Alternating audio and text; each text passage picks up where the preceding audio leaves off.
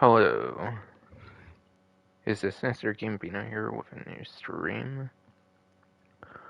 And in this stream, I'm going to be going over the event week for this week in Grand Theft Auto Online. But yes, starting off, I'm on YouTube Studio on my phone right now, on like the desktop version, just to make sure it's live, and it is. So good.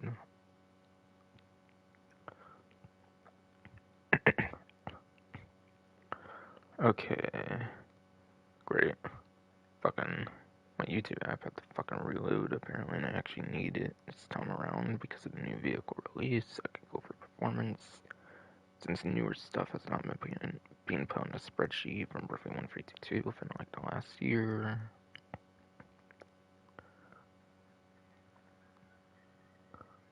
Because there's a certain project that's going on that channel, I believe, in the works right now.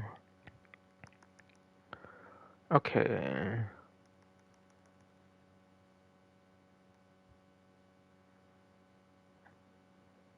Alright, I seem to have the performances on the screen of my phone right now. But yes. Starting off with this main menu here. There's gonna be bonus contact mission rewards and sitting on an insane 4 times money in RP. Now usually you get like 3 times if you're fucking lucky. They do not do very many of the 4 times. I think they introduced 4 times for like the first time, like sometime after the start of the 9th gen version of the game. But yes. I'm not sure if E-Reviews have been on 4 times before as well. Yeah, I think certain contact missions on like double money can get within like 40-ish thousand, so like at most, maybe these could be like 80 to 90,000, but still. I would assume less than that though. Some of the better contact mission payouts are on like some of the newer contact missions of the game, like the Seaman Premium Deluxe Repo Works, for example, and like dispatch services, I think are like 23,000-ish.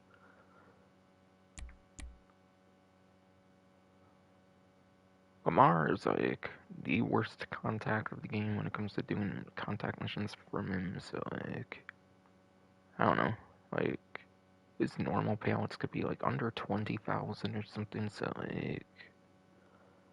like 70-ish thousand-ish, maybe on like 4 times, or like a 15 plus minute like mission at most or something like that.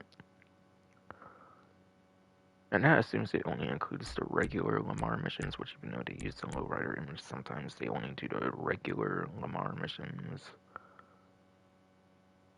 I would hope lowriders included as well, but whatever.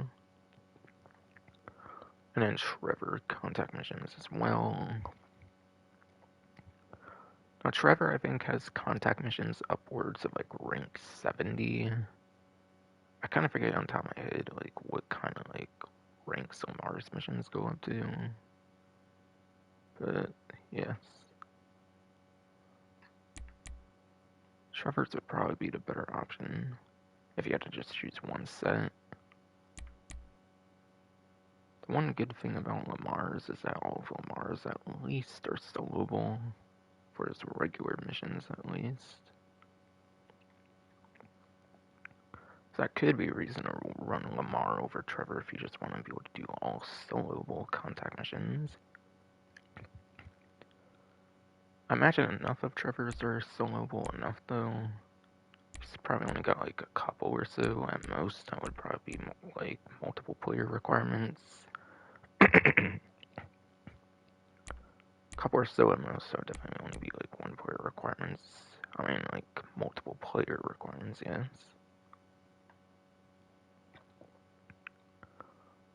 His I could see going more towards the $80,000 range for 15 plus minutes. But again, you have to play like missions for like 15 plus minutes for that max payout. I just recommend doing them as fast as possible, even in 4 times as fast as possible. Much better than what they normally would be. I'm gonna go more in details of certain like missions later on.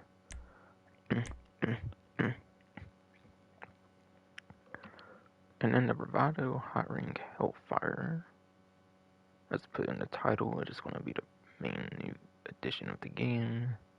For week 14, it looked like it was, according to like my list of stuff and everything from my previous streams and everything. So it's been like 4 to 5 weeks, I think, since the last vehicle, like the weaponized Kanata.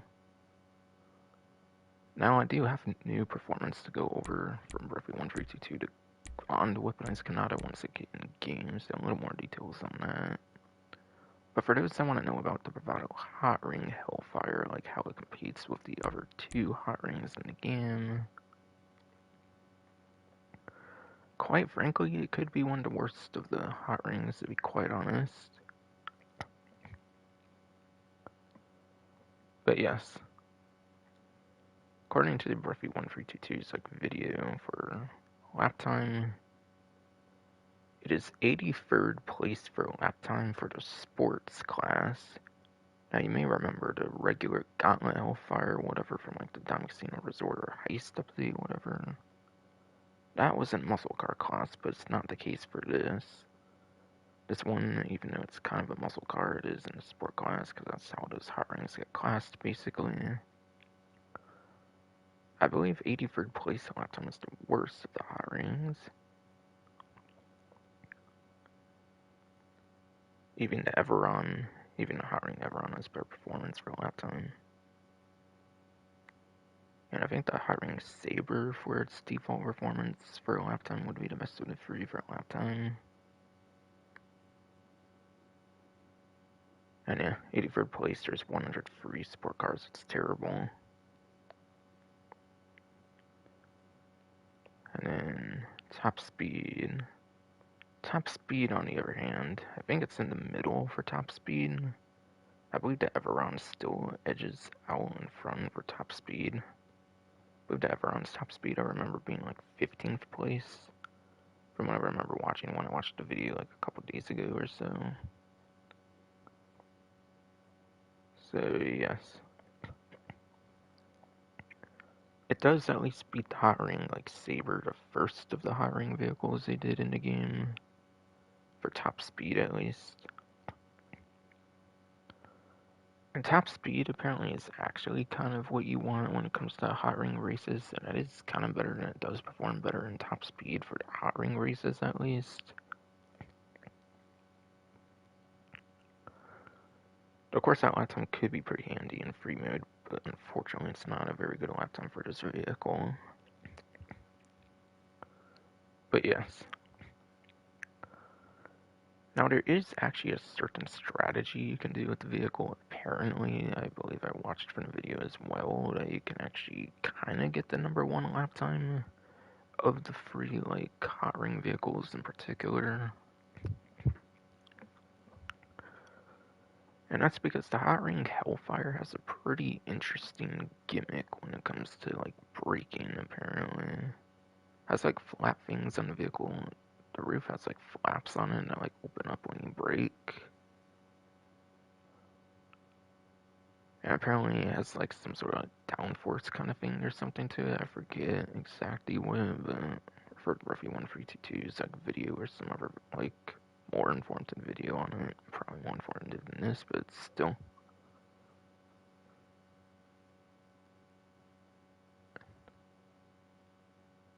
I believe if you, like, kind of, like, tap the brakes throughout, like, corners and stuff, it does make it better for lap time because of that little gimmick with how it works. I'm not the most, like, sure how to explain it unless I were to watch it again, maybe, but yeah.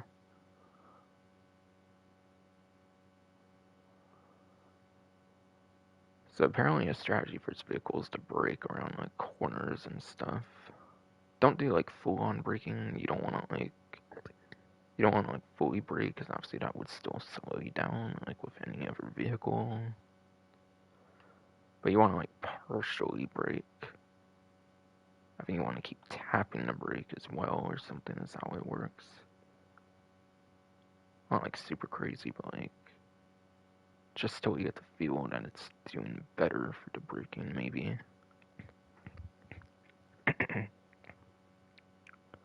Maybe try to show.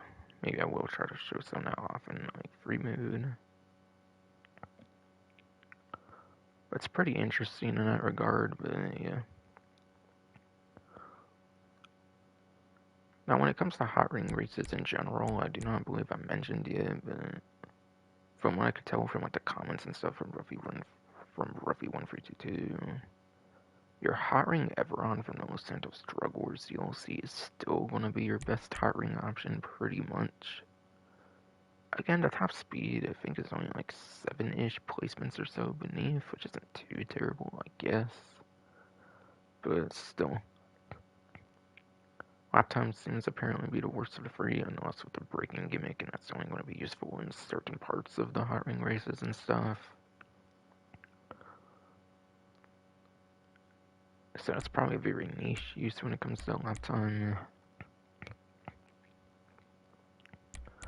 So, I'm not gonna lie, this is a kind of pretty disappointing Hotring as far as everything I've heard. But still, it's first like muscle car like Hotring, so it is pretty unique in that regard. Now for customization, if it's anything like the other two Hotrings, it's not going to be very interesting when it comes to customization unless counting deliveries, basically. So the only interesting part of the customization would probably honestly be deliveries for the most part, if it's anything like the other ones. Hotrings usually have like bare minimal customization. So like, customization wise, probably nothing too crazy. I could see having a slight bit more customization maybe over the other ones, so I mean not by too much though. And then there's going to be 2 times rewards for the data leaks, which was Dr. Dre finale.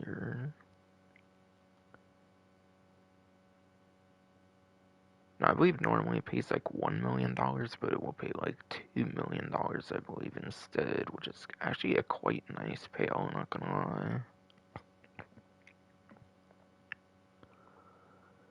My main issue with it though is I think it takes like 2 to 3 hours and you cannot skip cutscenes, I believe, for that stuff, so you have to keep watching the cutscenes again and again. So back when Cayo Perico Heist was actually good, it didn't really compete with that. I mean, Cayo Perico's been hella nerfed, so I do feel it's pretty good. These days in the game, it could be pretty decent. Especially with 2 million on the line.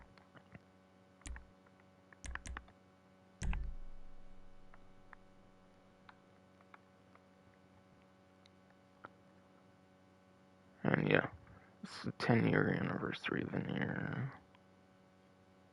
of the single player for online. But there is some themed outfits towards those couple protagonists, obviously, for Michael Franklin, Trevor here.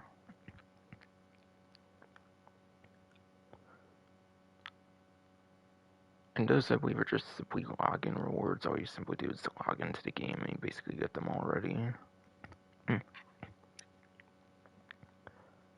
But yes, all you do is simply log in and you should get them, from what I've understood. And you could get some inspired collectibles from the single player as well in GTA Online. Like asides for the outfits. Alright, yes. It is just login rewards, and you actually get until September 27th, which is a little longer than the actual event by a couple days, I think. And then you get some weapon finishes, 1 per character, essentially. You get Employee of the Month when it comes to the Micro SMG.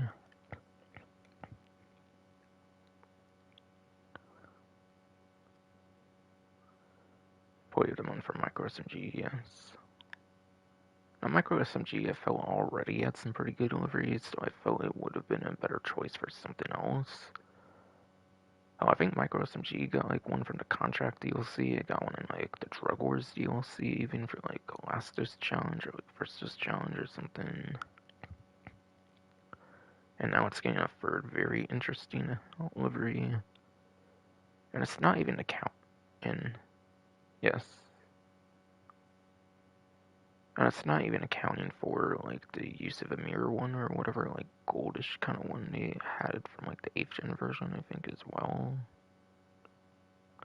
So I think that's, like, the 4th interesting livery, at least, on the Micro SMG now.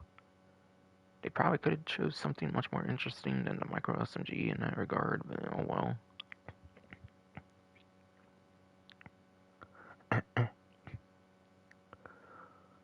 And then you get the Suede Bucks finish for the carbine rifle. Now I think this one's unfortunately going to be the most disappointing, since I do imagine it's only for the Mark 1 and not the Mark 2.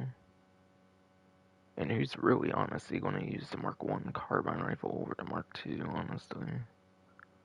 So if it's not on the Mark 2, I feel it's definitely the most useless one.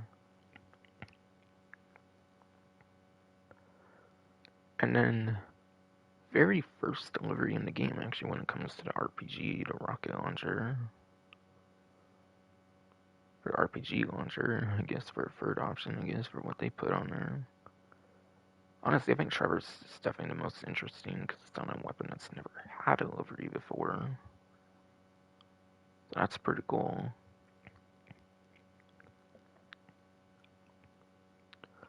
You also get a full set. You also get a full set of snacks, ammo, and body armor, apparently. That's another login reward, certainly. For another login reward, certainly, yes.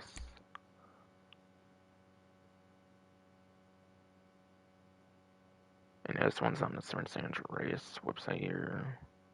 We're just wondering about the website, if it wasn't too apparent on here yet. Okay, it did say it down there, I just never noticed, I guess. I mean, I just look at the title, I'm not paying too much attention usually to the, like, parts beneath there.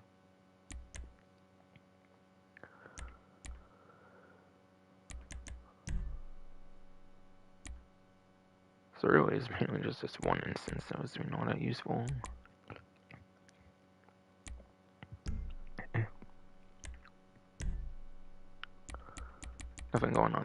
Nothing going on for heists. Which is kind of unfortunate. It is kind of a huge single player, like, game mode, so I think heist stuff could have been interesting. Like, at least Series A on 2 times probably would have been cool. Being Trevor's heist after all.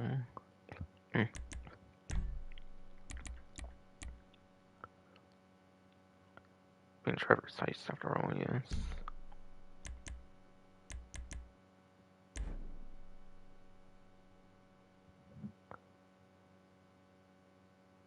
And yeah, new month of the stupid membership here, fucking plus membership, or the minus membership, really. You can get the brand new Hotring for free.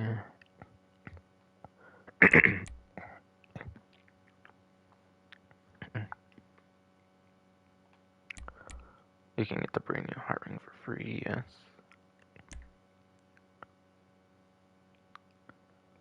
You can also get the Kasaka guided missiles for free, which is kinda interesting.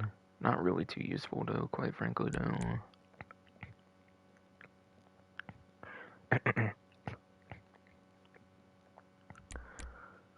To be honest, it's mostly a griefing tool, really, quite frankly. That's for that. It's not really going to do too much.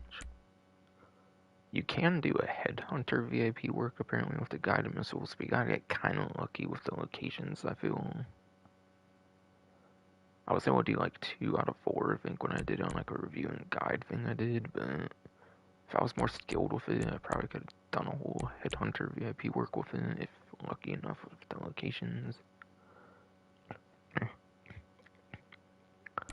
So I suppose it can make an okay amount of money, but you're still going to have better options than the guided missiles when it comes to headhunter VIP work. Even with the jet nerfs, you would still have better options, certainly.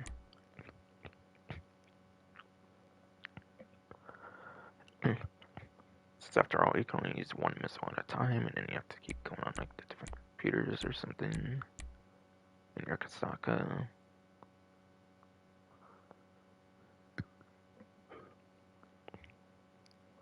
But yes, if you pair this shit with like yacht defenses, I think it's pretty unstoppable, and you can just be pretty safe when it comes to using the guided missiles. So they can be kind of broken when it comes to grieving in a way. Kind of. They are limited range, so you can't just go all the way across the map, but doing it with Vespucci Beach, having your yacht at Vespucci Beach and your Kasaka there and all, yeah, it can be a pretty deadly force of those in a way. Exclusive clothing stuff as well. Which includes the San Andreas Federal Reserve Tee, Republican Space Rangers Tee, Republican Space Rangers Tee, yes. And then the Uonos Santos hoodie. But yeah, at least one of them is definitely like a story mode themed one, since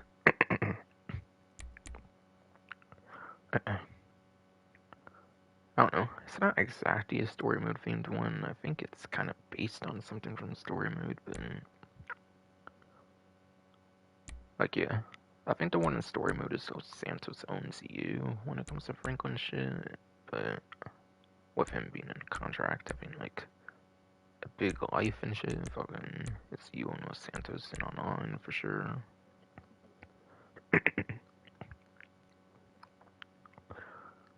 So, kind of a little scummy having like kind of a story mode themed one that's exclusive to the membership, but yeah. Quite frankly, I do not see it being as cool as the other things that you can get just for logging in anyways.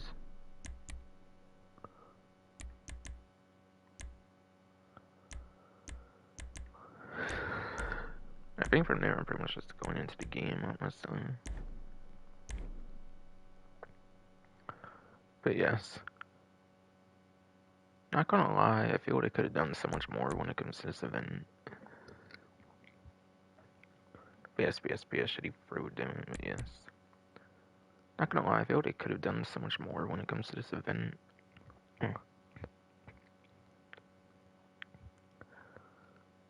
Like, it would have been cool if, like, the vaulted vehicles that they vaulted on the websites, if they made those available on story mode as of today or some shit, but no, they ain't doing that shit, let's be real here.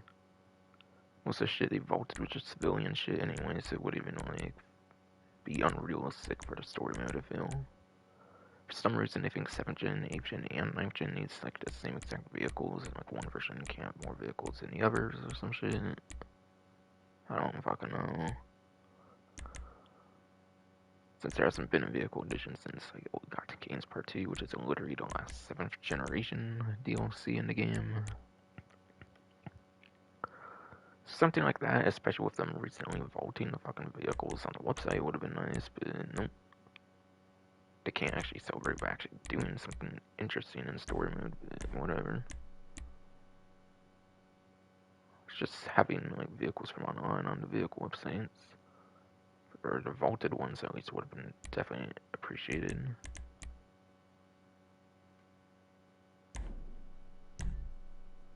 But no, they just want that FOMO, I guess. That fear of missing out bullshit they want to do. Yes, they want to do that FOMO, fear of missing out bullshit now instead.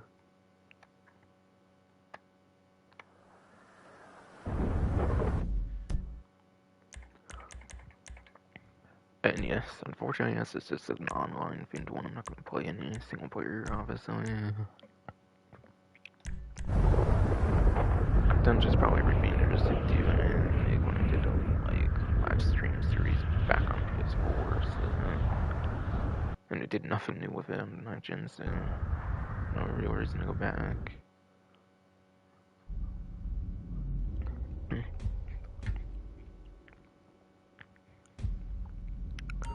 Yes, that's what they should do when it comes to vaulting the vehicles. Put them on fucking story mode finally instead. If they never want to bring them back on the websites in particular.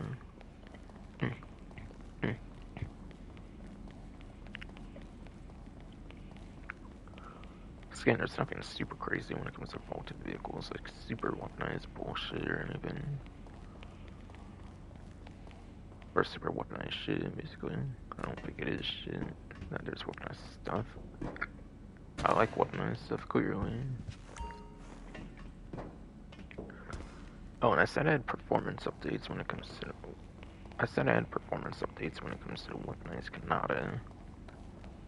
So, it does actually have different performance compared to the regular, weaponized, civilian version of the Kanata. Regular Kanata is number 1 for lap time, apparently, compared to this being, second place lap time, so it's still the second best lap time for the weaponized one. Not too much of a downgrade there. I believe the regular one's apparently third place when it comes to top speed, and then weaponized Kanata, according to the recent video thing that also has Hotring Hellfire from Ruffy 1322, is at 9th place when it comes to top speed. So the top speed for the weaponized one in comparison to the civilian one is quite a difference in terms of number of policemen.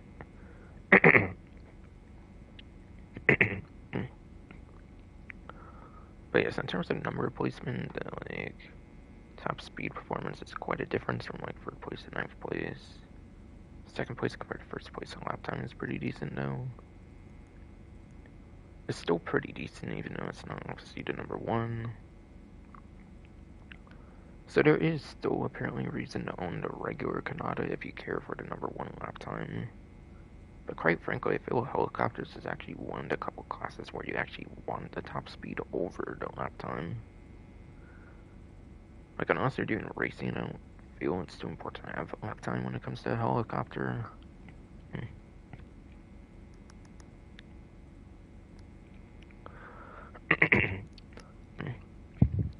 But yes, helicopters is definitely one of the couple, vehicle classes that mostly benefit for top speed anyways.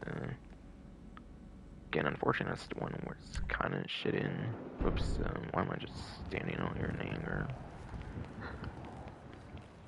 By the way, I already logged in, so I actually already have the login rewards, so they're not going to show up on the screen, even when I showed what they were on the main menu.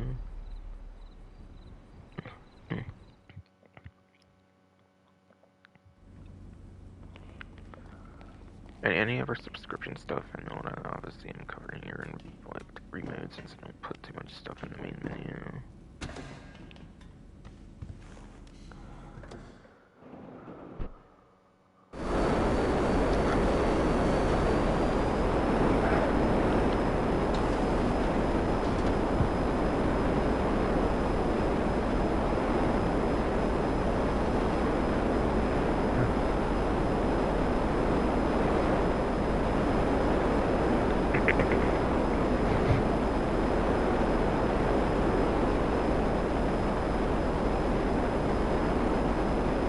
Yes, we're with them bolting vehicles on Andreas Mercenaries on the website. Would have been a perfect opportunity to actually do something huge for story for the 10-year anniversary, but fucking no.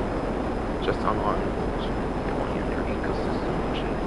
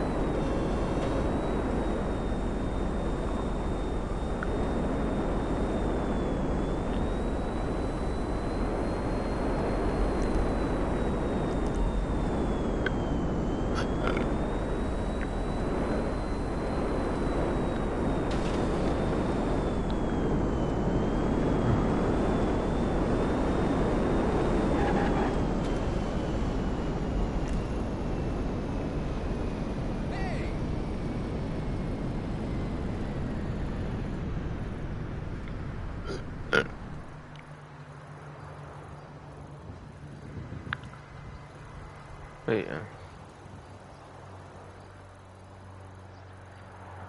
I'll go over time trial stuff and whatnot. By the way, I'll go into the vehicle a bit later. I think it's in Simeon's right now, so I'll be doing it when I get over there, basically. So I've not mentioned like when I'll get to it. We usually get into vehicles in like the first hour or so. With a new vehicle release, that is.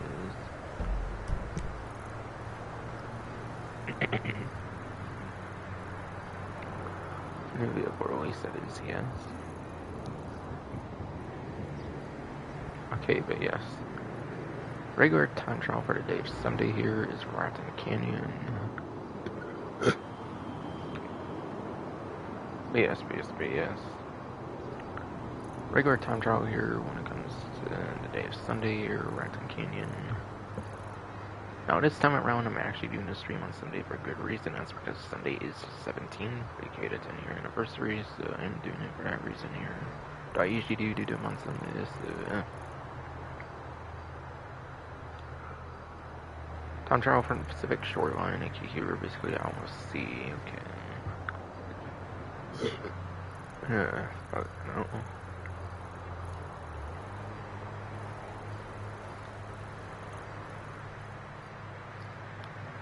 It's from there over to almost sea apparently somewhere. Could be anywhere, like as far as like here or something. If it has to be like right next to almost sea, possibly.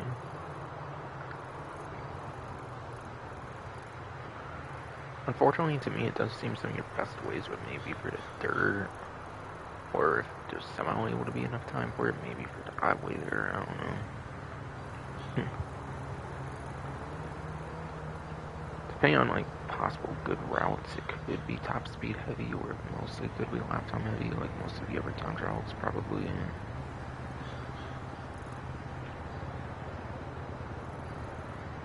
That's only for one day, so there's no point in really going over a particular price more for that time trial, really.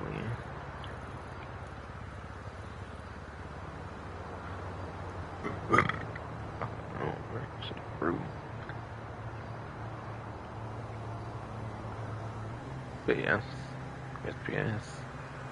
Receiving Dado time trial is one of the newer ones that keep Rogers to salvage and scrap. Now, I've never done this one, so I do not have any advice for this one. It is one of the few newest ones from Andreas Mercenaries DLC, so yes. I should have probably went on my way to try and play him, honestly, but I don't really care for receiving Dado. I think they're kind of the most uninteresting set of time trials, not gonna lie. Or at least before the new ones for like the Junk Energy ones came out, I would have said that. But I'm not really sure if I would prefer that or like the Junk Energy. Junk Energy, at least you get curse boosts and shit. I feel that one is kind of a bit more interesting, not gonna lie, for that set of time trials.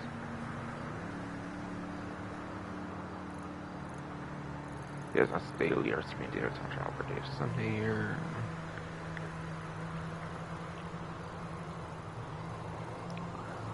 The HSW time trial for the week here, since it is still a weekly set of time trials here, is HSW Terminal.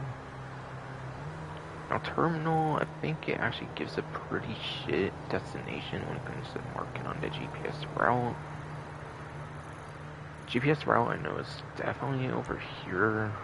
I'm in the casino, so it already does give like a shitty route for it. When you mark the destination for the actual time trial, it's one of them where it's just not a good destination. Instead, I find it's much better to mark a little to the left. Like kind of halfway from like the highway over to like the actual destination. Marking just more to the left basically, or like the west basically in terms of the map. Gives you a much better destination. Now here it's not going to look better, but when you're in terminal it's going to give you a very highway heavy destination instead, so you can take advantage of the HSW top speeds after all.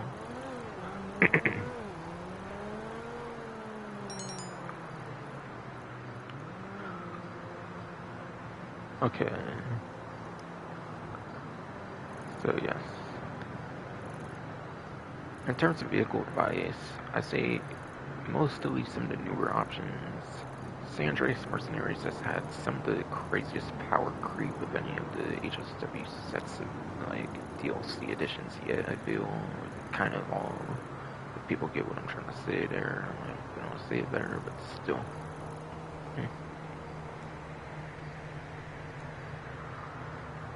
So like the HSW Italy GT Stinger TT, my Batsu Monstrosity HSW, and then of course HSW, and if I didn't say HSW for Italy G2 Stinger TT, whatever I meant it for that too. I think there's one that's pretty, like, not so great, I feel, for San Andreas Mercenaries. I gotta say it's Bravado Buffalo EVX, not gonna lie. I'm not saying the actual vehicle is bad, but, like, in terms of performance, it's number 2 for both lap time and top speed, so it turns out that number 1 is still, like, the Pajero ZX for number 1 is still Pajero ZX when it comes to the muscle car class for both lap time and top speed. And that's because the Bravado Buffalo EVX is an electric car, basically. So if there's one from the newest DLC I do not recommend as highly, it's definitely the Bravado Buffalo EVX for HSW time trial in particular, at least. But still, no part-time on them, so you can use anything you want. Part-time is based on the vehicle you're in, and like the class of like vehicle. I think there's like 3 different like classes of like HSW vehicles, or like the group like sport, super, and like motorcycle. I think in like the craziest tier, like the fastest, like the high end like tier of the HSW vehicles. And like in the mid tier, you have like muscle cars, and I think they have muscle car and like SUV at least, maybe like sport classic as well and shit, and like tier 2, whatever the fuck.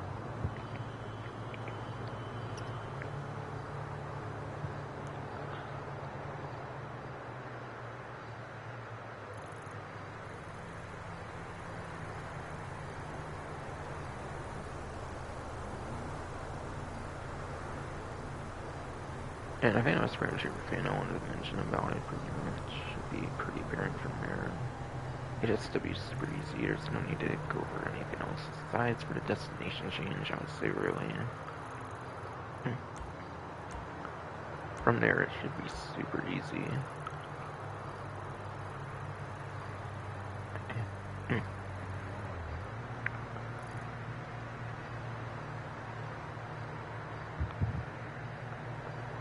And junk entry time trial for day of Sunday here is Mount Gorda as per usual. Everyone did a couple for day of Sunday. I believe there's like 15s, I'm not really sure why the hell it repeats the same 2. Or I don't know, maybe there's 14 in comparison to like 15 of ours you can do, but no, I think there's 15, so like, I don't get how the hell it repeats the same 2. Wouldn't that make more if there was like 14 instead? Or no.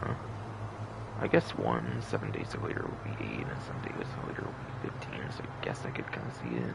I don't know. Yeah, that doesn't really add up to me still, no. Probably do not for the billionth time ever, no.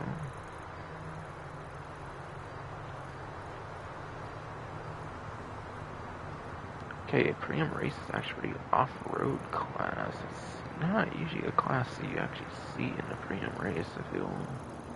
I don't remember much of a time I had to go for off-road for a Priam Race. But yes. As it turns out, with the latest update for San Andreas Mercenaries, there's a brand new HSW vehicle, and it's the first one of the off-road class. So I think pretty much at this point, when it comes to the 9th gen version, you want to be using the Monstrosity HSW for 9th gen for sure.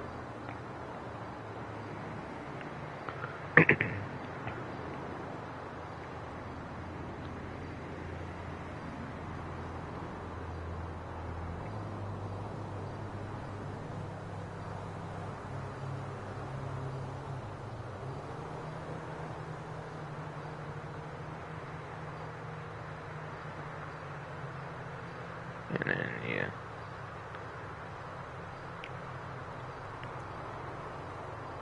But yes, my boxy monstrosity HSW being the only off-road HSW should be what you pretty much should be using for 9th gen.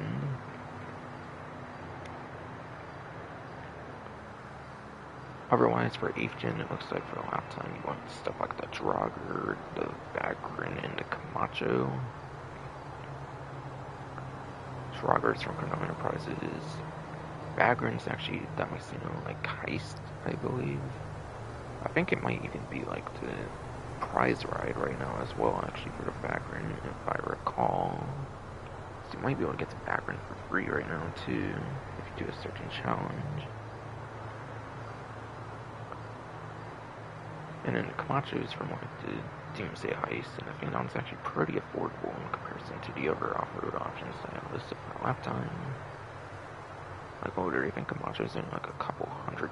It's top 3 for a lap time. It's pretty decent for 8th gen.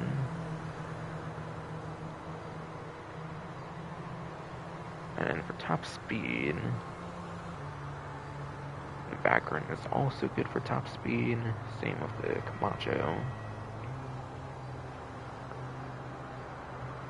And then you could even use like the Brawler back from like Old Gotham Games Part 1 or 2, whatever part that one was from. For like your number 2 top speed for 8th gen. Because you have Vagrin's number 1 top speed, and then Camacho's number 3 top speed as well, like it was for a lap time.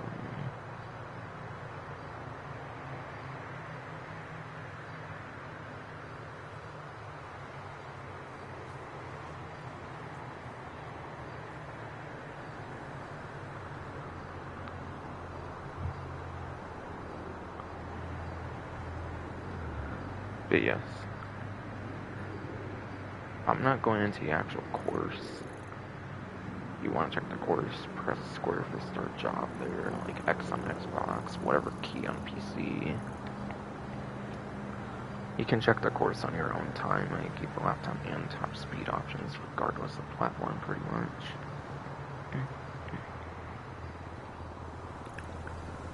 So any circumstance should pretty much already be covered.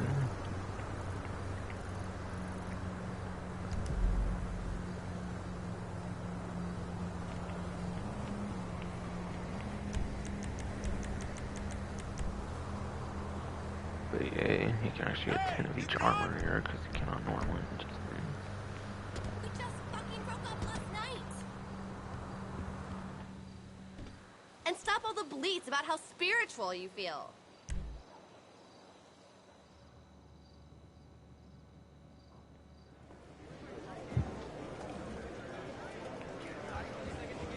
Alright.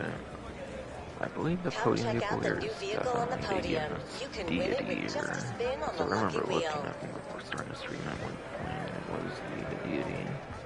Deity is pretty nice, it is in a money tech vehicle, so it is definitely a pretty useful one to win if you do not have the vehicle yet. And even if you do have the vehicle, you can maybe sell your old one for profit, and just re-customize it for the old one. Or re-customize it for the new one. The excitement of the ancient art of rich people trying to be faster than each other. It's premier horse racing at the inside track.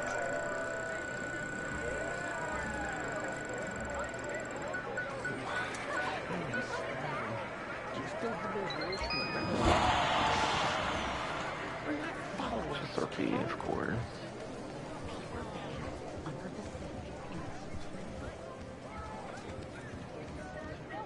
UNSD is definitely not FOMO, it's definitely in the game on the website still.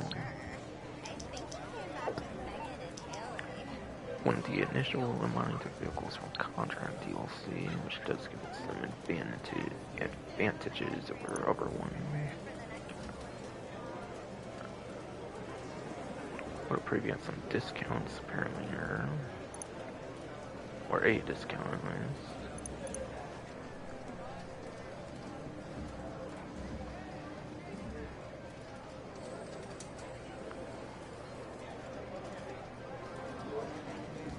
Okay, Deity might actually be on Southern.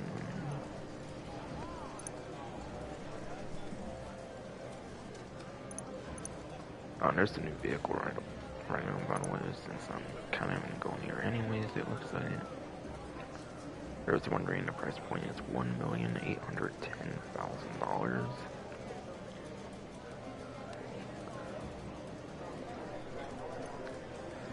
Hey, unfortunately, I do not believe there's any new Hotring races to test it out in, like they did for the Everon. And that was nice what they did with the Everon, but apparently no new Hotring races, as far as I know, at least.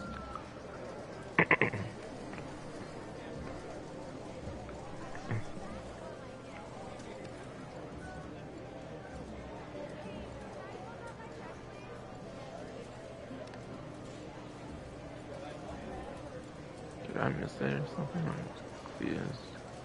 Oh, wait, it's 4-door actually. Whoops, my bad, I think. Oh, yeah. It wasn't much in there, okay, but it was 4-door, my bad. Either way, at least I was able to show a little preview, I guess, the price of it, I guess. Again, I'll do more details on it later on, though, kind of all. Probably more of a first-hand look at it.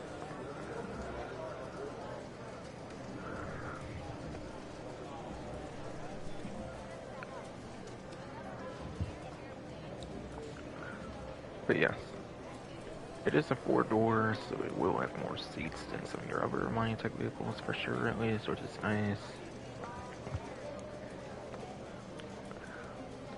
As you pretty much always get, at least aside for this newest update, but even then I think there's hidden armor upgrades when it comes to the newest ones as well, for the ones that do not have proper armor. But yes. As a Minitech standard, you pretty much get armor plating. As it is one of the older Minitech vehicles, you also get access to bullet resistant glass, which is nice. It's not too much protection when it comes to bullet resistant glass, but bullet resistant glass can take like 16 pistol rounds, like 16 assault rifle rounds, etc, etc. I don't know like all the values for each being on top of my head or anything, but it's still that slight bit of bullet protection could definitely be nice, especially for that little bit of bullet protection could definitely be nice, especially for player versus enemy combat.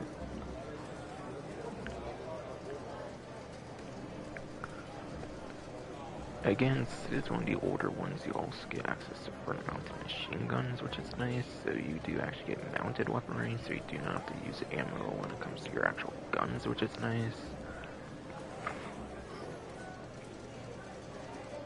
But yes. Get front-mounted machine guns, so you do get mounted weaponry on it at least, which is nice. Unlike a lot of the newer ones, which completely lack that feature.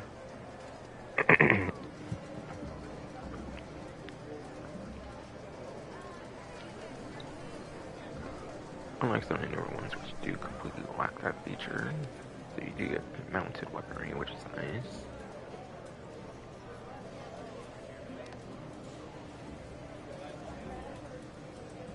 And then, yeah, you get slick mines. You get slick mines on it as your only mine option on it, unfortunately, as you with pretty much all the other Minitech, or at least most of the other ones.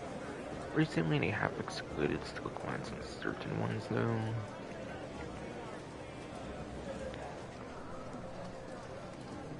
But still, most of them do have silk mines. There's something at least, but they're not the most useful mine type, unfortunately. What I do is like spin the vehicles out, but again, it can be something nice.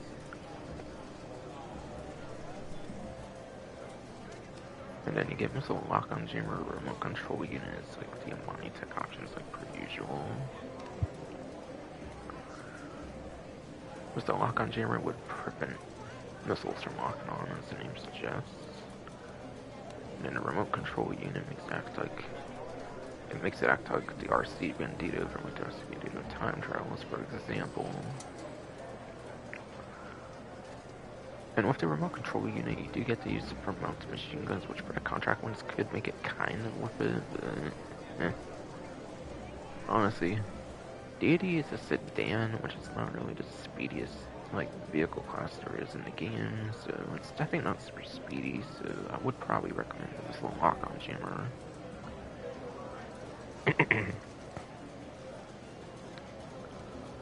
Now for the unique quirk of this semi-tech vehicle that you do not really have with other ones. What is it again? Okay, arcade. It seems I might adjust it 100,000 on the arcade. Okay, I might have to go over there then. But the unique quirk with the deity when it comes to semi-tech, it is actually the heaviest semi-tech vehicle in the game apparently. So that means explosives that hit the vehicle have a very hard time tipping the vehicle over and stuff because of its crazy mass. So it does have that uniqueness, which is very helpful for player versus player combat in particular. But might not be as necessary anymore since the jets were nerfed, but still. Without using a glitch, that is, since there's just a glitch to bring the old cannons back apparently.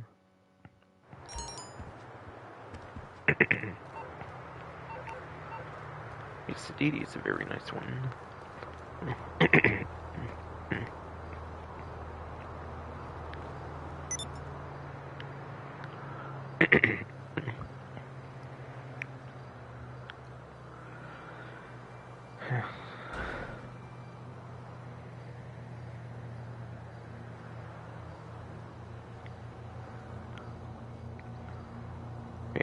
yes.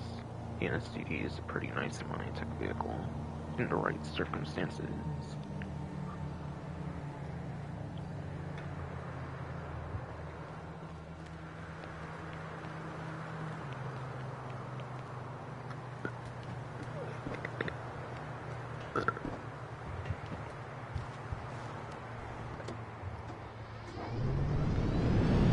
By the way, if I haven't said, it's been like 5 weeks since the last major content edition, which is pretty crazy.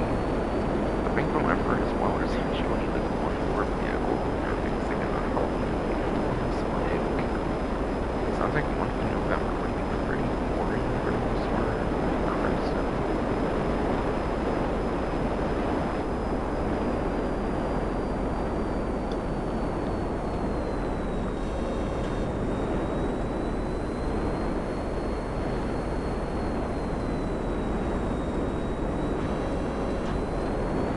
Honestly, I'm kind of thinking of just doing a plus shit since we're just close to the docks anyways at this point.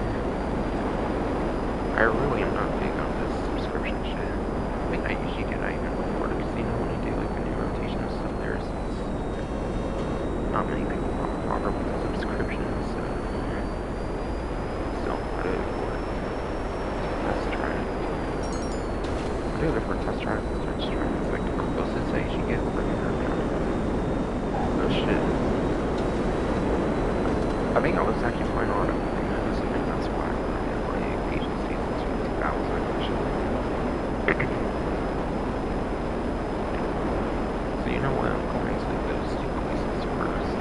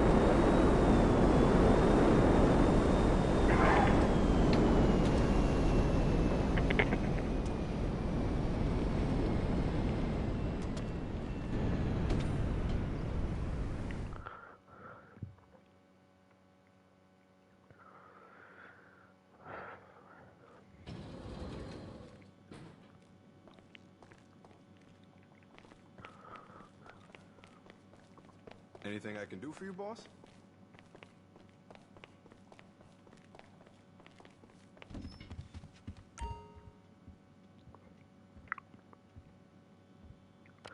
By the way, a data leak, since I am in here, you do that over on that computer in the agency, or for those that might have forgotten, that's where you do that 1 million thing, which is 2 million right now, 2 times. Pretty good, pretty crazy good money opportunity. My only complaint again is it's like, my only complaints again is like 2 to 3 hour grind, and then you have to watch all the cutscenes, I believe, as well. On repeat playthroughs too.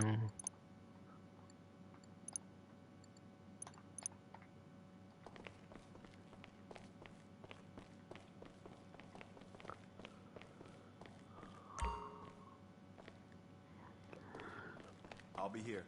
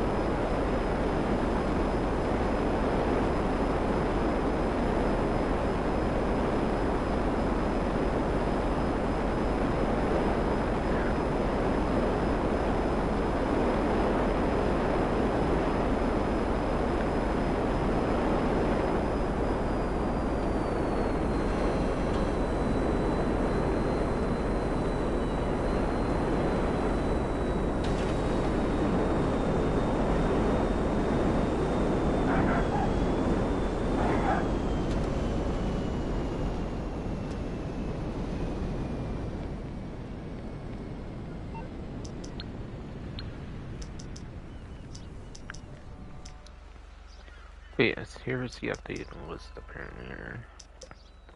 Free vehicle there, obviously with Hotring, Hellfire, Deluxo, Oppressor, Krieger, S95, and TNT.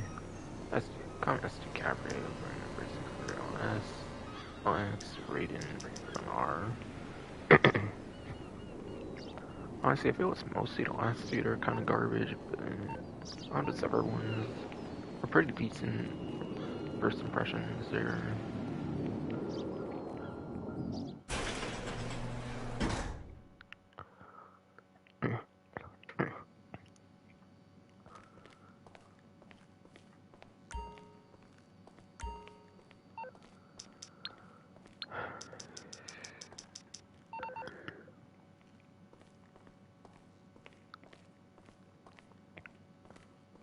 Alright.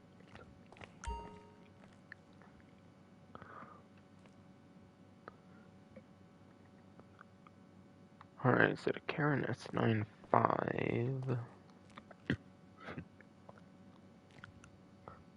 That is going to be one of your HSW vehicles here for how special works.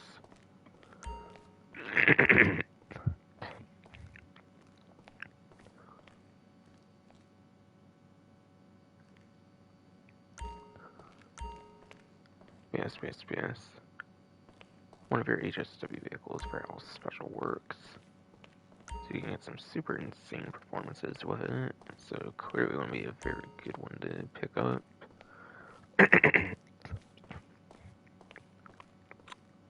But yes.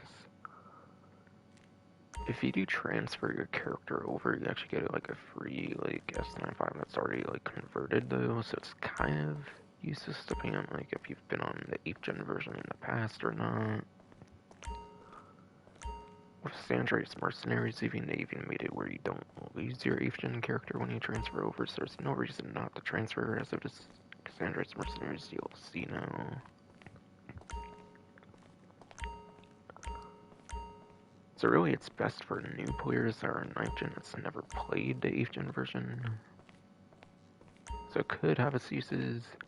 Otherwise it could be a skip, just because you would probably already have one. For returning player content.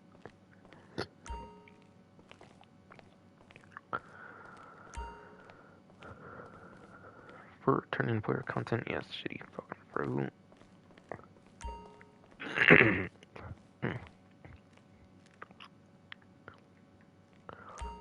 For returning player content, yes, shitty fucking fruit.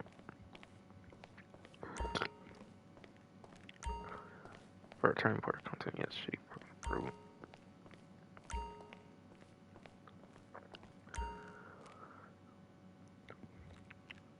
And then the Benefactor Krieger here. This is actually a pretty top tier supercar. It's actually a pretty top tier supercar in 8th gen. Now, yes, this is a 9th gen only showroom, but gotta keep in mind you can actually disable HSW in the settings, I believe, for a race, so it could still be something kind of worth having for 9th gen in case someone were to disable HSW for any reason. And it could still be pretty useful in that kind of case. Plus, like, certain community series jobs, I believe, do not support HSW, so community series stuff, it could definitely be something worth having, possibly. Whenever HSW might not be an option for certain community series stuff.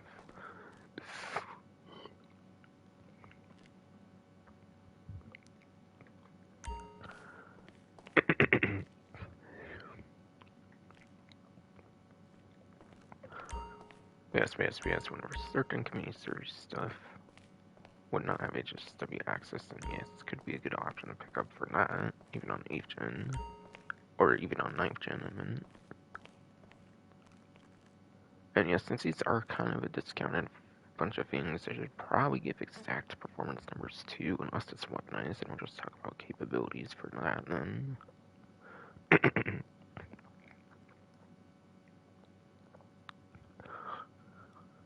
But yes. S95 HSW. Now this will be before the Andreas Mercenary DLC count for the performance, so you will have to put those into account. But yes. As a Colonel Enterprises, the S95 was number 2 for lap time and then was number 1 top speed. Both new power creep with Andreas Mercenaries having quite a couple sport HSW vehicles that are new here with the Vitality GTO Stinger TT and then the Penodla Course HSW. It's probably fell down a couple placements because of that. But still, you should be getting within like top 5 and like top 3, which is pretty decent. Like top 5 at worst for a lot more top speed, which is not terrible at all.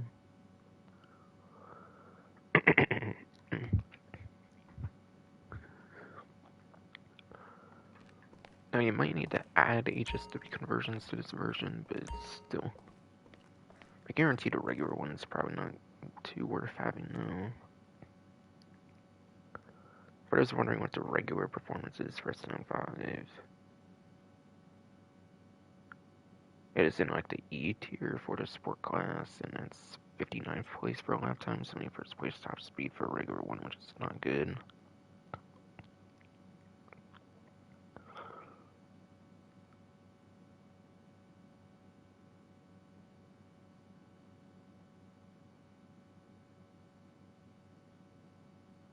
S95 HSW is S tier, by the way.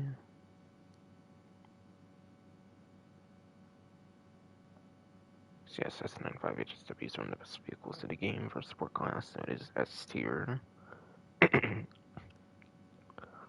it is indeed an S tier, pretty much.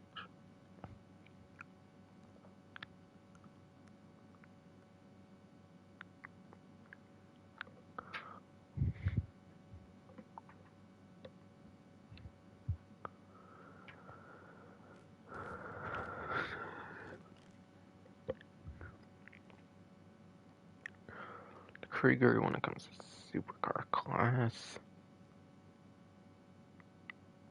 That one is in the A tier for the supercar class, at least as of the Criminal Enterprises DLC. But yes, at best it gets a 5th place lap time for 9th gen, and then for 9th gen it gets 13th place for top speed. It is a 9th gen only showroom, so no point going over 8th gen performances then.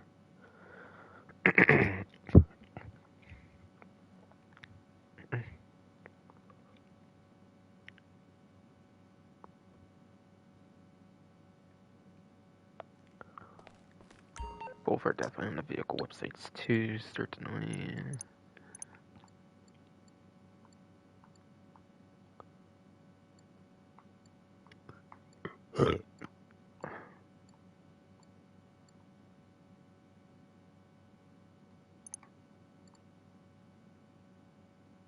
Or wait.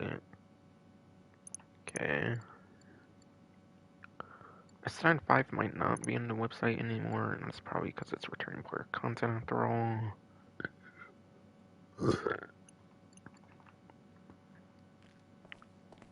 Okay, no, it's on Severn, okay.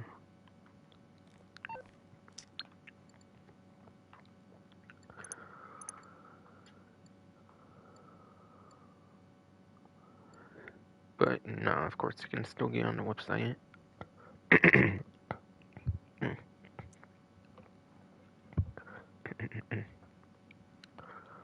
Only HSW, as far as I know, that's not on the website is a Sterling GT. As far as I know, it's the only one that's not on the website for HSW in particular.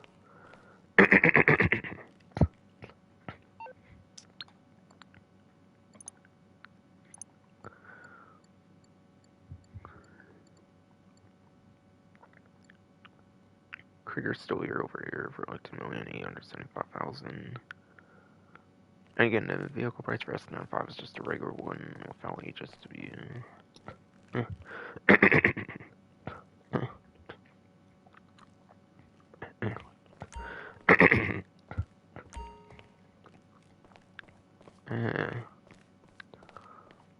She fucking froze in it. But yes. Typicacity Oppressor for the Mark 1 Oppressor, not the Mark 2. I believe this vehicle actually got cheaper as of the Drug War DLC. I think it was actually when they decreased the price for it when it came to the Drug War DLC, when they did like the 16 like vehicle price adjustments for like weaponized vehicles and shit.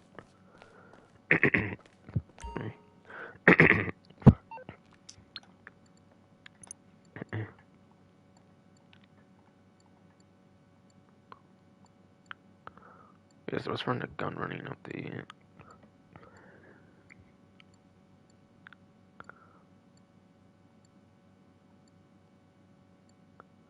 And it's $2,067,669.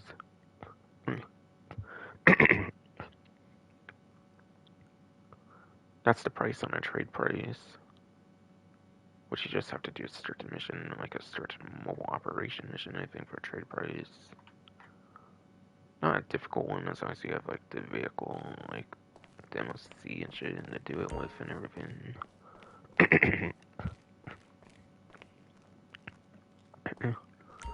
Otherwise, it could be, like, early $3 million or something, which is not too terrible, I feel. In a way.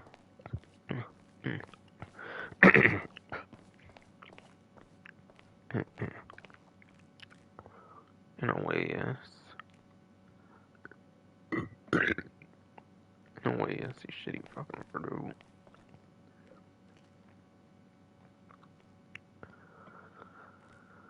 But yes. It is in War Stocks, it does have weaponized capabilities and whatnot.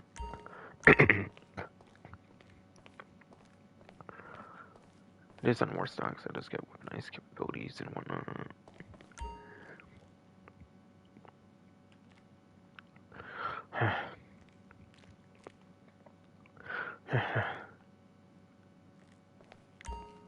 But yes.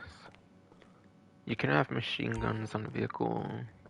There's really no reason to run machine guns on the vehicle though. Machine guns They're like your usual machine guns. They're not super useful. They're not explosive.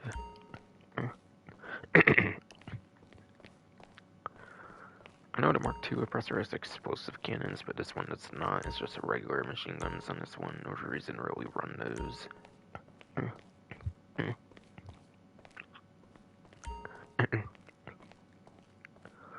Don't need true benefit. I would say machine guns is to get infinite ammo, but I think the missiles are still going to be better. Yes, I think missiles would still be better though. For the missiles, just standard tracking pretty much. They're not anything super crazy in terms of the tracking capabilities. Yes, nothing too crazy for tracking capabilities on it. For the missiles. Yes. The missiles are limited to a capacity of 20. Once you use 20, then you gotta recall the vehicle. Now, the nice thing is you can actually use the MC President menu and you can call it whenever you want. I know the Mark II oppressor, they changed it to like 5-minute cooldown, I think, even with that.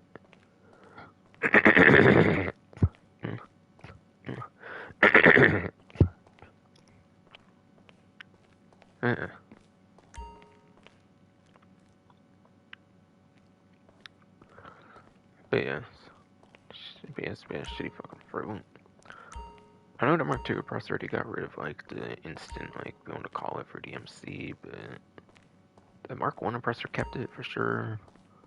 Still need a Mark II that's broken, not the Mark I oppressor, according to people. I never thought it was really as much of an issue as people said it was, but still.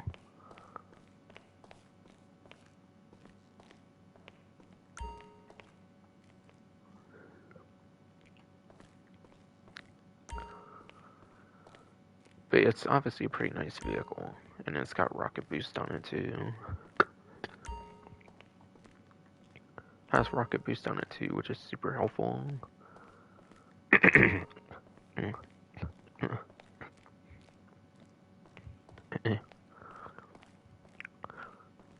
It's an amazing vehicle for point A to it is an amazing vehicle for point A to point B transport. And that could be something pretty helpful for business cell missions because you have like time limits.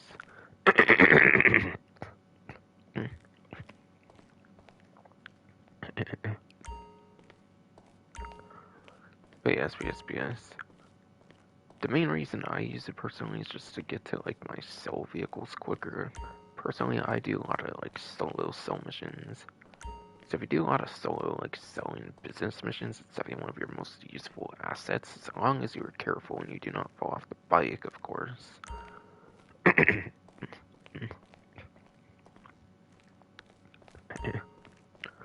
So it's definitely has some very nice utility, even though the weaponry is not really the greatest on it.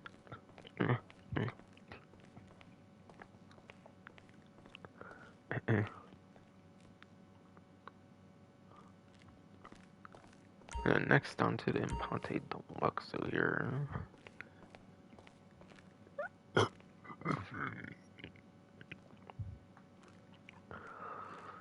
Yes, she fucking threw on to the Impante Deluxe here next.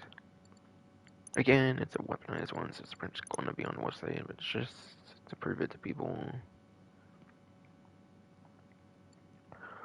Now, on a trade price, even this is $4,312,500. Which means I'm buying it now, it's probably at least like 5 to 6 million now, which is insane. This did get a price increase with the Drug Wars DLC later on.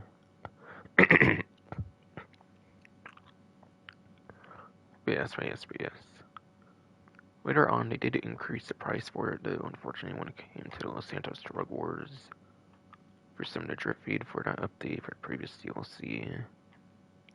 So it is quite a bit more costly now in a way. Trade price, you get it by one of the fucking... Trade price, you probably get it through like one of the setup missions or something for the Doomsday Heights in like Act 1. It's an Act 1 for one of the, like, fucking, like, setups, I believe, so... Doing that would probably get you to trade price. Okay, so about the weapon capabilities and stuff, since it is in Warstock, it does get weapon capabilities. Thing has machine guns on it, and then missiles as well, like with the oppressor, and that's pretty much it for weapons. Machine guns are just about the same, I would say, as the oppressor, but yeah, it's on a car, so they're much more spreaded out, probably, than it would be on the oppressor, which could be good or bad, I guess, depending on the situation.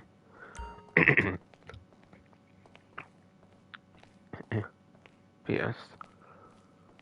Apparently the Stromberg, I believe, from Doomsday Heist has some pretty decent machine guns. I'm not the most sure about the Deluxe, so if its machine guns compare to, like, power and, like, damage-wise. Again, they're not explosive guns. So that is really going to limit the capabilities of it there.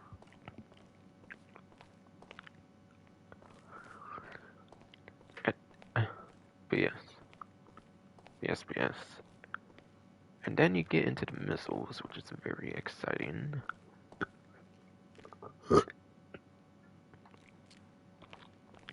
But yes, shitty fucking fruit. Then you get into the missiles, which is pretty exciting. But yeah, the missiles are actually pretty damn good in comparison to the Oppressor Mark 1, the regular Oppressor of the game. And that's because you get 30 of them, so you get 10 more missiles than you do the Oppressor.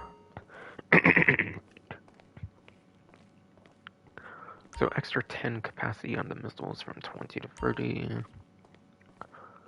And not only that, they're also some of the most accurate homing missiles in the entire game as well.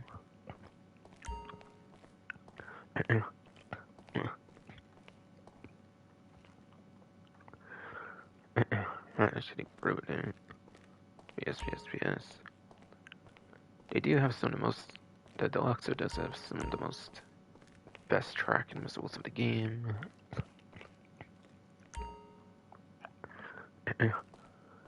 For the most part, anything you lock onto should probably have a very hard time of dodging the missiles.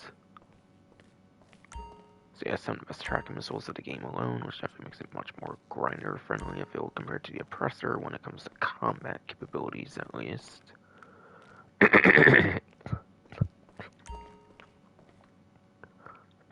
Yes, combat capability is much better for a Deluxe, so having a better tracking homing missiles.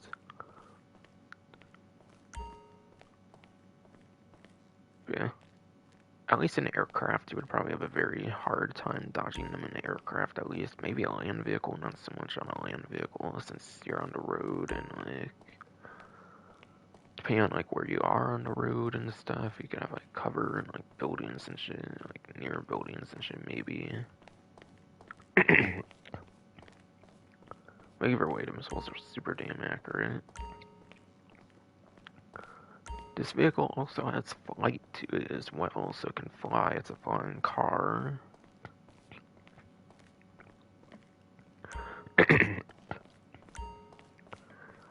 Yes, shitty fruit.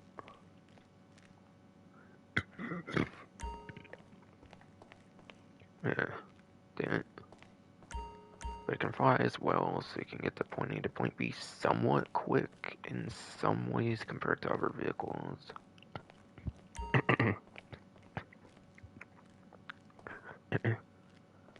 When it comes to point A to point B travel, the Oppressor obviously wins compared to Deluxo in that regard, but again, combat capabilities best when it comes to Deluxo between those two.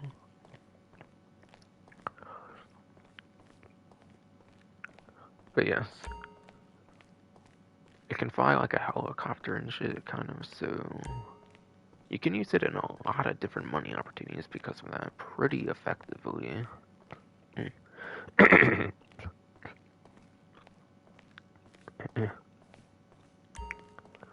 Yes. For certain contact missions, I do feel it's some of the best vehicles you could choose. Deluxe is one of the best vehicles you can choose for certain contact missions, which is pretty good. again, it flies like a helicopter kind of, so you can actually use it for a lot of different money opportunities, because helicopters are some of the best grinding vehicles of the game, if not the best grinding vehicles of the game, so...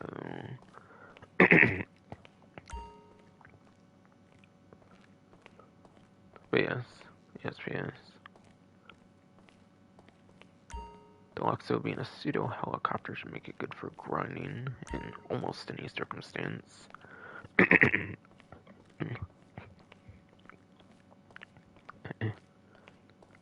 In almost any circumstance, yes. So yeah, there's a lot of different things you can use it for, so I'm not going to mention an exact case to use it for. But again, I think it's definitely a very good option for a lot of contact missions.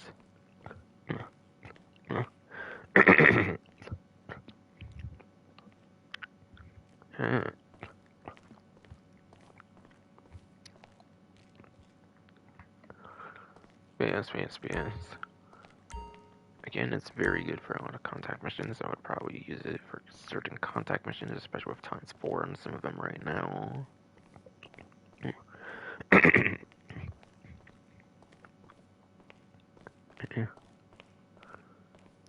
Yes.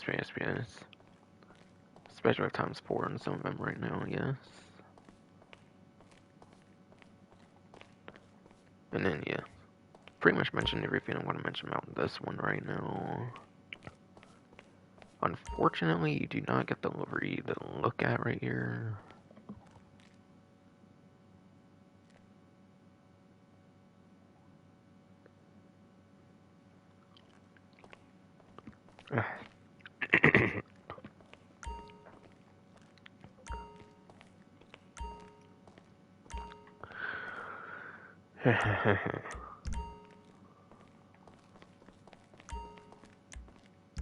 But yes. Unfortunately, you do not get a little preview of like the livery on it, which is quite unfortunate, but for like the exclusive plus livery. I guess since I'm here, there's no better time to mention it since I'm not a plus person myself.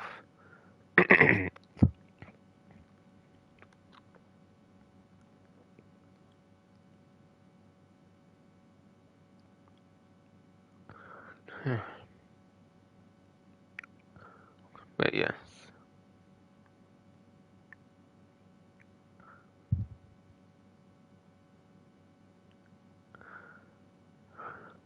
For the plus exclusive livery, you're getting the 46 P's and Q's.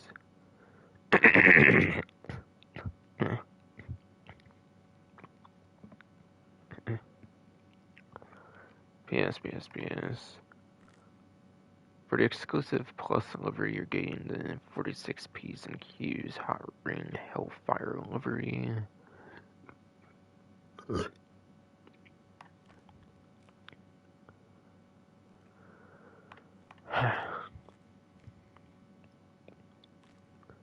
As you would expect as a P and Q's livery on on the hood of the vehicle pretty much. On the hood of the vehicle pretty much, yes.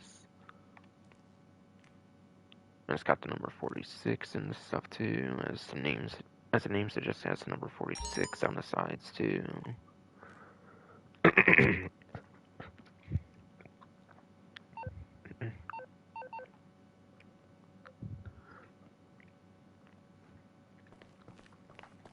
I really wish they had it on the vehicle here to actually be able to see it, but no.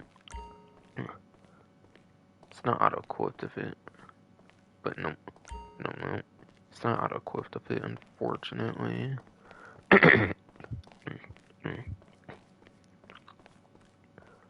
Yes. Unfortunately, it's not auto-equipped of it, though.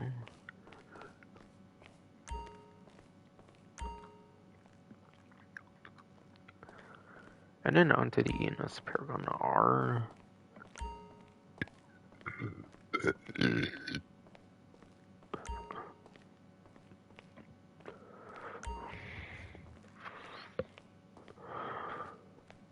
second, bro.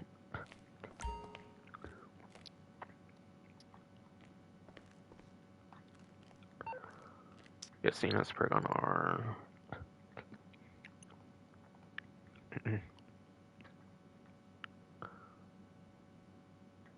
Guess on a legendary if it's even still on the website.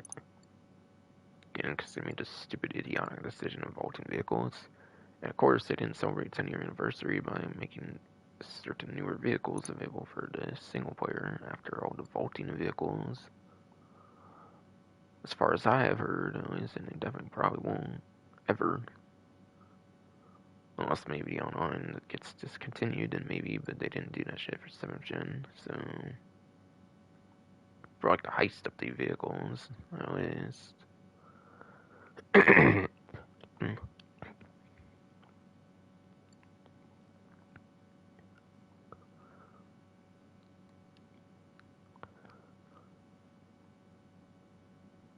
That should be 2-door Damasceno Resort, definitely. Yeah. Okay, the vehicle does seem to be vaulted.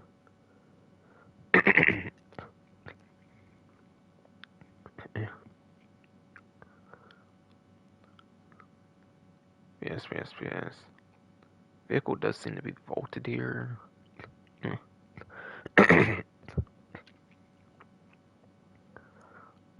Yes. Vehicle definitely does seem to be vaulted here.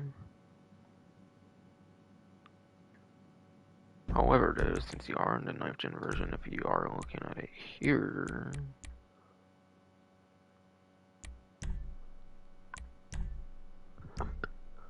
in the recreation section, there's a Damasceno Resort category, and you can still get the Enos perk on R that way for the tier 4 challenges.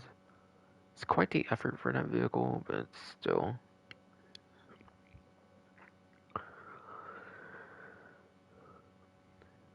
It is going to be quite the effort for the vehicle, but still.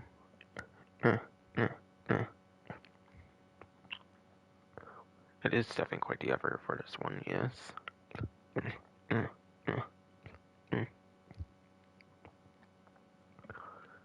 It's indeed definitely quite the effort for the vehicle.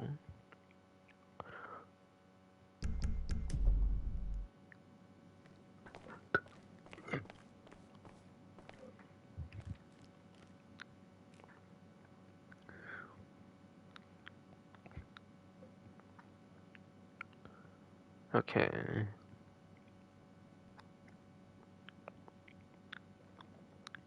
So now to get back to the spreadsheet, so I can go over performance for it. And there's actually something else I want to mention about it as well, after I do that. Since I kind of forgot to mention it before. I still could, but...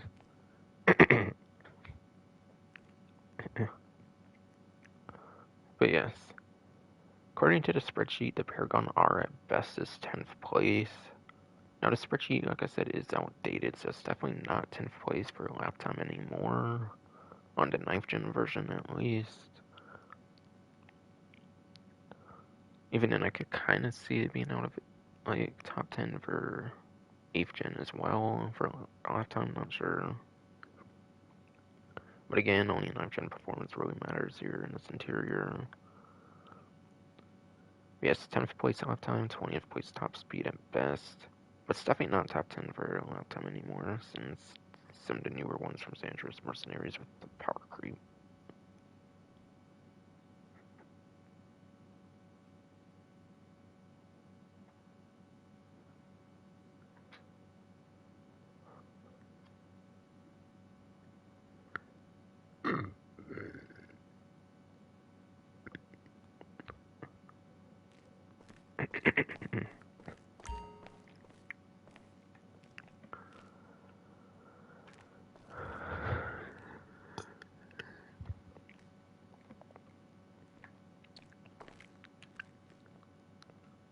But yes. By the way, there's also a better weaponized version as well.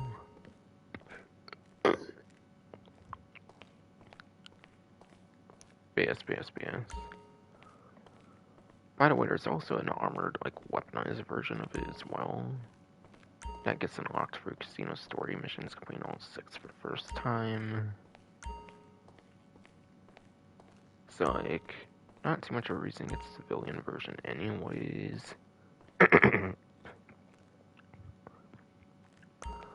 yeah, it's not the vehicle over there, so you would be better off doing tier 4 for it.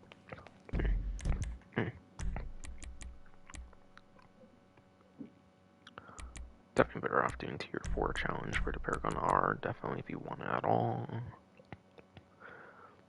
Just get it for free, like with the armored one.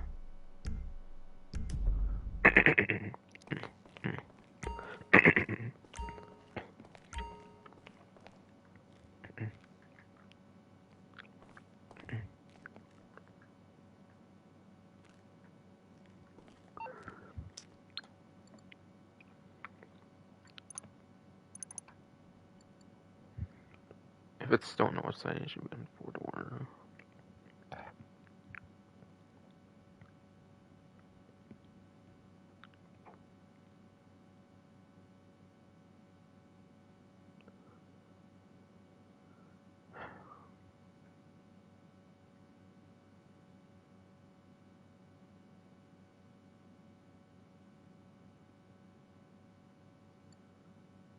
I think it was Doomsday Heist as well.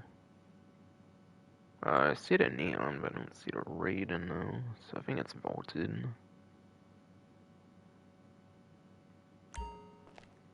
Yeah, that one's also 4-door for the Raiden, but only the Neon is there. Raiden was definitely also part of the Doomsday Heist, so definitely vaulted.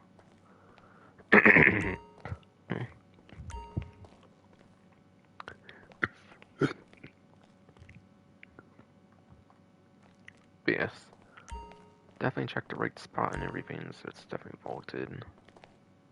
So you have to get over here for these two in particular, at least. I think pretty much all the other ones are probably available still on websites though.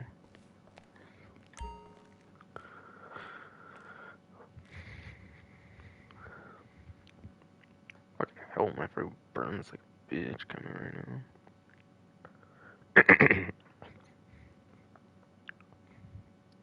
Somehow fucking threw up when I brushed my teeth down, which sucked ass. So that's kinda why, I guess, in this case.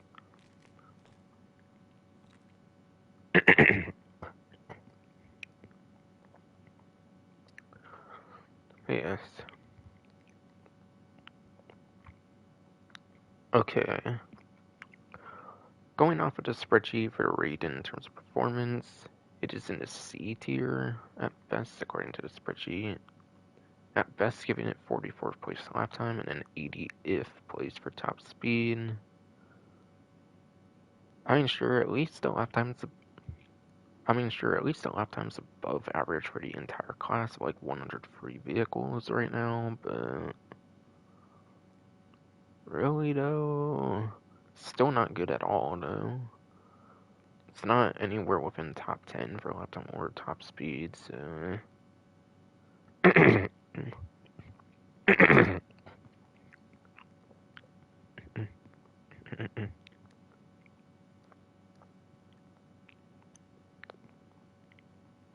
There's certainly a reason why the Raiden was vaulted, but not the Neon, which means it probably was nowhere near as popular, and it's probably comes down to performance.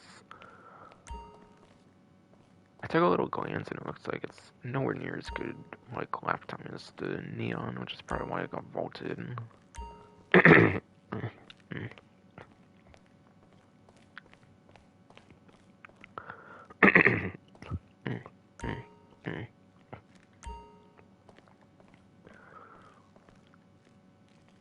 But yes. My throat was kind of bitch, so to be clear, you can get this for free on tier 4 of Diamond Casino Resort for recreation on the Nitrogen systems. So you can also get the regular one for free like you do for the armored one. Doing that. It is a lot more work to get it than the armored one though. And again, the armored one has a slight tad of armor, but resistant glass, and then it has like machine guns. Sure, the machine guns, like I said before, nothing too crazy. But resistant glass would be the same as the deity I mentioned earlier, like 16 pistol rounds, 16 assault rifle rounds, etc, etc, etc.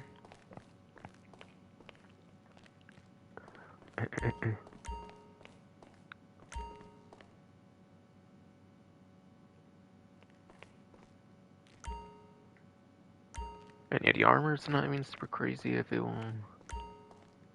Oh, and I forgot to kind of mention the armor on the deity, didn't I? Shit, I think I did for, like, explosive capabilities. So I'll get back to it. But yes, the armored one only takes like one rocket before getting destroyed on the second, so it's not super crazy armor plating, but still. All those features make it a lot better than the regular one is what I'm saying. But anyways, I did realize just now, saying all that, I forgot to talk about like the exact armor capabilities of the deity, or I mentioned pretty much everything else as far as I know about it though.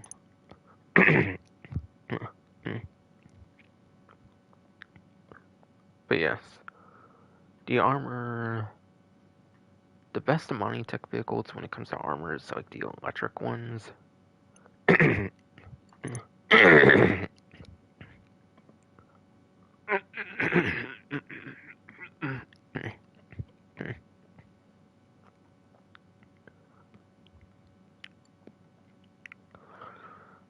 But yes,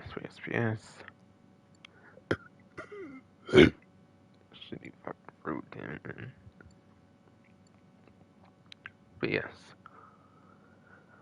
So like, Prado Buffalo EVX and Panado Course are electric, and those are Amani Techs. They have some of the best explosive resistance in the game when it comes to Amani Tech vehicles in particular. Deity is not electric though, so it's not going to be anywhere near the best armor. I may not remember the exact numbers. Might be like 6 homing rockets, for example. Maybe like 3 on RPGs or something like that. Or like non-homing. I mean, it's still respectable armor, but it's not going to be as good as your electric ones.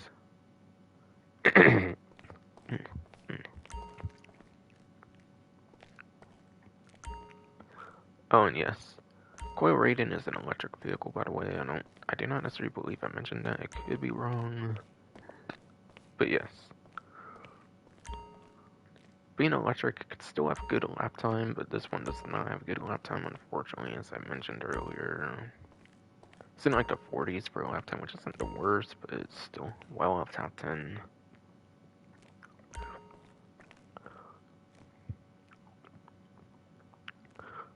And yeah. Electric vehicles typically have some pretty poor top speed. I did mention it's like 80th place for top speed, which is just garbage.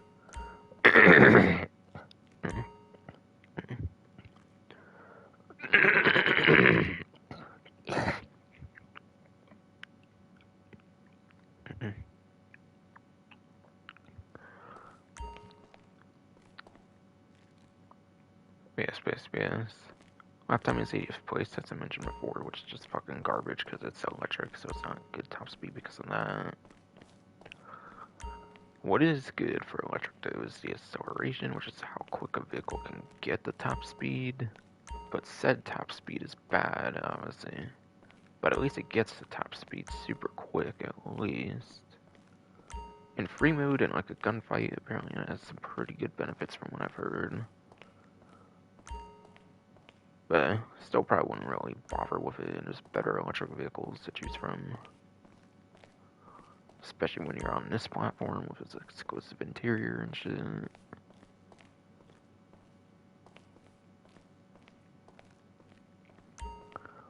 And then yes, the classic Gringer 3600, 3600 LX, 3600 LX.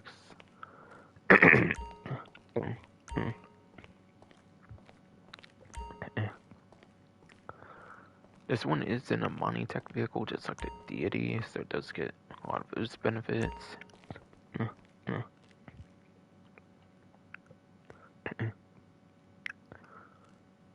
It is also one of the original like contract ones as well, so you do get the bullet resistant glass and the front mounted machine guns.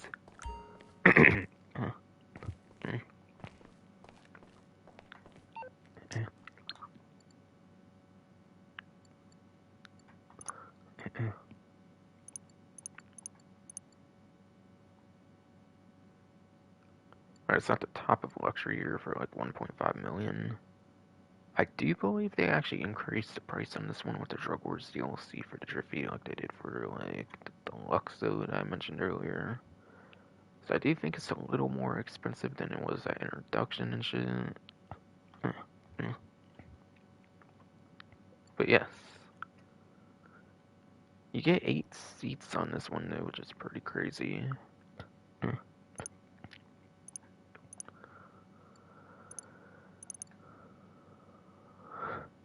Fucking hell, bro.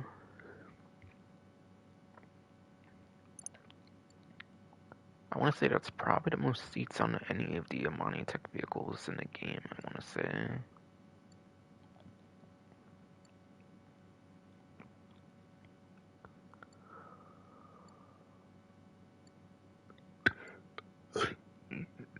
Oh my god.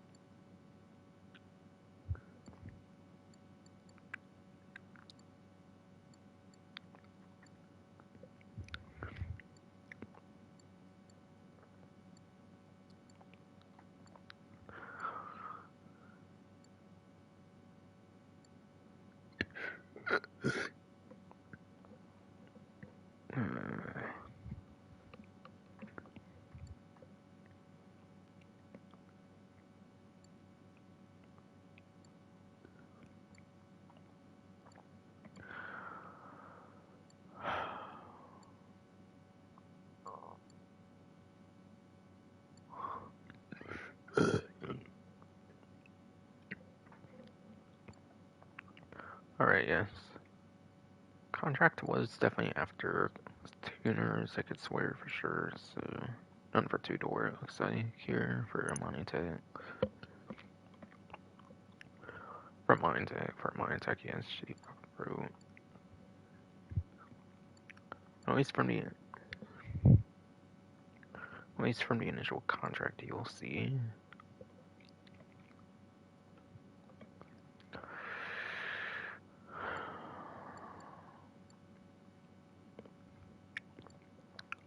Obviously not including the new ones though. I'm just trying to look at seat capacity right now pretty much.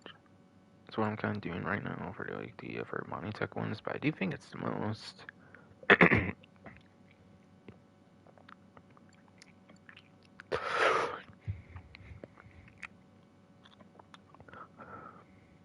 But yes, I definitely do think it's the most when it comes to that all.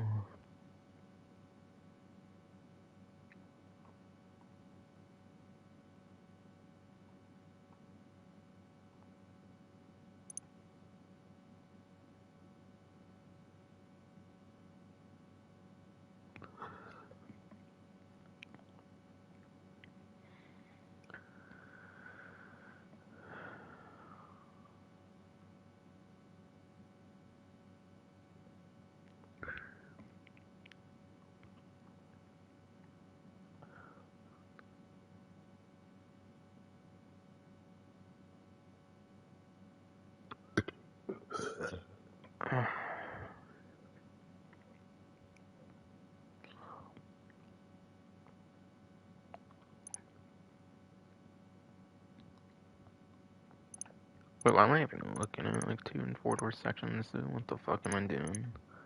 If I'm looking for seat capacity, I don't know why I'm looking at those sections at all, dude. Okay. Either way, I can definitely say with certainty it's the most seating capacity of a mining tech vehicle with the 8 seats. Now, I do believe it's 4 in the actual, like, vehicle, and the other half has to be on, like, the side rails, basically. Yeah, there's rails on the side there, basically, I think. It's the other 4 seats.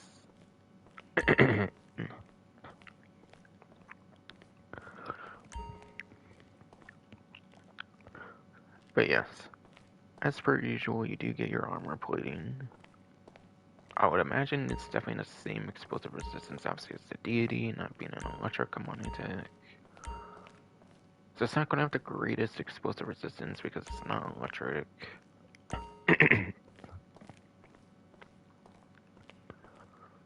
That's one weakness of it.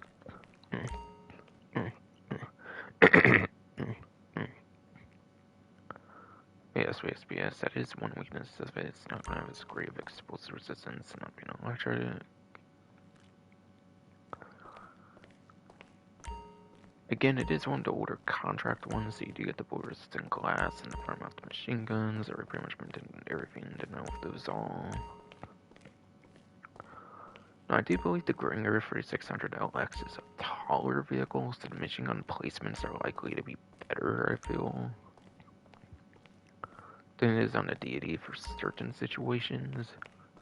Because it's bound to have higher gun placements, it could be pretty good for shooting characters and vehicles. Whereas the deity, with it being lower to the ground, probably cannot hit actual like characters and vehicles as easily. For something like a headhunter VIP work, for example.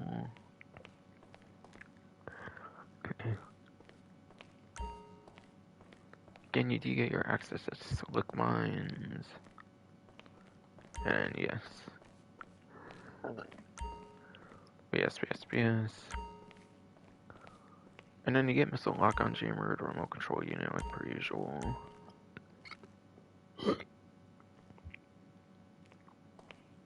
Yes.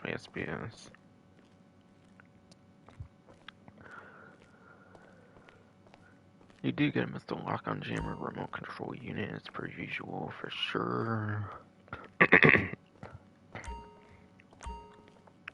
But yes, you fucking fruit. Missile lock-on jammer, remote control unit, like per usual. Personally, it is not electric. At the release of Contract, there was no electric like a mining tech vehicle, so back then I probably would recommend something different, but because there's an electric mining tech vehicles that are super good for a remote control unit. It's in the SCV class. It is definitely in the SCV class, which does not make it as good for performance. Not one of the speediest classes of the game or anything crazy, usually.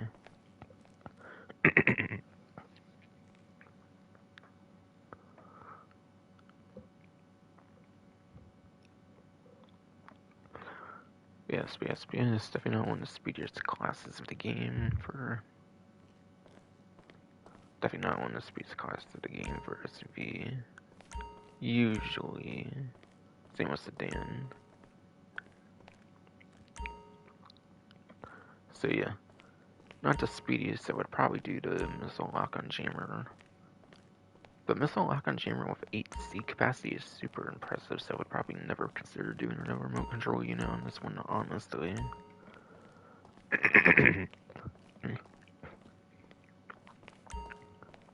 But yes. I honestly wouldn't consider doing a remote control unit on this for sure. Cause just think about 8 seats with missile lock-on jammer, that's fucking insane.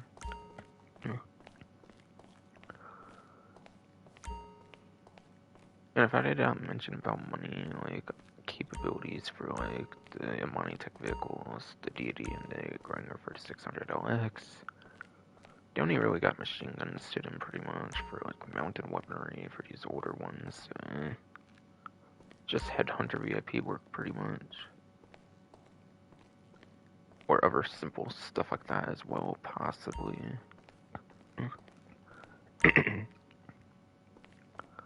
And other simple stuff like that possibly too.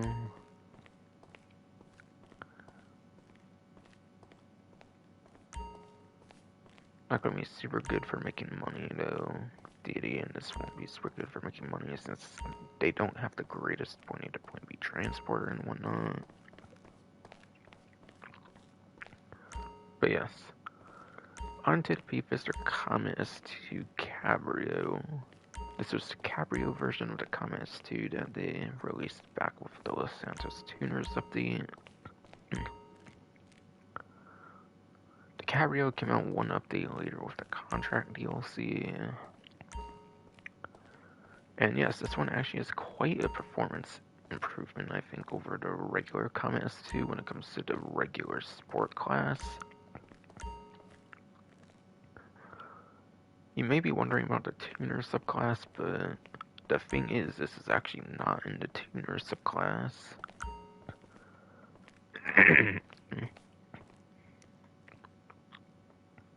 but yes. Believe it or not, it's actually not in the tuner subclass at all, so you cannot use it for street races, pursuit races, robbery contracts, unfortunately not. It's another version of the Comet S2, I don't really understand that at all, but it's fucking Rockstar, and they don't like going back to previous content, aside for the recent year, basically. But yes.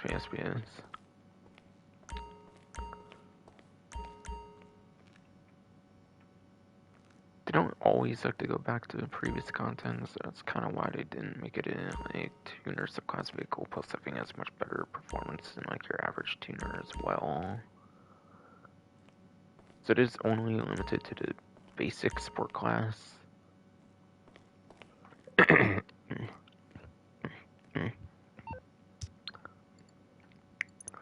As I kind of showed earlier, it is in the website still for 1,797,000.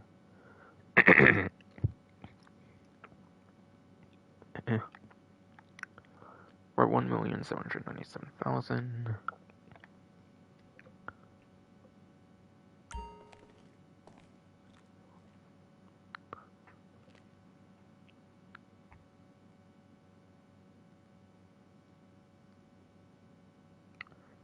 And yes, for its performance,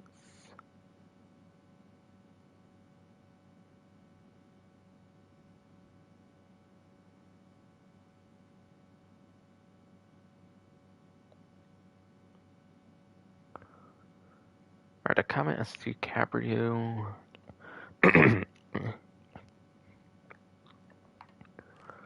Yes.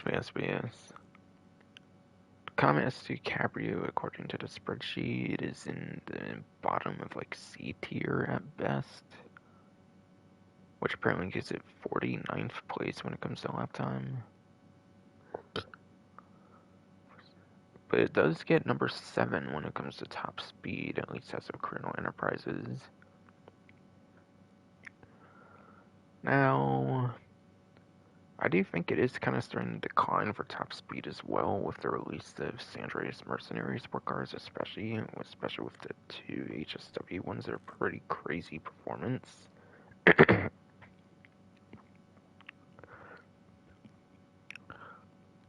I think even the regular Italy GTO Stinger TT is pretty top tier performance as well, like within top 10 ranges too. So I'm willing to bet it's not super useful anymore in the 9th gen version of the game, unfortunately, for the Comet S2 Cabrio because of that.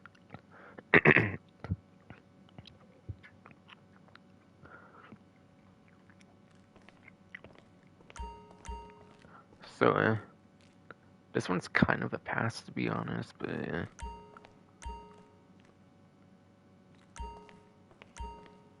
the regular Comet S2 can also be used in like street races, pursuit races, and like robbery contracts, especially for some good money making. Robbery contracts are damn good money, kind of, especially on like certain event weeks. So like the regular one would probably be the better option these days over the Cabrio in a sense, since performance is no longer as good for top speed anymore.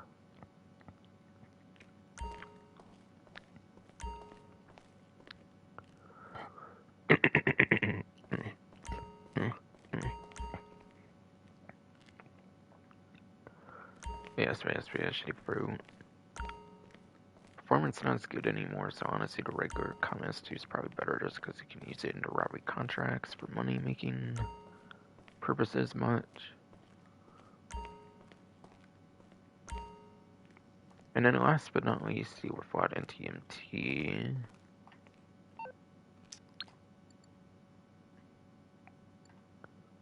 Something still on here, certainly from the previous update. Indeed.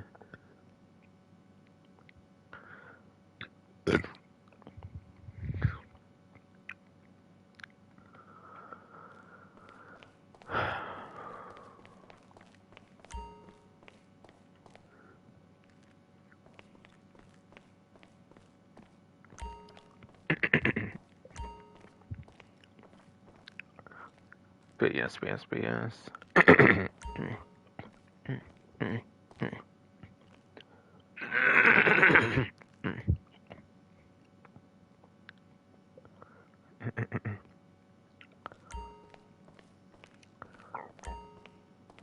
Yes, shitty fucking fruit.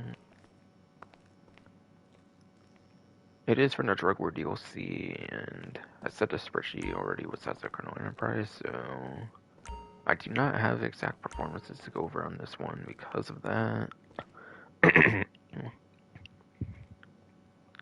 But yes.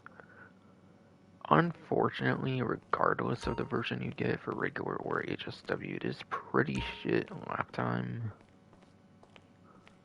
The regular one's especially shit lap time.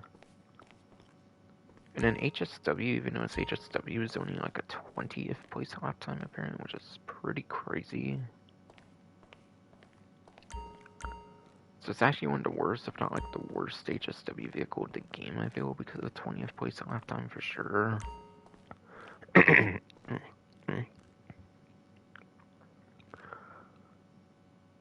So you will not want to use it in a race unless it's on like a highway or some shit like that, so yeah.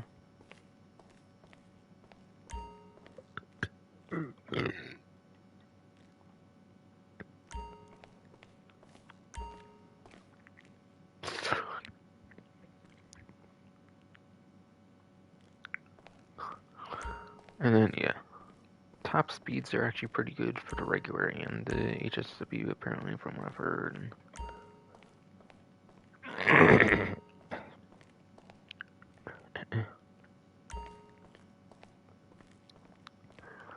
But yes.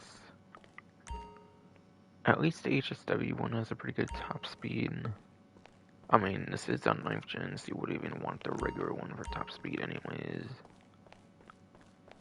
As well, not to mention. I mean, HSW in general is a pretty good reason to get a vehicle, so I would probably still consider picking it up, not gonna lie, but still. It is one of the most disappointing HSW vehicles, if not the most disappointing I've ever done for HSW though.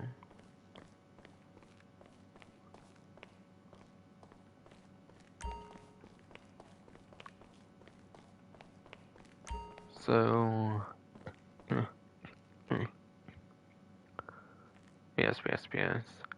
For the final rundown,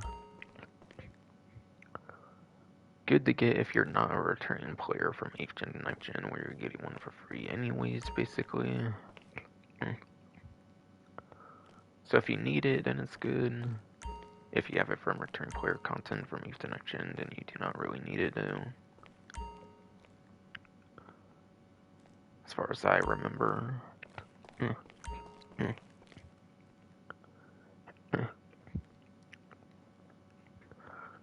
Yes, as far as I remember, it's return player content for 8th to 9th gen for a free one.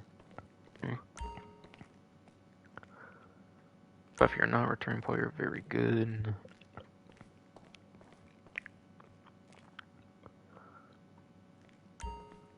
This one's good. This one's good if HSW is disabled in a race.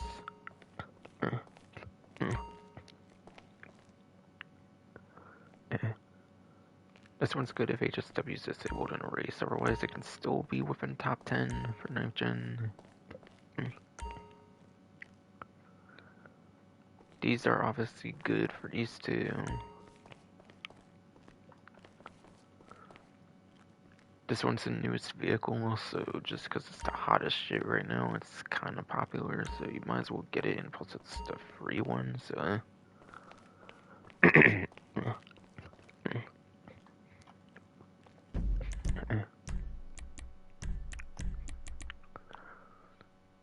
Paragon R you can just get for tier 4 of Diamond Casino Resort.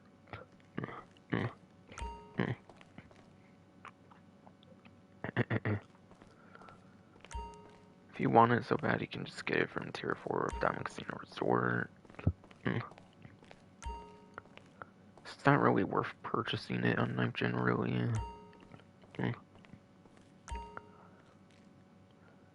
This one's a definite, like, bad option, I would say, this time around, for sure.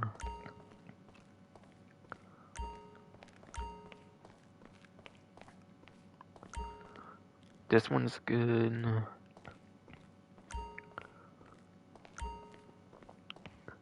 Honestly, I gotta say, this one's kind of a pass, like I said. Yes.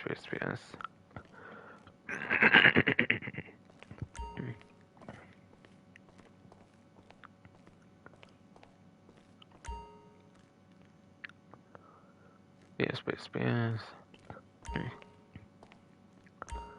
Like I said, this one's kind of a pass, but might still be able to be kind of good.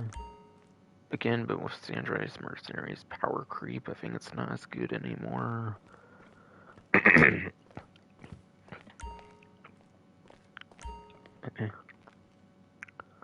Yes, shitty fucking fruit. Again, this Andreas Mercenaries power creep makes it not as good anymore because of that kind of auto.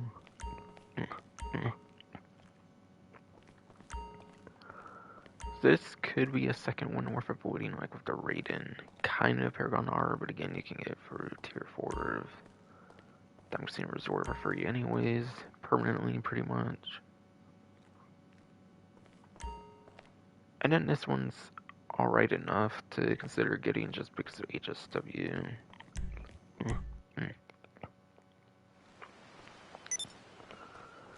That's a pretty mostly good selection of vehicles, aside for like 1 or 2. Even free, kind of, I feel.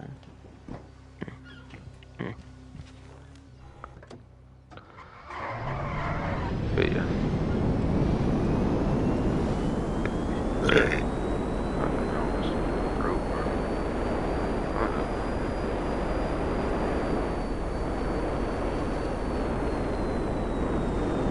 Actually, kind of forgot to explain like the top speed at the end of this time for like the Korean race and shit.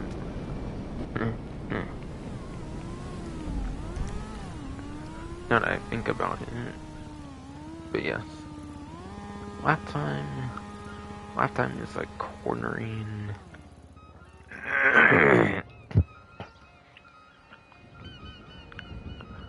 Yes, shit fucking fruit. Lap time is like cornering with like turns and shit in the city. That's the lap time with what I mentioned earlier there. Top speed again is like highways, I kind of already mentioned that. And like airport runway, Force and Kudo. Any other sort of like long straight, like other part of highway, other like airport runway really. So top speed's very niche in comparison to lap time. Which is why I suggested that was very disappointing. Yes. Which is why I suggested the NTMT HSW is super disappointing. Honestly, since I'm here, I might do the HSW town trial. And there's actually something going on with it as well for the subscription too for the month.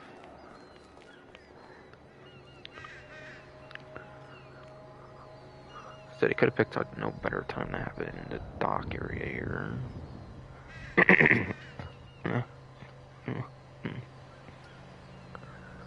Yes. They picked no better time to choose the docks area here for sure. definitely so.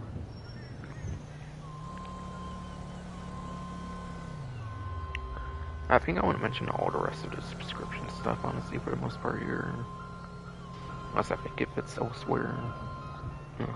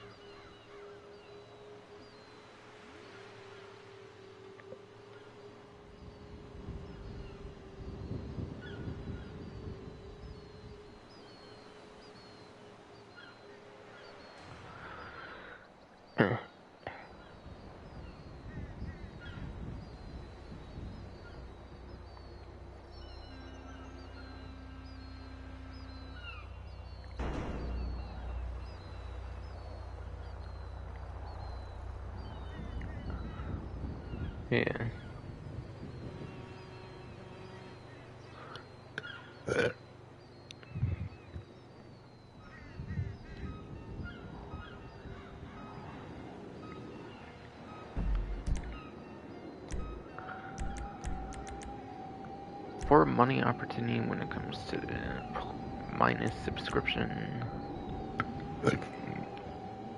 When it comes to the minus subscription, there's any money opportunity for the new week here.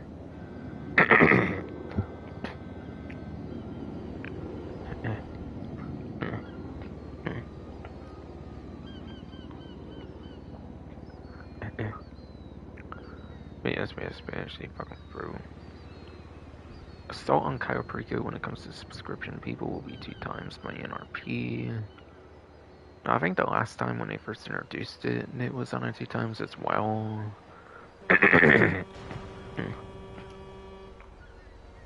But yes. Yes, actually fucking through. They have done it on 2 times before. However, they did do like adjustments to certain things that they did not do before. So they did do certain adjustments since the increased money payouts. But yes.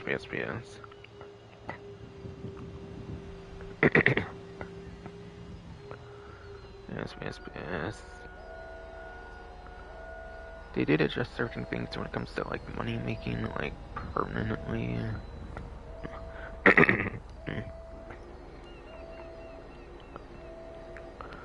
But yes.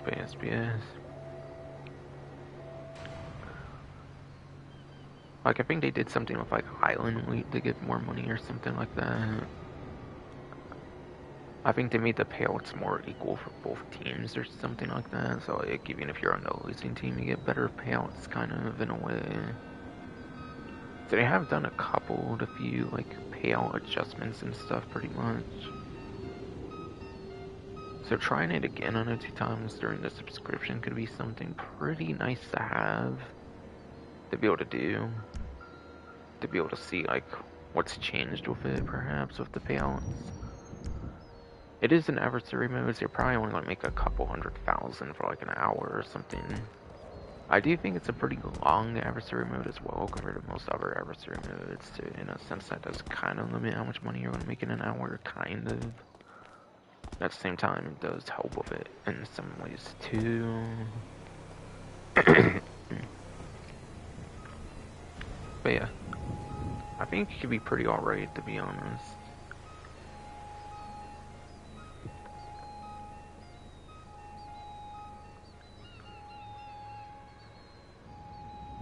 Just the problem is it's not a money opportunity for everybody, aside for 1 week possibly.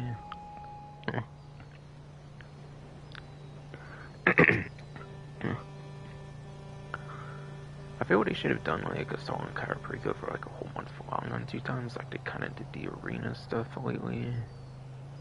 And then that would be times 4 for plus people, and that would have been something maybe.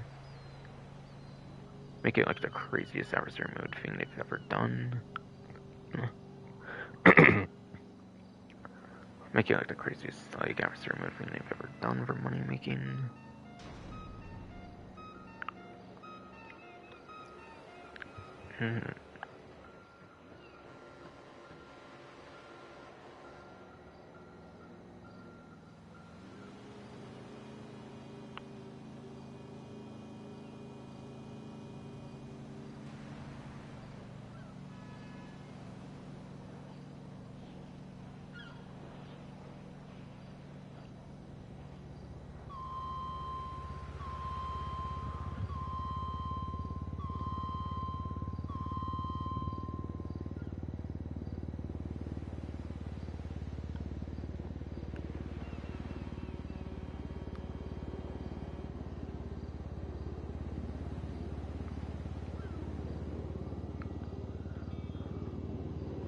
But yes. No, I won't be able to show it off since I do not have the subscription, but I do not have a subscription, but so I won't be able to show it off, but you can apply free orange/blue flip chameleon paints.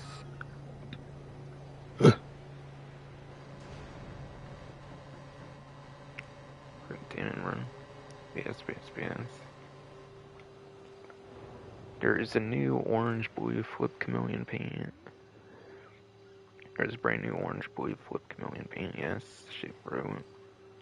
And an anodized copper pearl chameleon paint for wheel paint. It's a new chameleon paint for your actual car, and then new chameleon paint for wheels as well. BS, shitty fucking fruit. New chameleon paint for your actual car, and new chameleon paint for your fucking wheels. Again, the car one is orange blue fluid. And then wheel one is anodized copper pearl. Anodized copper pearl for wheels again. And then I already mentioned the livery for the Hotring Hellfire. BS. Then I already mentioned the livery thing for the Hotring Hellfire. Already did that part.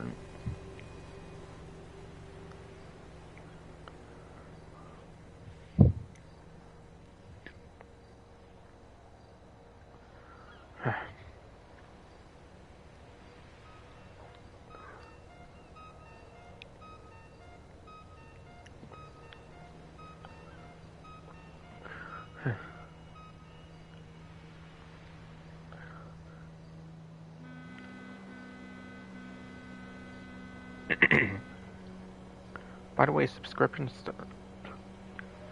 subscription stuff goes until October 11th.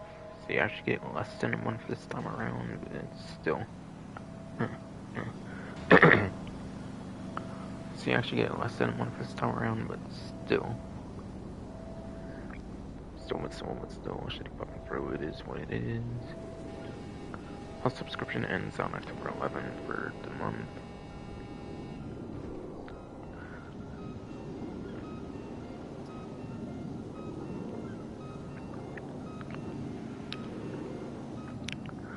Okay, another money opportunity to go over for the Plus subscription only.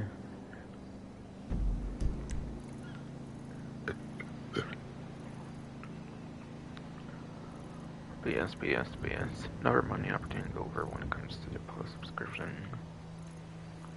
And it is going to involve a daily collectible.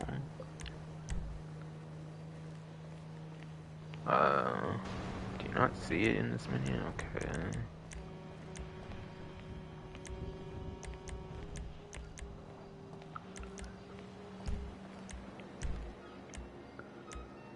It's kind of a daily collectible, but it's not here for some reason.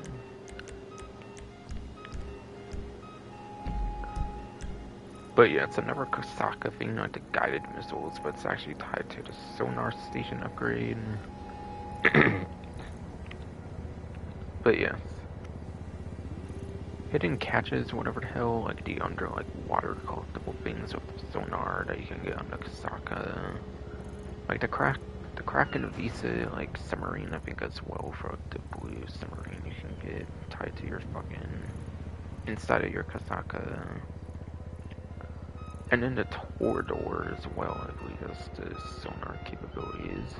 At least the Kosaka Visa and Torador, no, for a fact. I think those are the only ones that have sonar capabilities. Huh.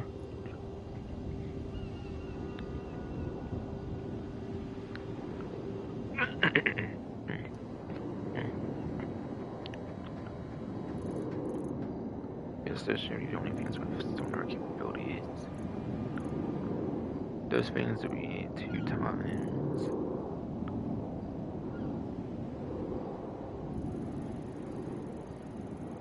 Trying to remember how much of them there were and like how much money it was. Might have been something low, like 5,000, 10,000 or something, I don't know. maybe not to 5,000, but like 10,000, 15,000 maybe at most. The Andreas Mercenaries actually adjusted things to like 25,000, so I wonder if it gave me 25,000. So maybe you could get like 50,000 per one if they increased it to 25,000 of Andreas Mercenaries. Huh. So it could have an adjusted payout of Andreas Mercenaries to make it better, so I wouldn't know for sure. But yeah. The trick is you want to use sonar on one of your free vehicles that can use sonar, then you want to like... yeah. Yes, shitty fucking throw. Trick is you want to use sonar one time so you can get the locations. Then you want to use the point of interest feature to be able to mark them. So you can just use sonar, you can mark each one as they appear on your sonar with that, and then you don't even have to use the sonar.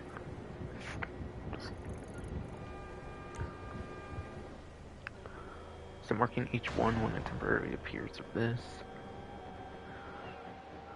will basically allow you to grind over things, and then when you're done grinding over things, you can go to like each location as it's convenient, basically.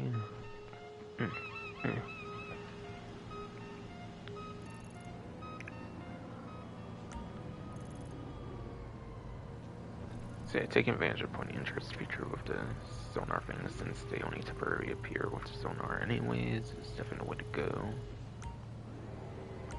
And I'm not marking actual locations, I'm just kind of marking just to show what to do. It's with triangle, or it's with Y. Triangle, PlayStation, Y, Xbox, or whatever key on PC. Oh, and yeah. By the way, with the premium race, like I said, square, like Xbox, whatever key on PC. Same key, I think when you get into the lobby screen and even when you're choosing a vehicle, will actually show you the map of the race as well. Going back to this for a moment here, something else I kind of forgot to mention. But yes.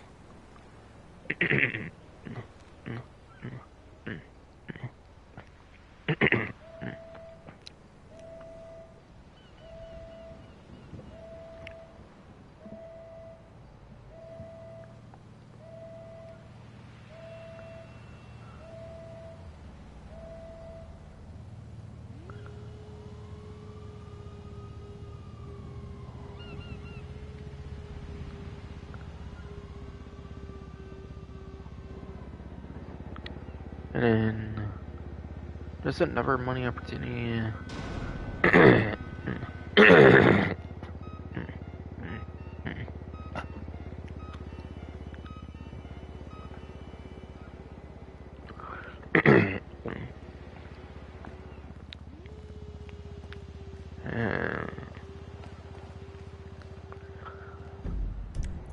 Shitty Rover. BS. There's another money opportunity. I'll use Pegasus, I guess, to explain it.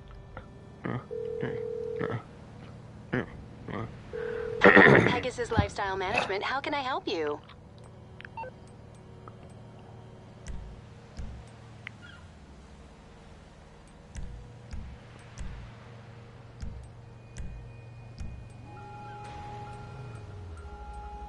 I don't remember which one.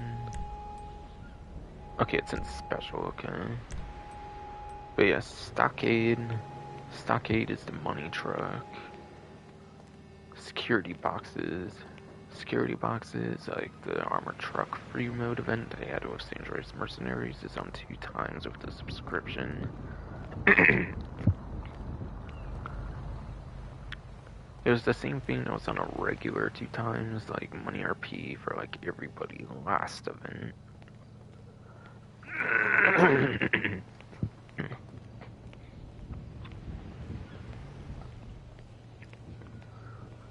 Yes. Same thing from last event. Yes. Same thing involving the security, like armored trucks from the last event is on 2 times for subscription. Call again. And Goodbye. that'll be for like the whole month of Plus. So again, like I mentioned last time, those are 25,000 normally, so it'll be 50,000 on double. They only show up in like 10 spots or some shit like that, so make sure to look up a map on like where to find them pretty much.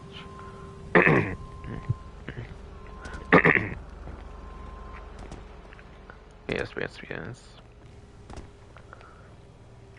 Shitty fucking fruit, dude. Yes.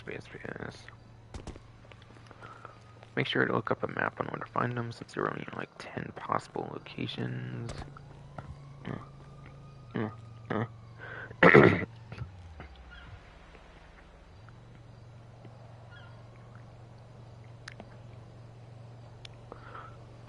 BS, there's only like 10 possible spawns for armored trucks, so be sure to look up locations for them.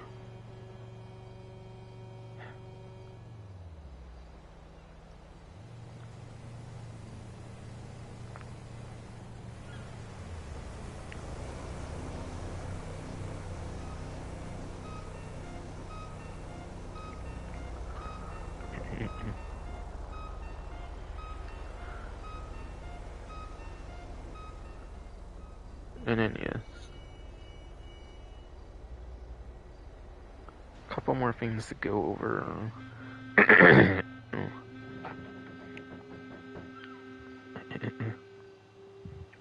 And then I'll do it for the subscription stuff finally, because my shitty fruit makes it drag on, of course.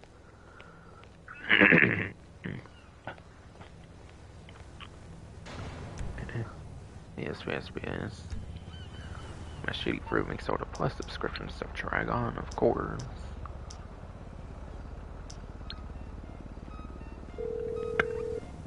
You calling for some wheels?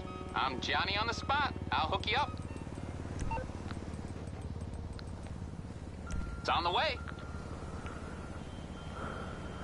Like I have been doing for a while, I'm using the Penodla course. BS. Like I have for a while, I'm using the Penodla course here.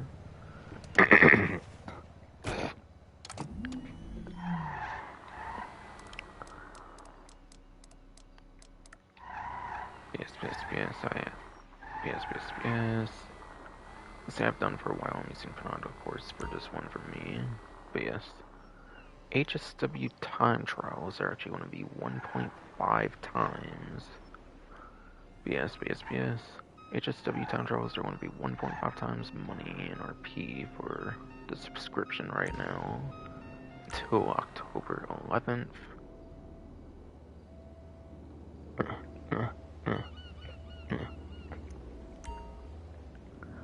But yes, these give you like $250-ish thousand basically once a week. So instead of like 200-ish thousand, you're getting like 300, like 70-ish thousand, I believe, for HSW time trial, which is pretty decent. Honestly, it's probably the best money opportunity that they've given for this event, I would say, for the Plus event.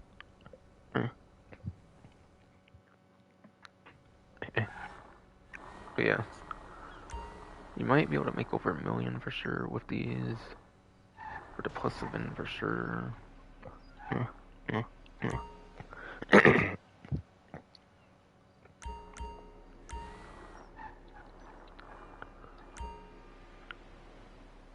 BS. Plus event for sure could probably get you like over $1 million with the time trials alone. I would say it's definitely the best money thing for Plus right now. Because yeah, the rest is an adversary mode, which is not the best for money making. I don't know how I'm fucking up so hard. Because I'm kind of busy talking about the HSW thing right now. Well, I'm doing it right now.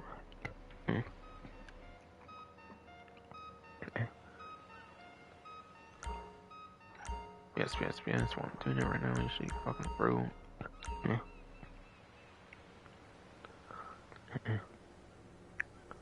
The adversary mode's not the greatest payout, and you have to play a lot of times to compete with the money and probably for HSW time trial.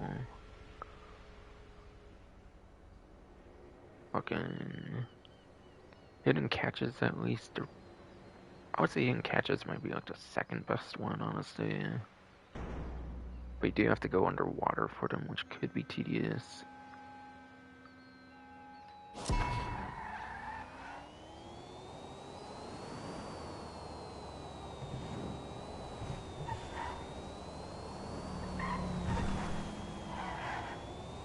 The armored truck one's probably the worst just because like they're not guaranteed to spawn. Even if you go to like all 10 locations, they're not even guaranteed to spawn either, I believe. Definitely.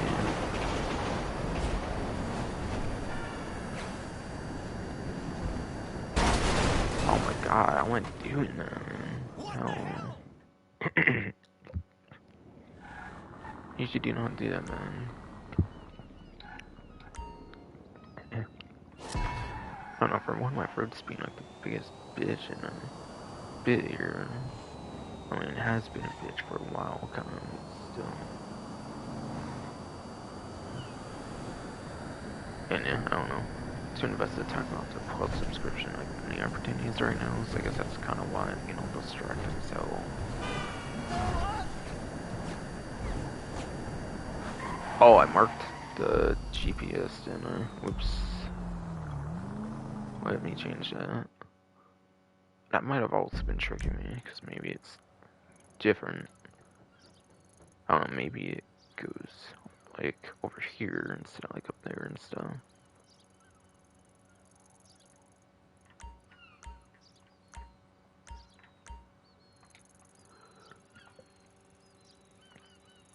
Alright, yes. But yeah, apologies, I forgot about my advice I gave already. Again, my fruit's being an obnoxious cunt right now. Unfortunately. I could kind of maybe do more of a shortcut there, like on the grass there, to maybe get there a little quicker. I don't know. Again, I've not had the greatest start since I didn't want to put much thought into that though, so... This time around,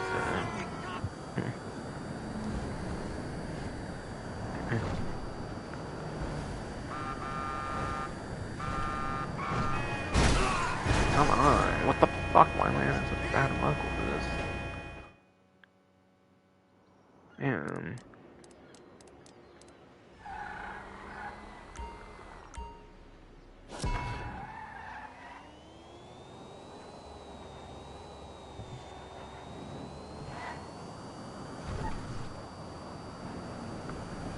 Yeah, and you could use that like grass shortcut.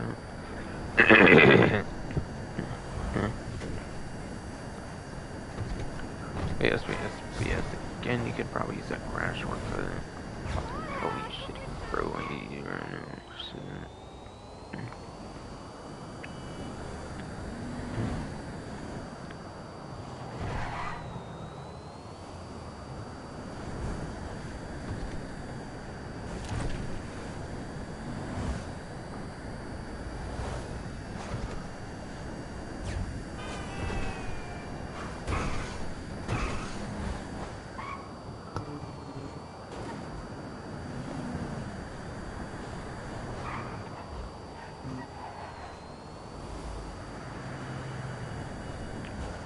Kind of use the little like stun jump thing over here for sure to make a little tad of a shortcut, perhaps.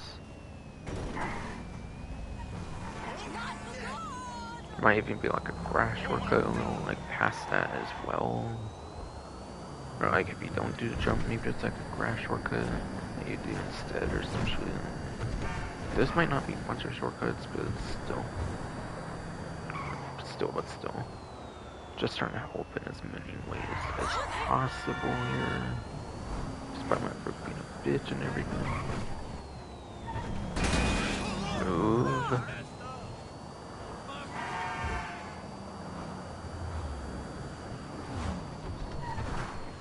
You can even like jump off here. You can even like jump off the highway quicker for top speed benefits possibly. I'm not sure that's much of a shortcut per se, but still. again, just trying to help as much as possible here. Especially with 1.5 times on this subscription right now. Though I do normally do these anyways. And again, I do not even have that shit, and I never intend to. But yes, I never intend to get the subscription unless they actually do something good with it, so...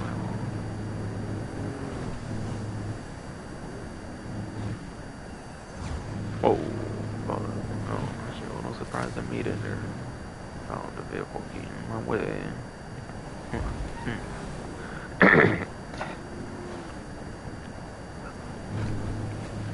Yes. I'm a bit surprised I managed to get there without the vehicle being in the fucking way.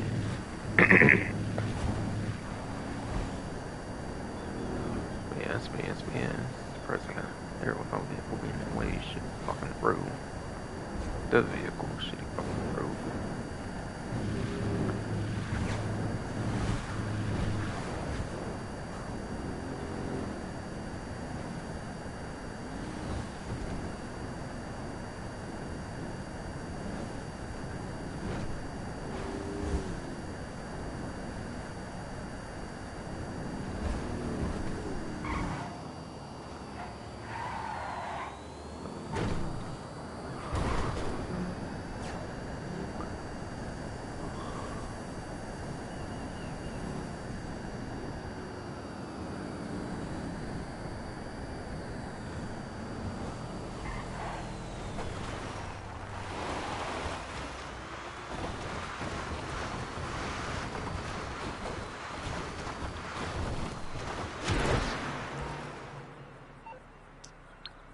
Yeah. That'd be like 370, 380,000 around there, yes.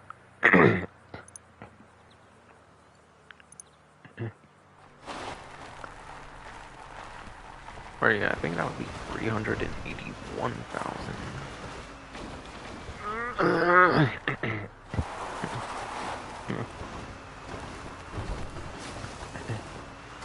Cause yeah. Half of 54 is 27, so it would be 381,000.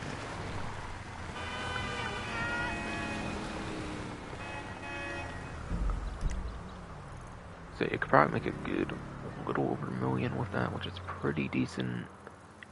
Doing each one for the week on the subscription.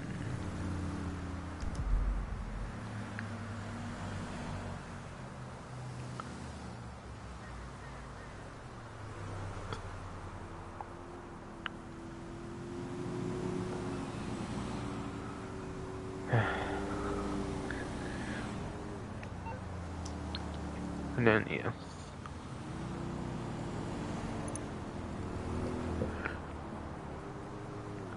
And last but not least, for the Plus subscription, there's going to be 30% off of all boats. So every single boat on DocT's website, it sounded like to me even includes the yachts. It might even include the yachts as well for 30% off. Maybe a whole site-wide discount, basically. But yes. Might include a whole site-wide discount here. And it's all boats at DocT, so it's not going to include the Warstock ones like Kurt's 31 Patrol Boat and stuff will not be included being on Warstock.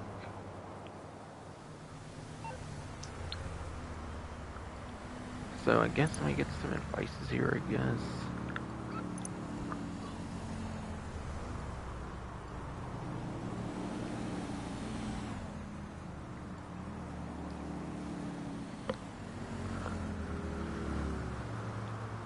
Honestly, I'm not gonna lie, I don't really feel anything's too worthwhile on here aside for the yachts here, assuming that counts.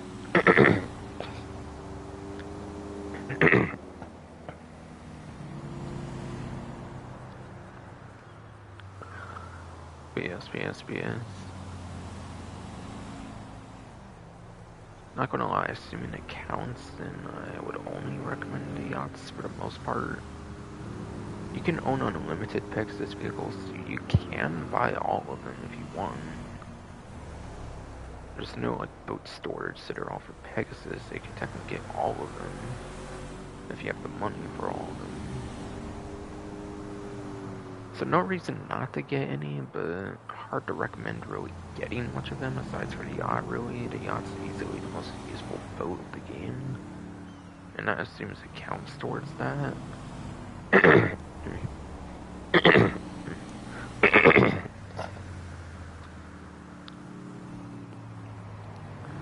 Yes.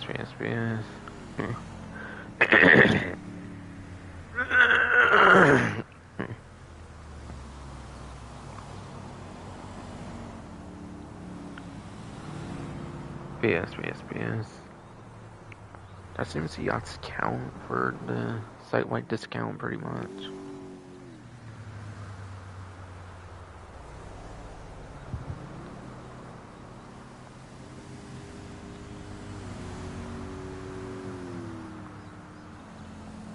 And then the rest of it is just your usual, like...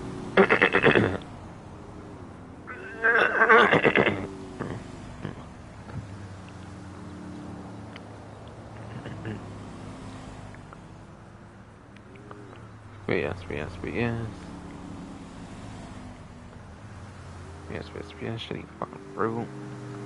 And then the rest of this stuff is just 500,000 and like all the other permanent benefits.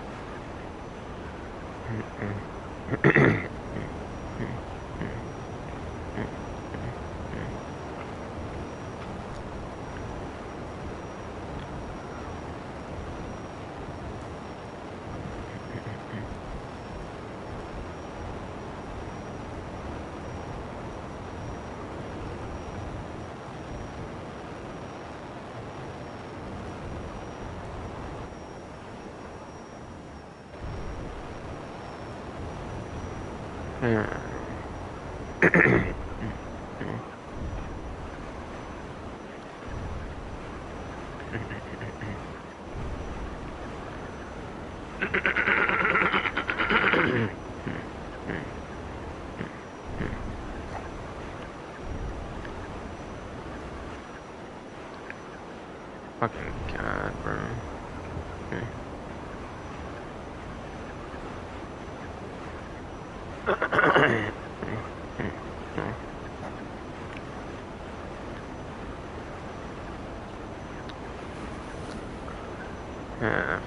Bro, you better be able to speak for shit in the rest of the stream. It probably fucking won't.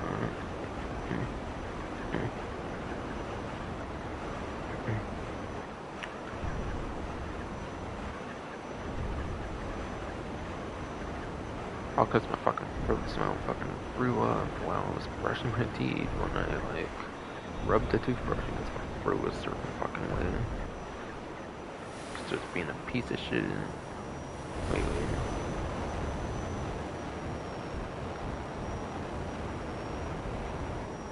Alright, finally time to get to... Oh, it's car meat. Sorry if it's, like, much later than usual, but my throat's clearly a bitch, though.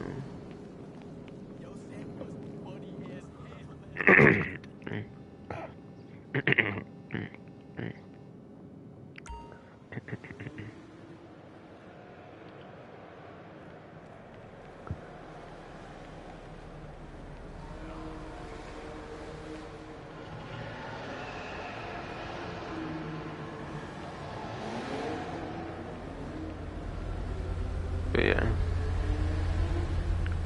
Unfortunately, though, I think the test rides this time around are honestly pretty disappointing. And as you would probably expect with the 10-year anniversary of Grand Theft Auto 5, it's going to include a lot of vehicles that are also in the story mode of the game.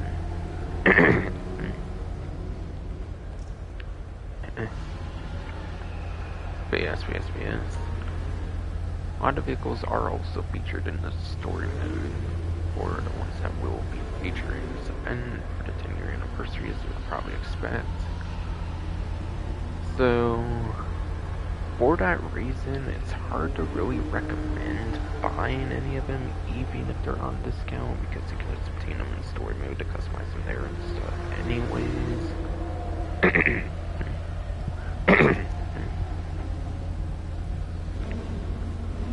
And yeah, not to mention, since they are a lot older vehicles, their performances are going to be pretty outdated.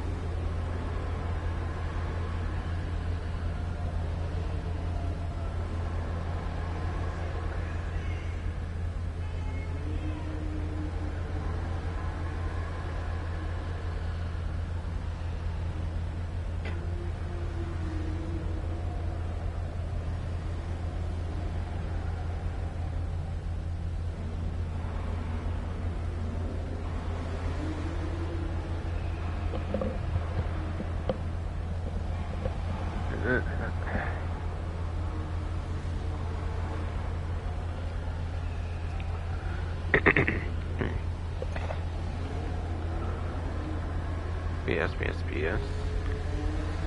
Sorry about that all. It was really a bit. I took like a baseball bat to like push it against it a couple times or some shit. See if Allison will fix it for a while, hopefully. But yes, I'm trying to see if any of these are on discount. If I remember seeing right, they all might be on discount, or these free here. Oh, I'm on the plus one. Okay, whoops, my bad. Have to switch over to the regular thing now that I'm done.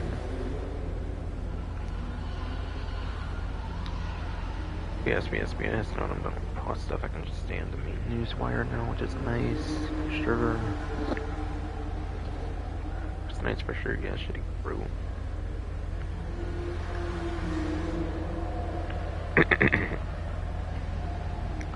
Alright, yes.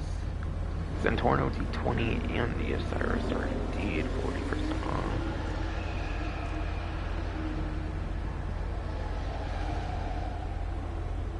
All three of them are supercars from the single player, as I've kind of explained.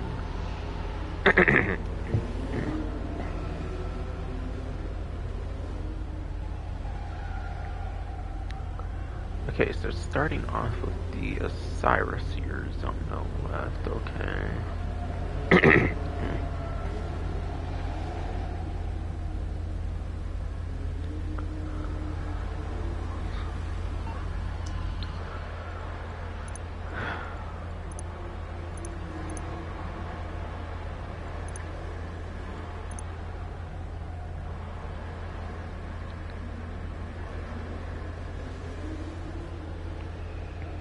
But yes.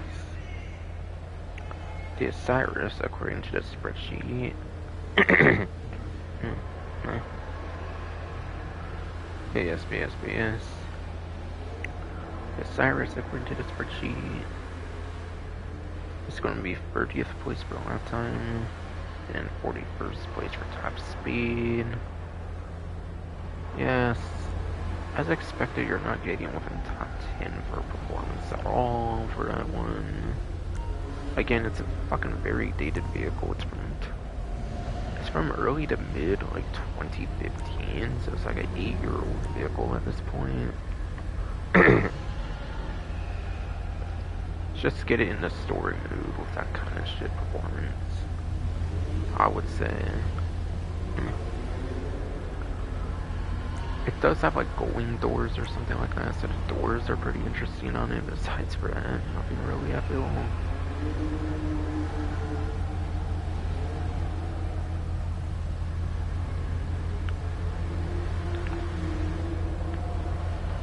And then, yeah.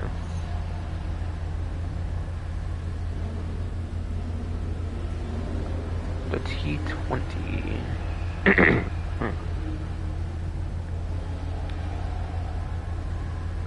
T20 is in the C tier as well, just like the Osiris.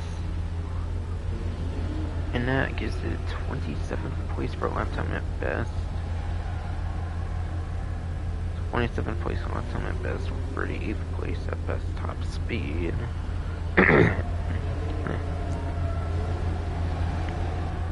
BS. This one is at least a lot more interesting because it does have the like dynamic spoiler in the back. The position of the spoiler would change like based off your speed and whatnot. I believe it's also the first vehicle in this series to do that as well. So it's like the series first. BS. It is the series first vehicle to do that, which is nice. But yeah, you might as well just get it in story mode anyways, honestly, unless you just really like the dynamic spoiler on it pretty much.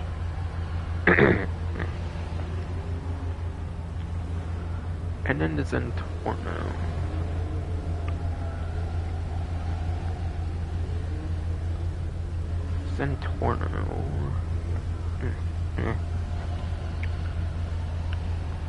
BS, she fucking through.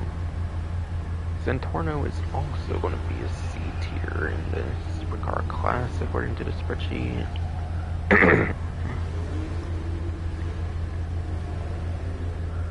Also going to be in the C tier for the spreadsheet, according to the spreadsheet. And it is... shit, itchy face. Head, then. Yes. Zentorno, according to the spreadsheet, in C tier, 20th place in lap time, 39th place for top speed. Zentorno is probably the most useful of the three if you were going off of performance at all.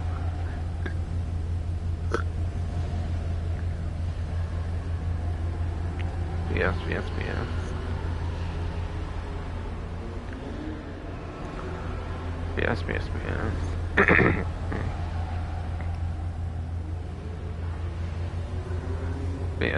Shitty fucking room.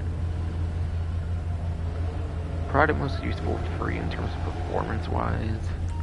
It also did get updated livery support as well for the Colonel Enterprises DLC, which was pretty cool to see.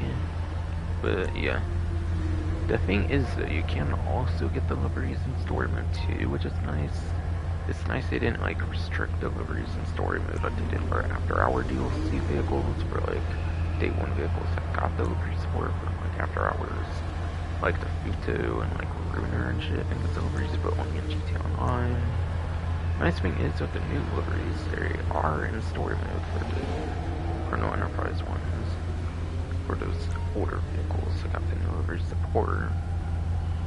So you can also get liveries there, so there's not really a reason to get it here. So you might as well just get it in story mode as well.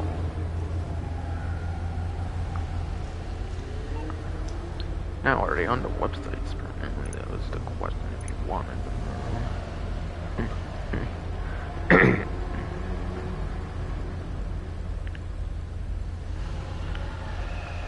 Alright, there's the T20, the Osiris. Oh wow, all three of them are actually here, okay. I mean, actually they were through updates.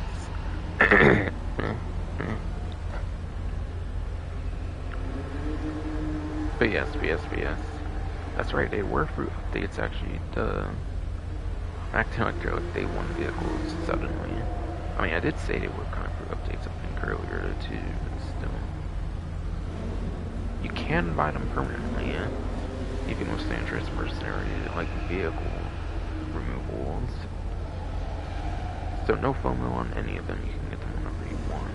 Not that I recommend getting them whenever you want, but still.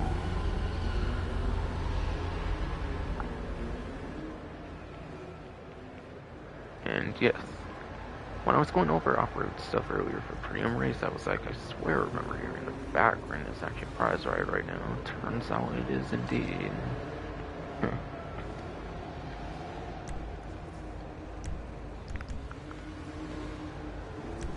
That's right. Prices were already on there on the website, so no need to do that over there. Besides for the Zentorno, which would be increased cost a little bit because of the delivery on it.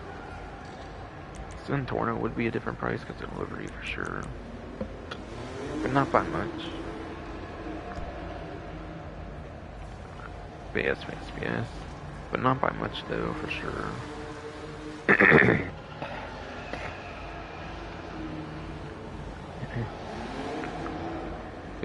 Yes, not by much though, for sure.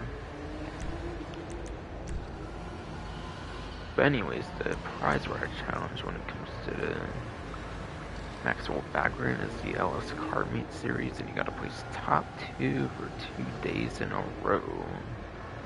Now this actually seems pretty doable, actually, surprisingly, for a pretty good off-road vehicle. Background is definitely on the websites too, I guarantee it. Yes, background is available for $1,660,500.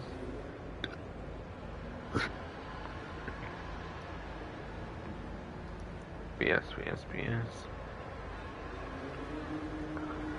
Maxwell background is available for $1,660,500. So you do get some pretty nice savings, and the challenge actually is not that bad, I feel, for the value of the vehicle, easily.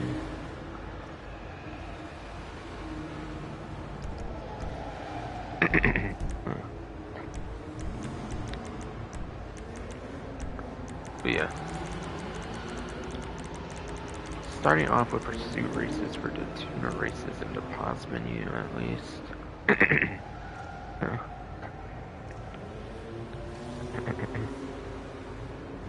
Top 2 with the bare minimum amount of players on a pursuit race would be 2 players. Or not 2 players, but like 50% chance, since top 2 is half of that for the minimum player count. If you do it for street races, on the other hand, you have a 100% success rate if you do it with just bare minimum 2 players. And yes, apparently it does work on that, where if you have just 2, it will count it for the challenge.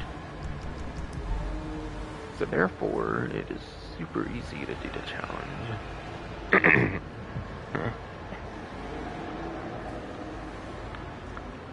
But yes. Super easy prize ride challenge to obtain, you might as well.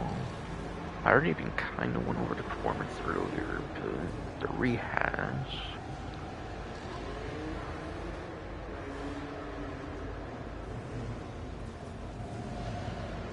It is in the S tier for off-road class, 2nd place for lap time, and in 1st place for top speed at best.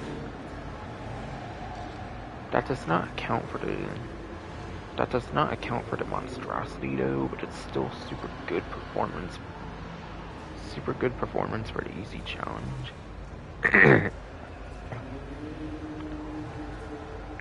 BS.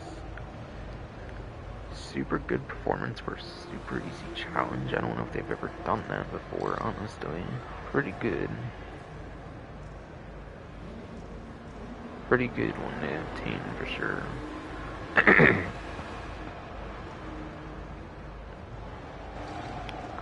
Very worthwhile vehicle to get for sure. Yes, shake fucking through. And then, yes. I'm also, by the way, not sure if the sprint races count. As far as I've heard, the sprint races might count. I'm not the most sure about that, though. So, at least street race would be ideal, though, for sure. But yes.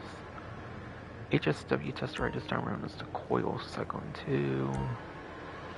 Should have some pretty respectable lap time.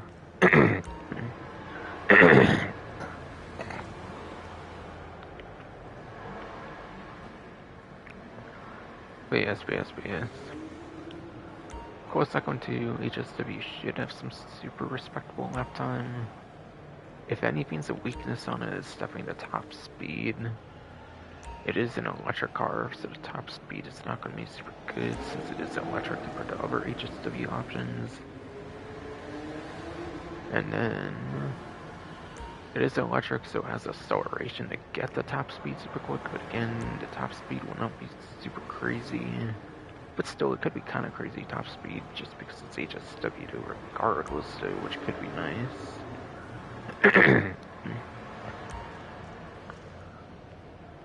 I think it's a very good vehicle. I think it's definitely a very good vehicle to pick up.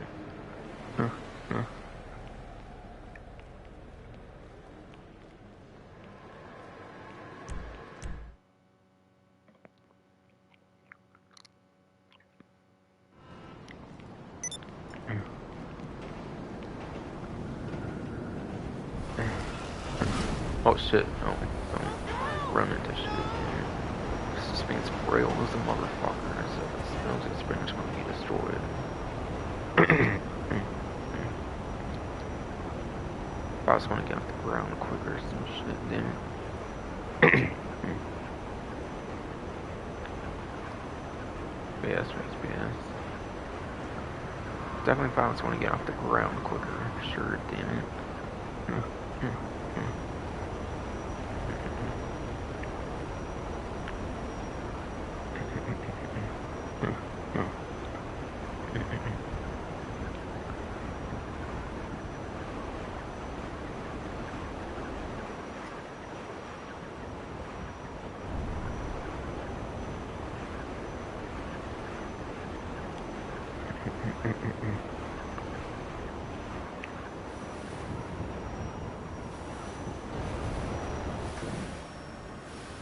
Oh yeah, it's stalling on as far as I can tell, damn it. Alright.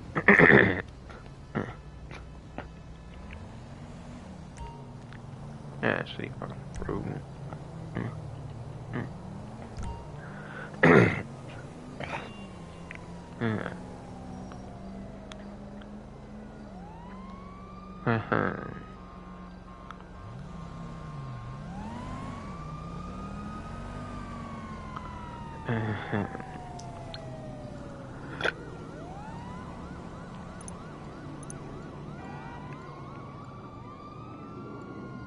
I need a second to use on the website.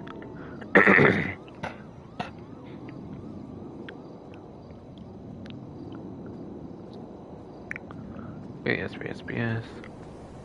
Second 2 is indeed on the website.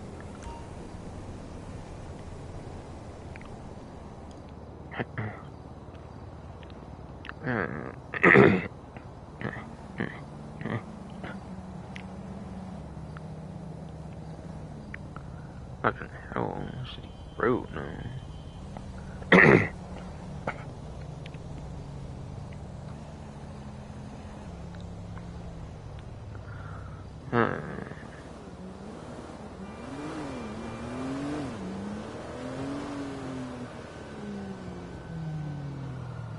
Okay, both are indeed on a discount here, okay. And that's the UV10F and the Bravado Buffalo EVX.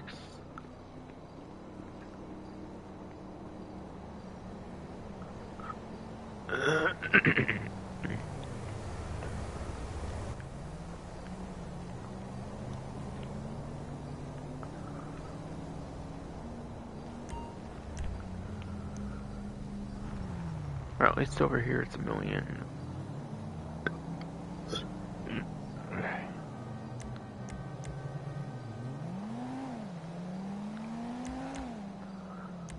Or at least over here it's 1,000,000. 1,005,000 basically.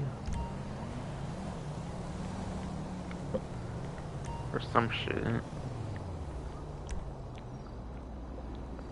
And Buffalo EVX, at least over here, is 1,731,380.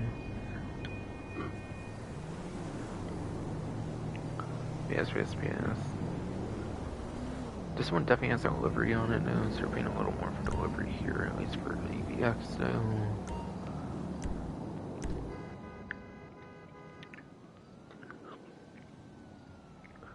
Okay, so P10F should be in the sport class, yes.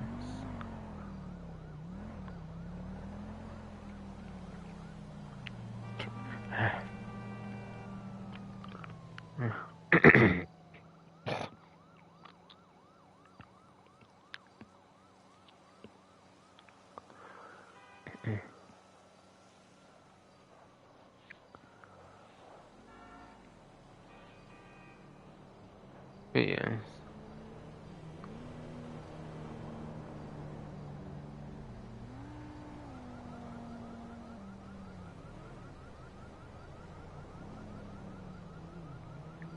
The regular 10F.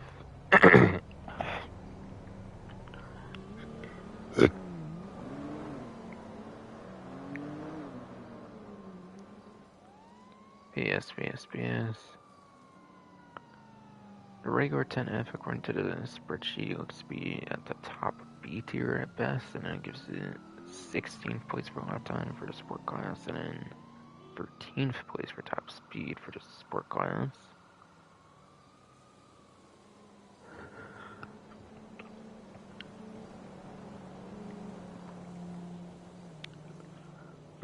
PS. 16th place lap time, 13th place top speed. At best.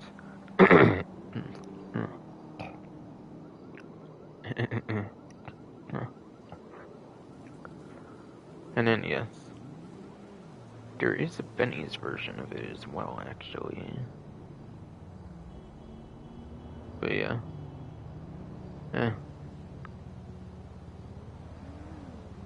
With new super good, like...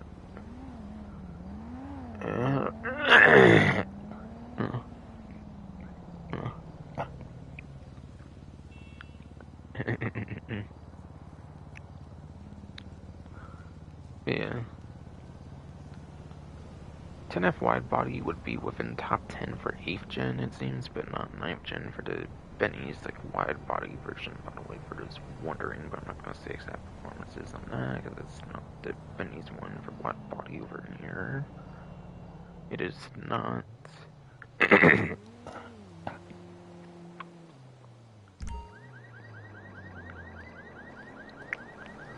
It is not indeed shitty fucking brew.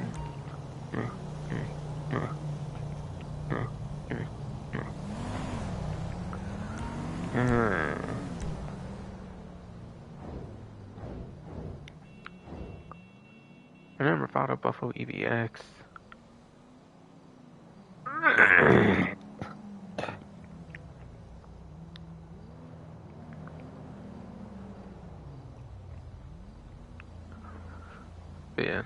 Yes. Bravado Buffalo EVX on the latest Andreas Mercenaries DLC.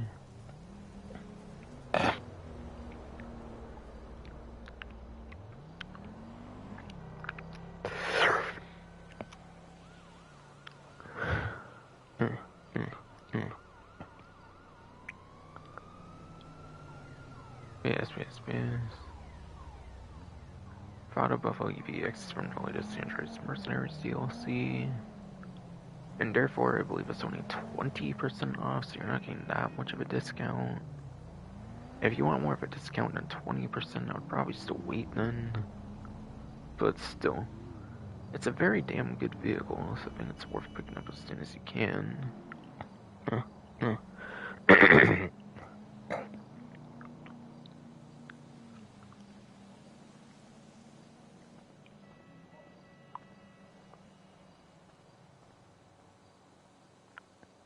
But yes.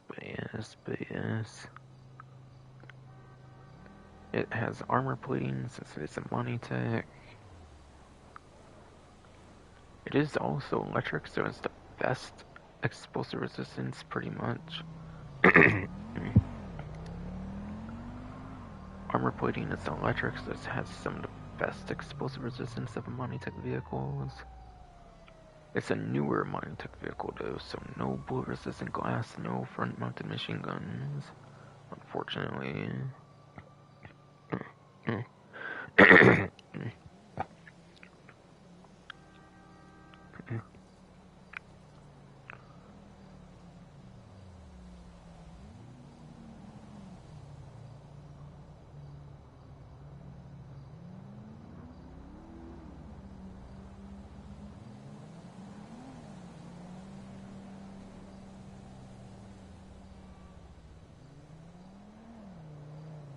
But yes.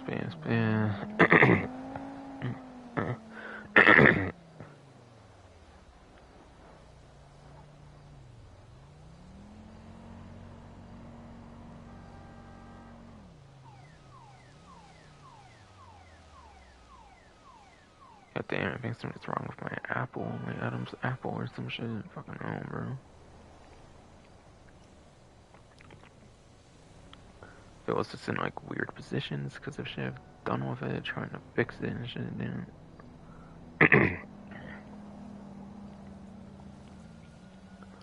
But yes. No front mounted machine guns, no armor plating, unfortunately, being a newer Monitech.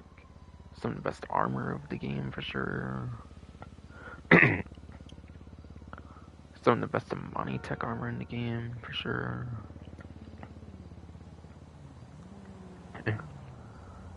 I do believe this one does have slick mines though, so that's something at least, I guess. And then yeah, choice of missile lock on jammer remote control unit.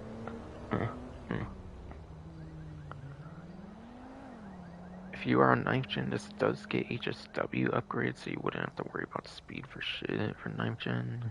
So 9th gen for sure, remote control unit.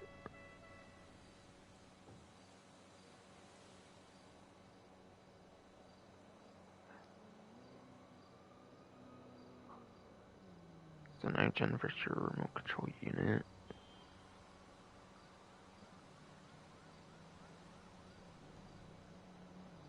Eighth gen, you might want to consider a missile lock on jammer. But even then, it is electric, so I do think the remote control unit is pretty much always the better option because of its quietness.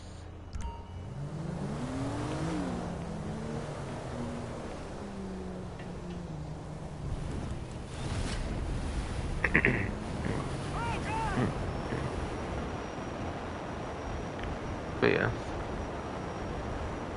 Even though 10F and 10F wide body are not the greatest performance, wide body's not even the greatest performance anymore on the like 9th gen version of the game at least. I still think it's pretty decent. Well, oh, it's one of those like business fans, I believe. Okay, whatever. I don't even know like which one it's for. I'm not sure on top of my head which one. Plus stash houses are just fucking better anyways.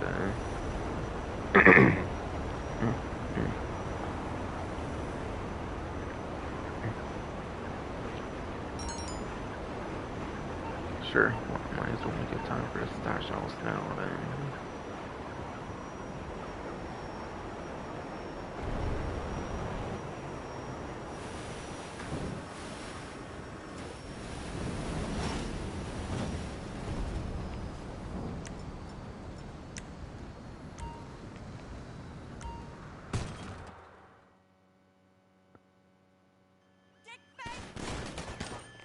we gonna go? Nowhere to escape now. Just die already!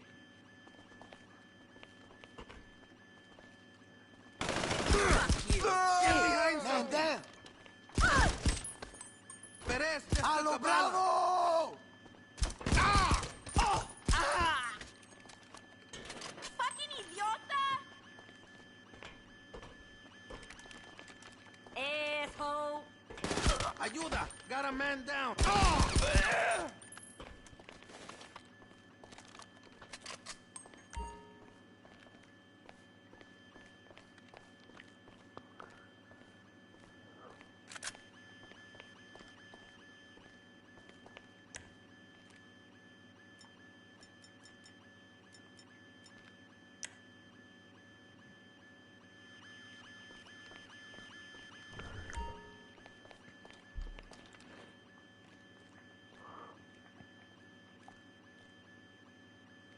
5291 site.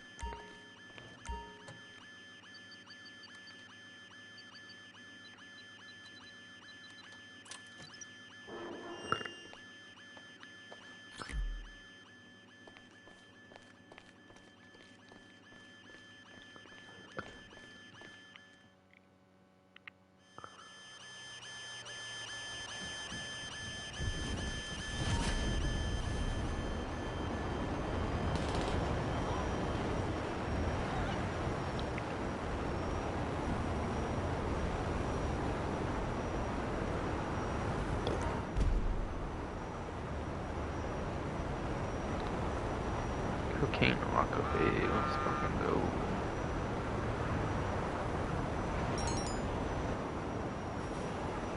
Doing paramedical research is maxed out apparently. Already maxed my shit out again in Premise and one of them. Oh, and yeah. After I went over to Paragon R, I went to fucking tier 4s. So I wanted to kind of go over any career progression I did. Nothing here, nothing really went on here. They didn't even do like first dose and last dose, but still not in drug wars, if anything.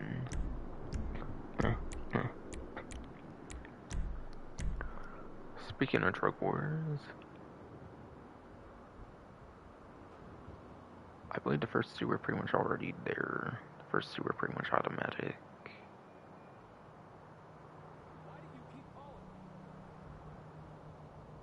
I did do 10 source supply missions for the acid labs, and that was cool.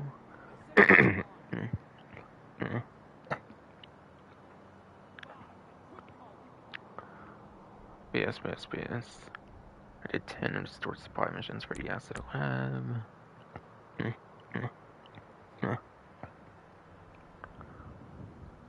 BS. I did do 10 of the source supply missions for acid lab. I got to earn 1 million selling acid within 2 sales. Could maybe even do it within 1 sale during the last event, but still.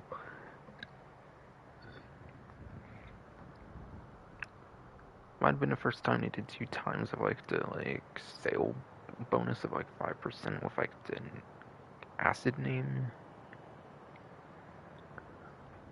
BS. The acid name added like a 5% with the latest update, and they might have like forgot to change some things. I think I heard people were making like no money at a time until Rockstar changed like some background updates. So it might have been possible to get all that in 1 sale for all I know.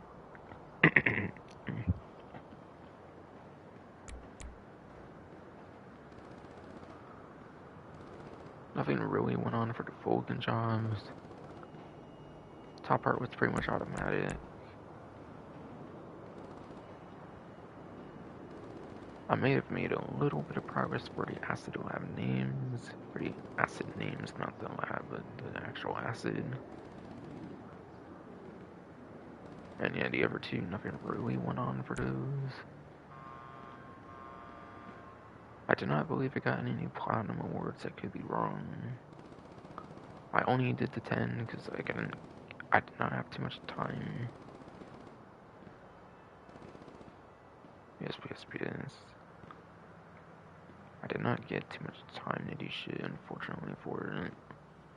And there was other money stuff I wanted to do. Again, nothing really went on for first dose and last dose, and all last event I might have made like over 2 million. All last event I might have made like over 2 million, for sure. All might have been purely from last event, not before.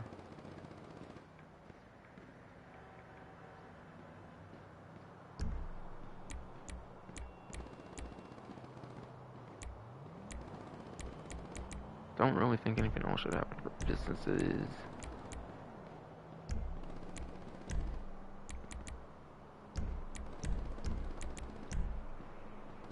Recreation and heist did not have anything in pressure, pretty much. I did not get any more arena, I believe. Unfortunately, I did not have the most time.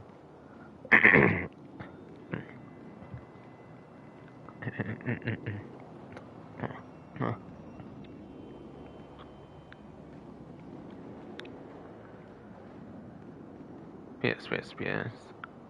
I did not have the most time for arenas, and it's still pretty much all where it was before.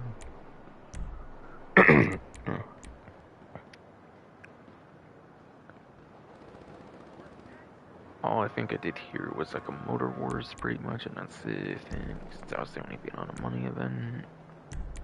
Nothing new there.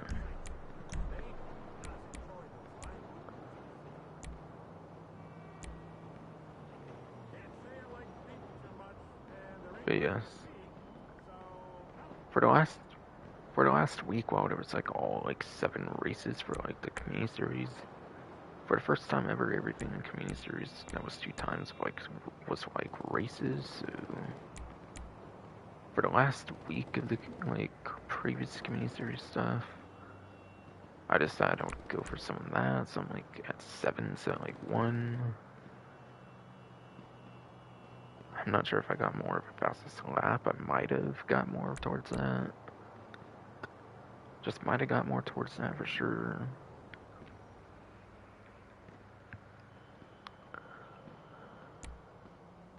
So I did make some good progress there.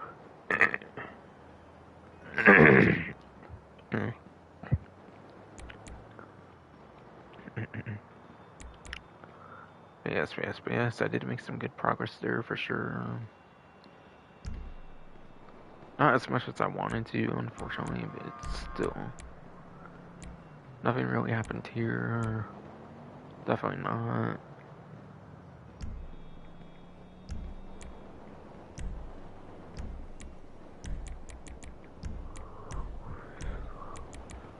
And yeah.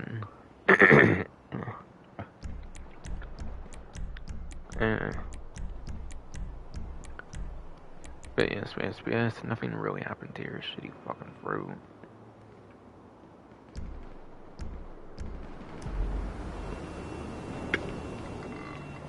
Oh my god. But yes.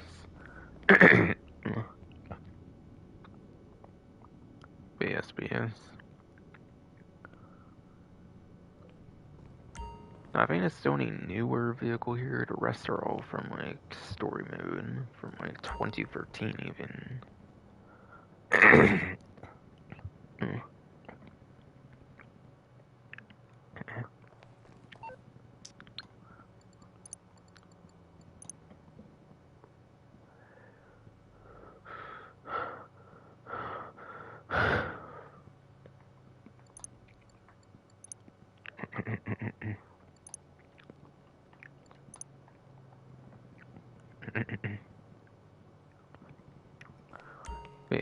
But yes, I do believe that's the only newer vehicle here. The rest are all from like day 1 of fucking story mode, even like 2013.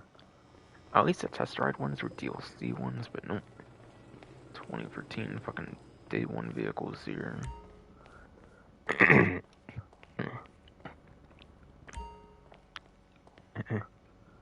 So I pretty much already mentioned everything about that one.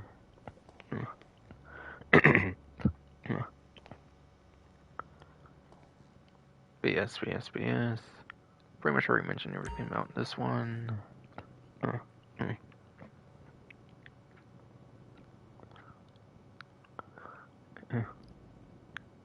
Okay. One of them is on discount.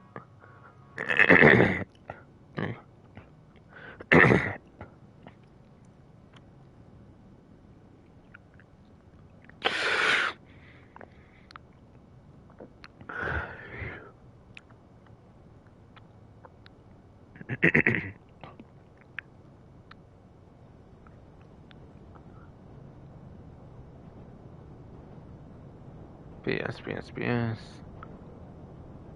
Only one vehicle is on discount this time.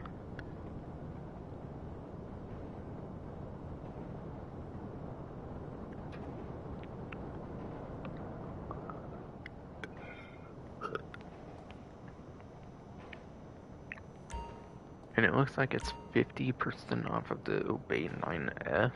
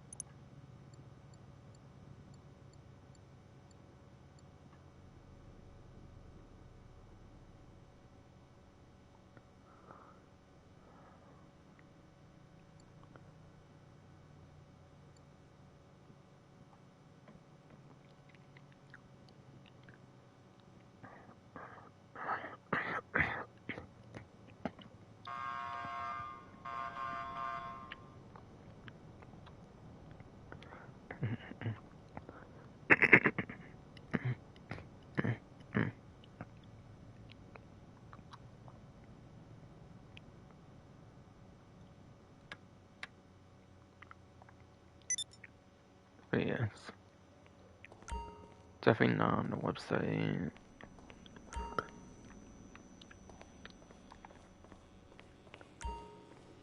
Those are all on Stubborn.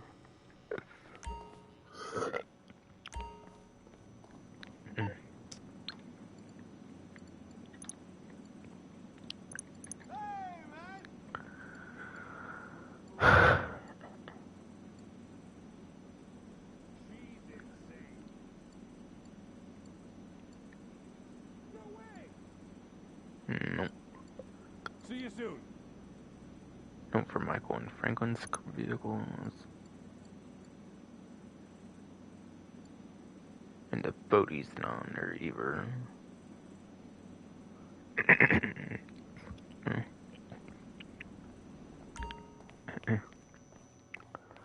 BS.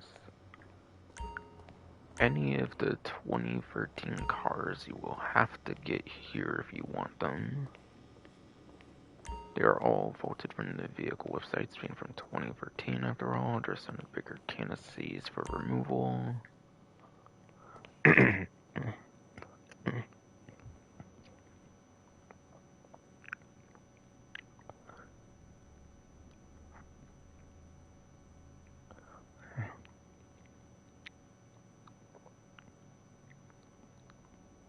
But yes, since the 9F is on discount, I will be going over performance on that one, but not really the other ones.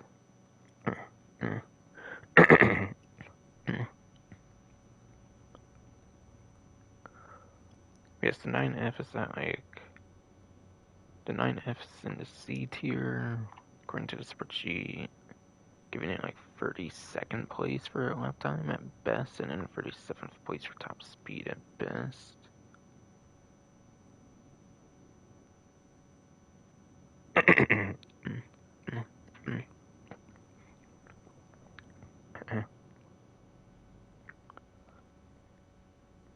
BS.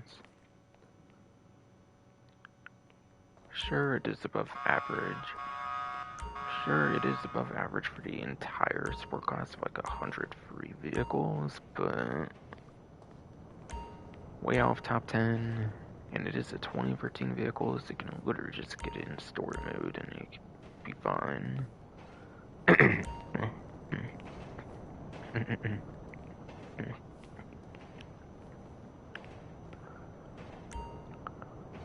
PS.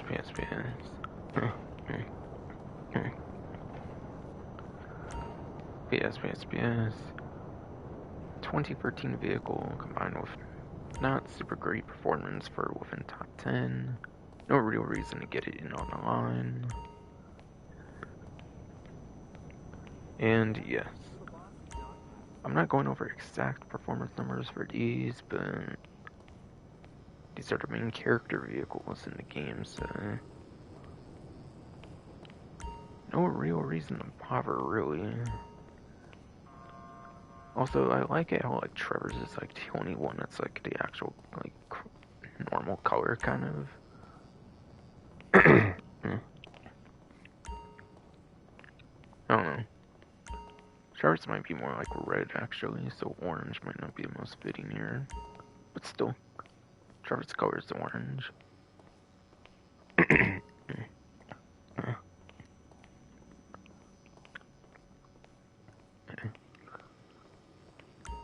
I just like how Trevor's has the most realistic like color scheme to it. Whereas like Franklin's and Michael's are completely fucking random pretty much. Instead of actually fitting the character pretty much.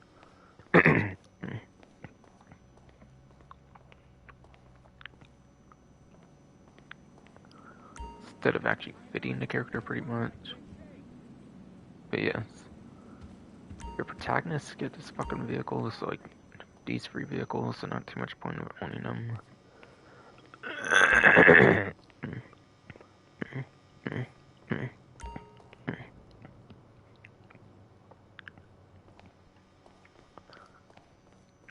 Yes.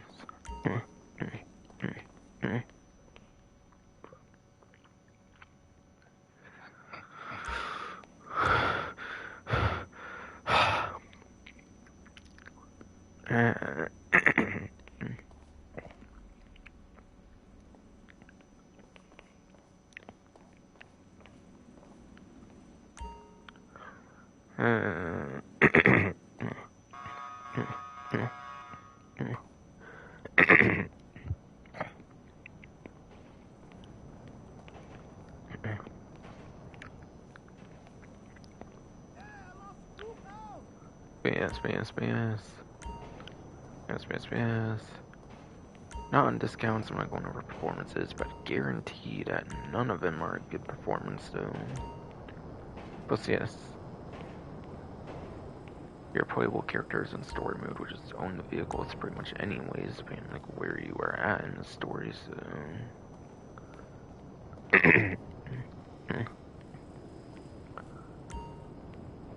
So unless you want the single player vehicles in online, there's really no point in getting them in online.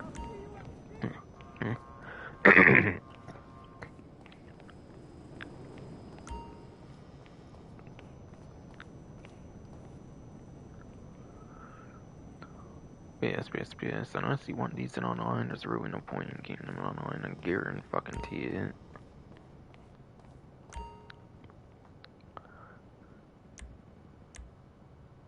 I'm gonna purchase it here. Again, I kinda accidentally went over it earlier, thinking the deity was on 7 for some reason, when I was looking at 2-door, not 4-door, really. But yes. It is 1,810,000.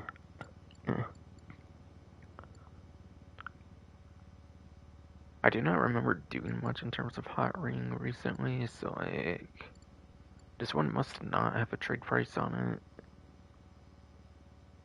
So yes. That one must not have a trade price at all, like how the Hotring Everon does. Which would make sense if they did no new Hotring races. Yes. If they did no new Hotring races, then I guess it makes sense not to have a trade price.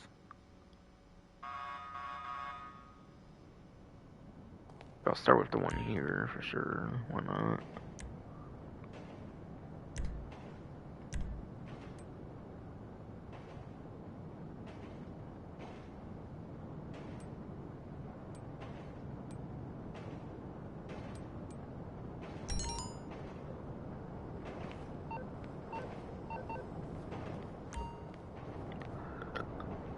Yes.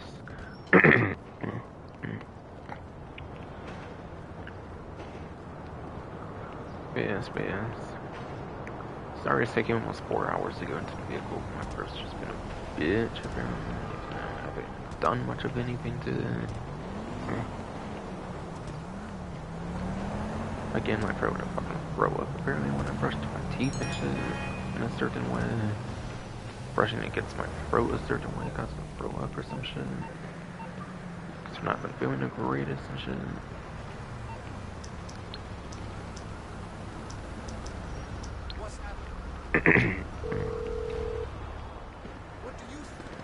You calling for some wheels? I'm Johnny on the spot. I'll hook you up.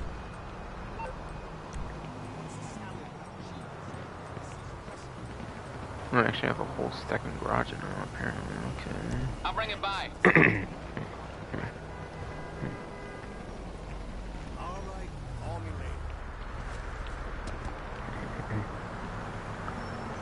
later. Yes, okay.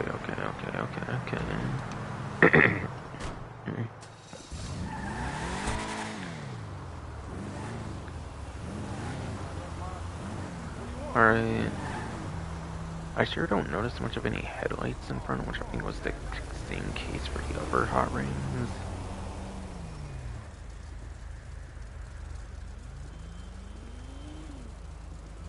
No working taillights there, it seems either.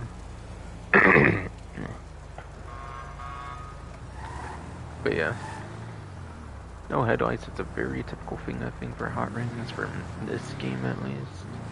In this game at least, there's no like headlights on hot rings pretty much. Okay, I'm curious if it can muscle car wheelie. This is kind of a muscle car. Seems it cannot.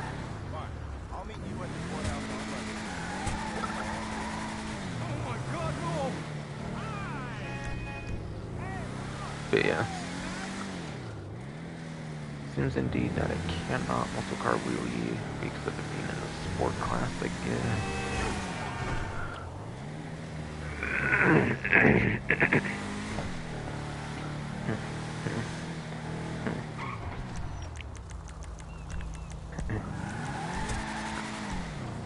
Before I forget any later on, to bring the adventure thruster.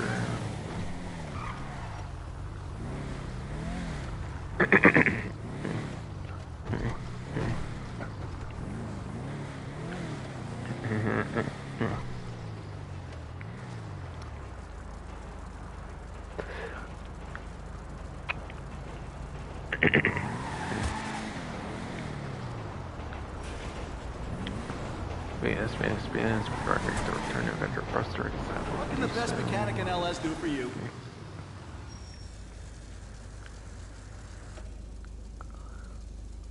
Whoa.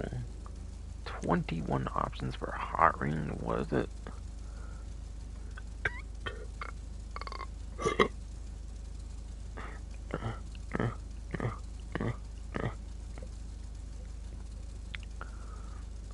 Whoa. 21 options for hot ring, it was pretty insane compared to the other ones.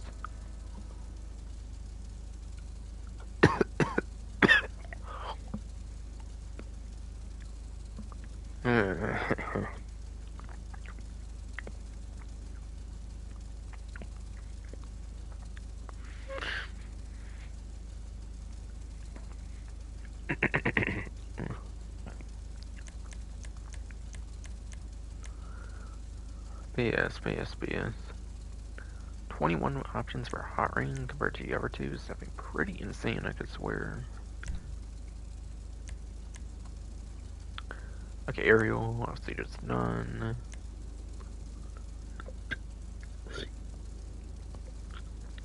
BS, BS, BS. BS, BS, BS. Our aerial, obviously, start with none. Then get compact and then Hotring. Going Hotring because it is the Hotring. Why the fuck not?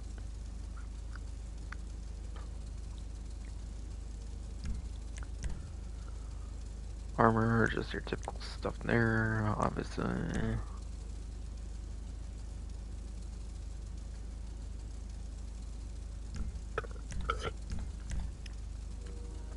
Eh.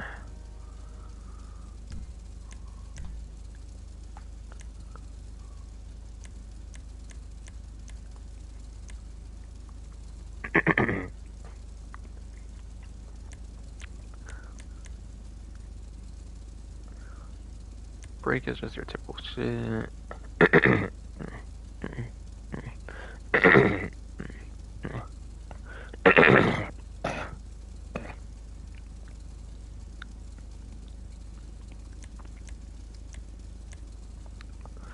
But yes, but yes, but yes.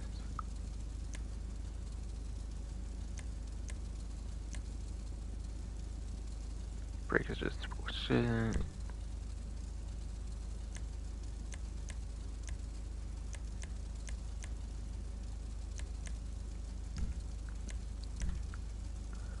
Alright, front bumper, you want to get one option.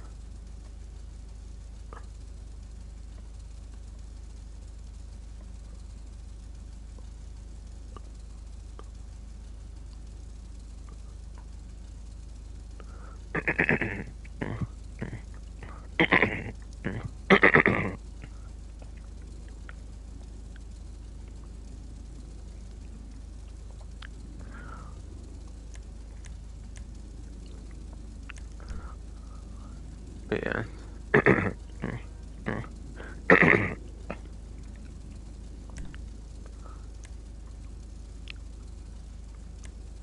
BS, BS, BS.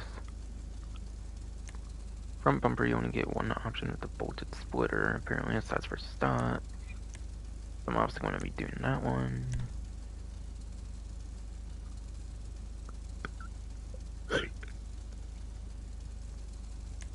Yes, BS, BS. I'm obviously doing that one. Alright, chassis here. That's for obvious stock. You get trunk fins, and then you get transparent trunk fins.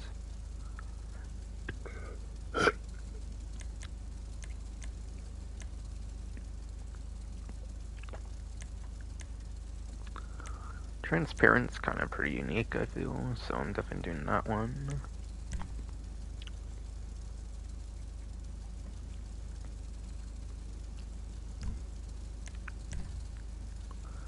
Engine is just gonna be your typical.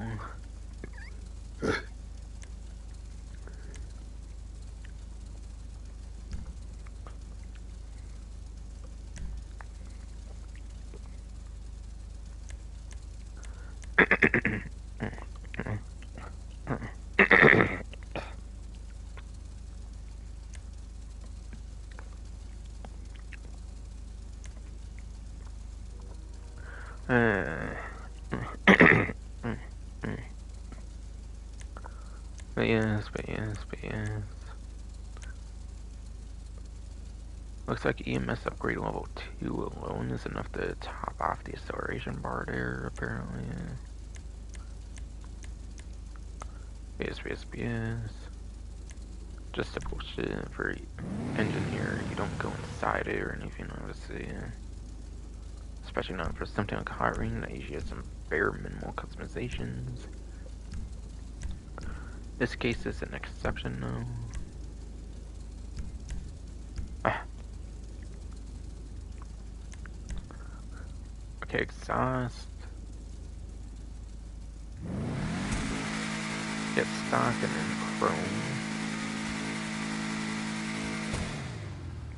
I'll do the one upgraded one. Why the hell not? Just so it's not stock.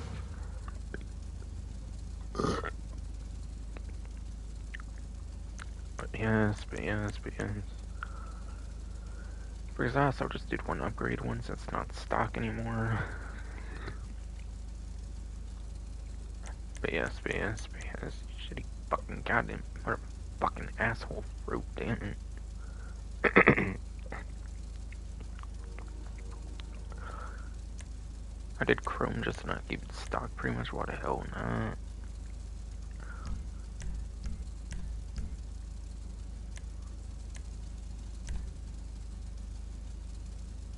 Honestly, this one's kind of a sad trombone. I don't know, it does get...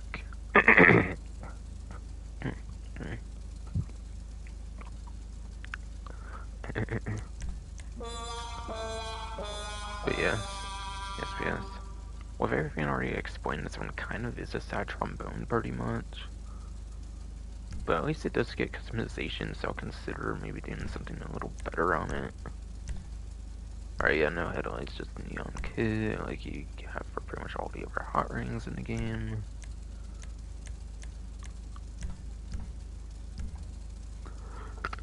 Styling color later there, yes.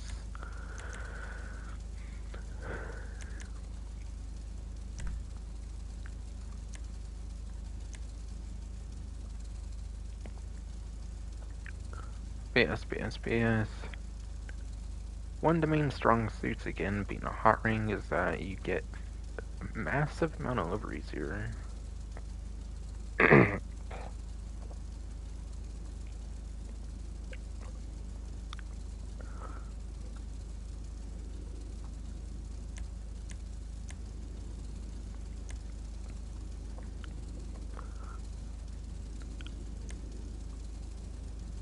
Yes. One of the main benefits of Hotrings is it gets almost 30 liveries, which is crazy as fuck.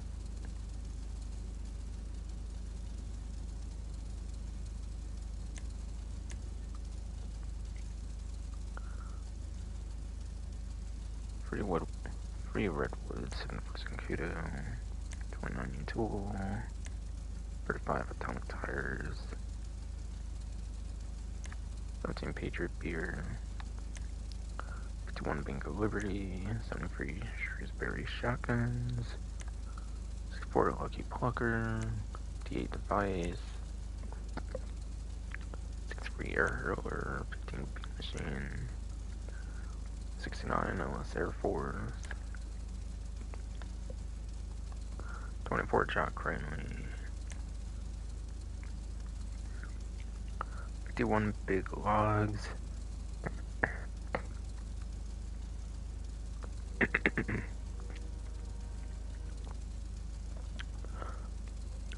Damn, no, someone's kind of on my way there. 24 Jock Cranley, 51 big logs, 36 flint tools, 41 globe oil.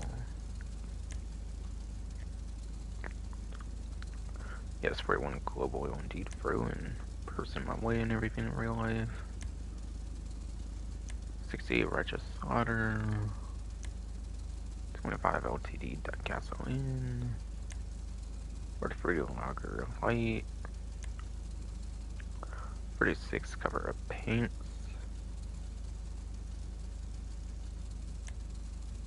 32 rain, 20 mine mont, 7 ecola, 21 auto exotic, 30 weasel network,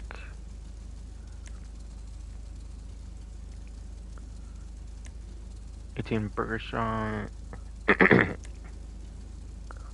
weasel network, 18 burger shot, 44 sprunk extreme, 60 rack of rum, and then 6 power metal. Okay.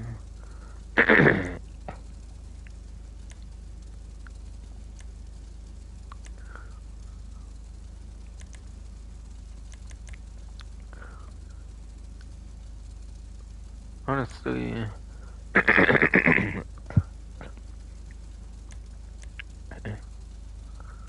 I'm pretty sure I already have Ragarum on the Everon. I'm not really a big fan of the Power Metal one, quite frankly. I have Sprung versus Ecola. I think that they added a Veggie later on for the, like, Hotring Saber. So I really do not feel I want another one with Sprunk.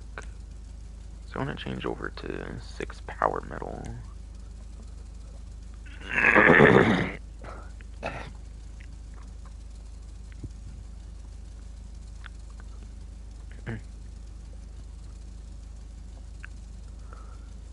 BS.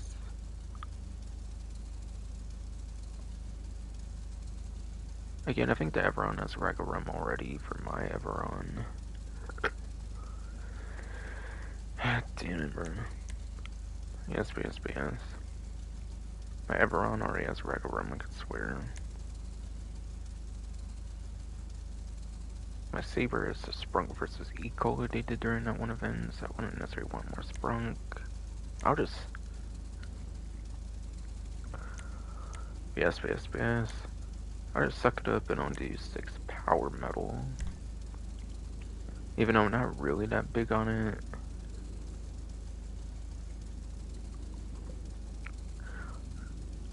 Just to do the last one, why the fuck not?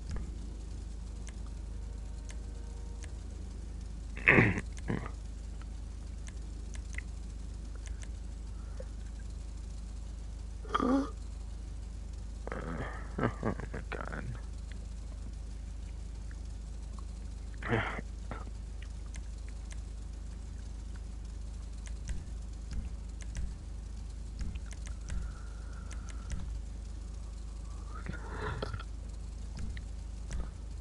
More sponsorship, hell yes, I'll gladly be taking that. Oh, do yellow, I fucking dig that shit.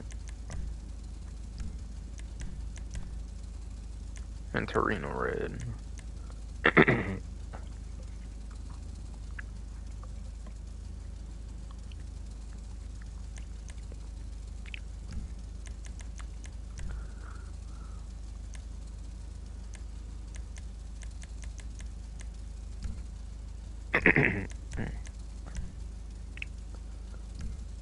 Screw it.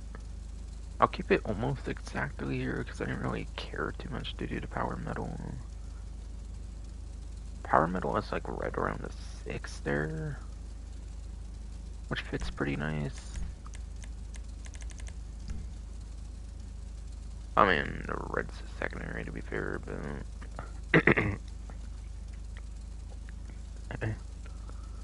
I feel Power Metal looks pretty alright with the yellow as well, not just a regular rum.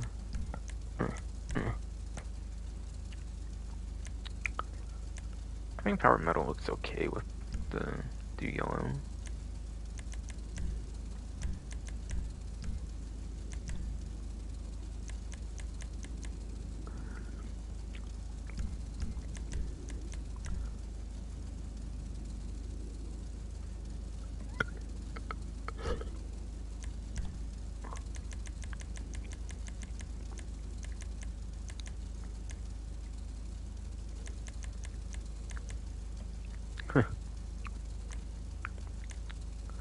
But yeah,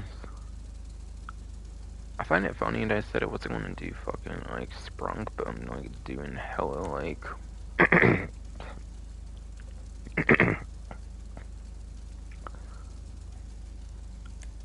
BS.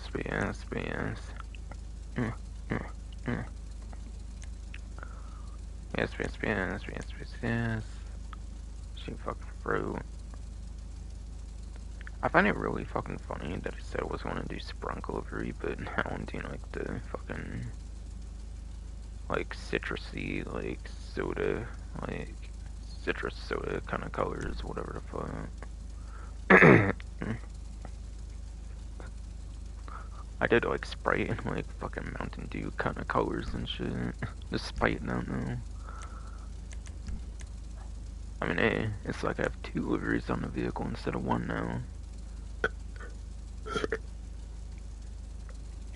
Baby. It's kind of like I have two liveries on one vehicle, like I do with the Hotring Saber with that Ecola versus Sprunk. It's Sprunk Extreme kind of with the like. It's Sprunk Extreme with like the fucking yellow. Oh man.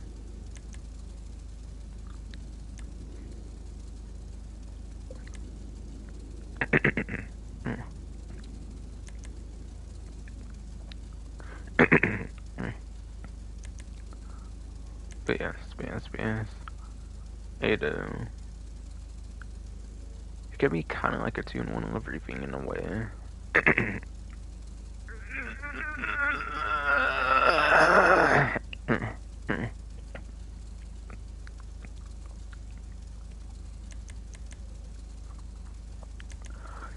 Yes.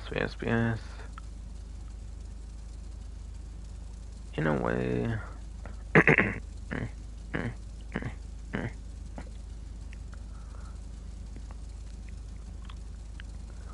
But yes. She fucking fruit. In a way. It could be like how Sprunk Eco was kind of like a 2-in-1 thing with like the Hiring Saber, but like I have like the coloration of like the Sprunk Extreme with like the actual livery of the Power Metal. I kind of dig that actually. Kind of makes it a little like my Hotring Saber again. I actually kind of really dig that, not gonna lie.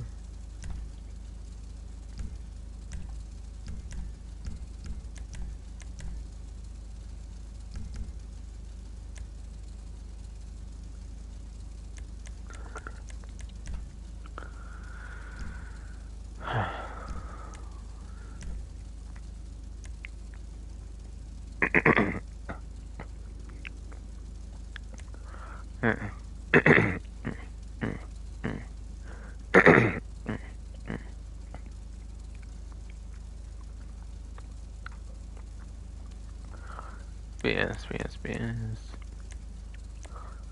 For roofs, you get roof fins, or you get transparent roof fins. Oh my god, fruit. But yes, that's for stock. Obviously, you get roof fins and transparents. Those same upgrades that was back there, basically, just a dark one, like the regular, like non-stock. Yes. Regular non-stock, basically.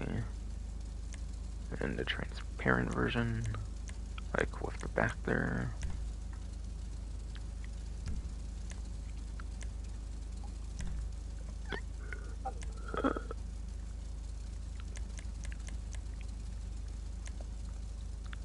Okay, honestly, the spoiler customization is pretty nice, at least.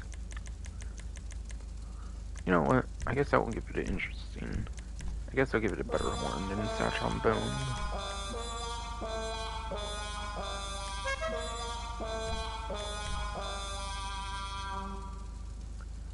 I mean, it's a Hotring version of the fucking Karen Everon, whatever, so.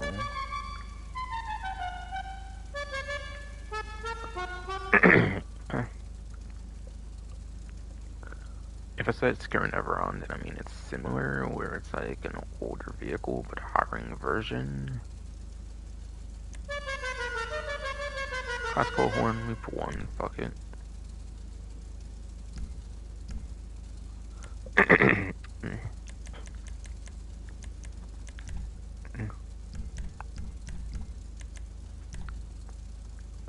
Okay, stock spoiler. Black spoiler. Basically same thing, but without the livery for that one. Okay. You kinda get the black and like, you kinda get like a black and like transparent thing like it did for some other things. Bolted ducktail, transparent, bolted, bolted, transparent version.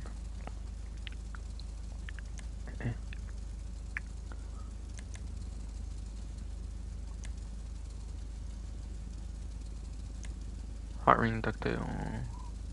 Just parent. And you get GT spoiler, and then you get a black one, okay. So it's kind of reverse of stock where you get like the color and then the black. This one you get the color and wait, color black. Okay, no, it's the same way. Sorry, it's exactly the same. Oh, the extra color there would be nice, but I don't really fucking care. I do like the funny phrase on there though with power metal though. Yes, that is one funny phrase though when it comes to power metal though. I'll just do black. Since it's bottom option, why the fuck not?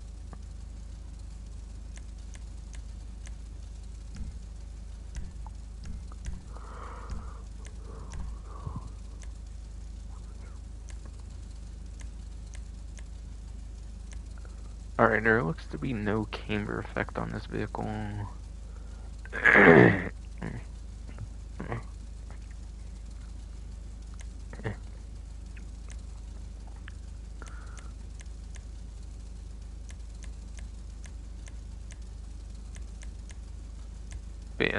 Bass, you fucking fruit. To me, it looks like no camber effect whatsoever on this. So you don't really need to do the bottom suspension. Apparently the camber effect does have a like slight benefit as far as I understand, at least to your performance if the vehicle would have a camber effect at the bottom suspensions. But here it does not, so choose whatever one you please if you're not big on lower suspensions for any reason.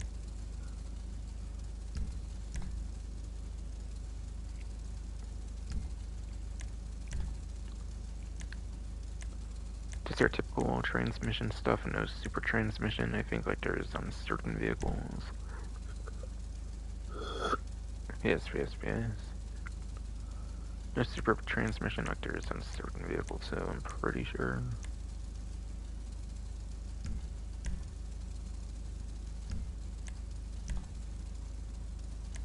There, that should give me a boost.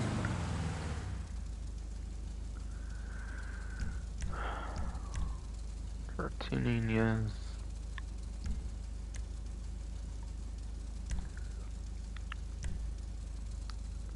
Even though it is kind of a muscle one, it is in sport class, so I'm going to put some sport wheels on it though, for sure. But yes. Even though it is kind of a muscle car, because it is in a sport class, I will give it sport wheels. Though. Yes, bravado, Hotring.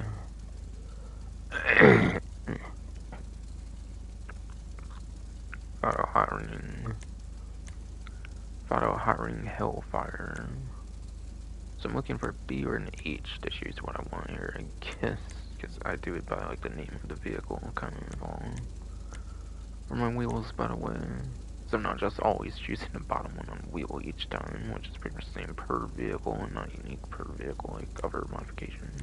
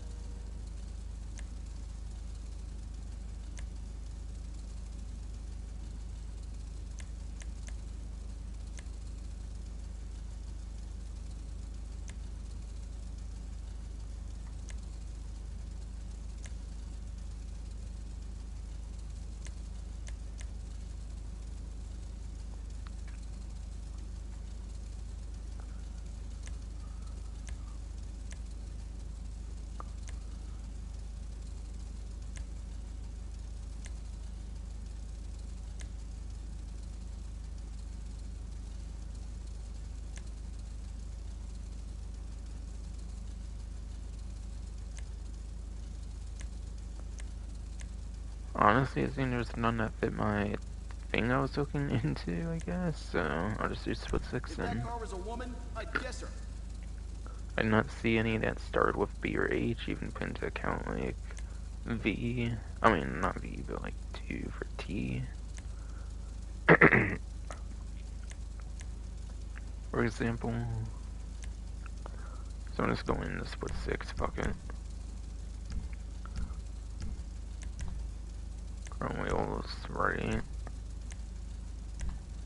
Tires.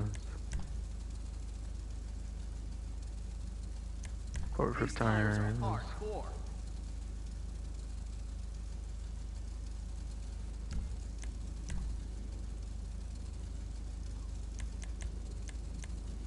Tire smoke.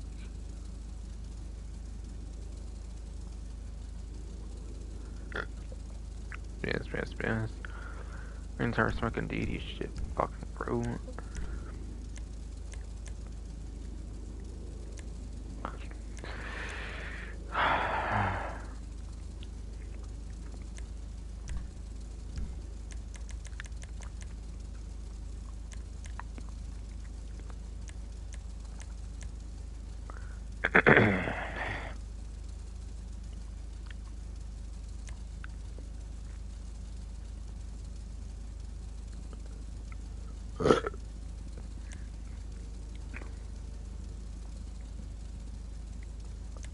Man.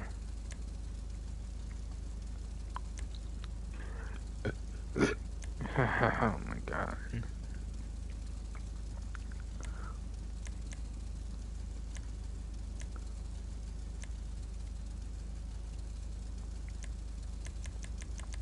Yeah, I think I only forgot the yes. Seems I only forgot Neon Kid.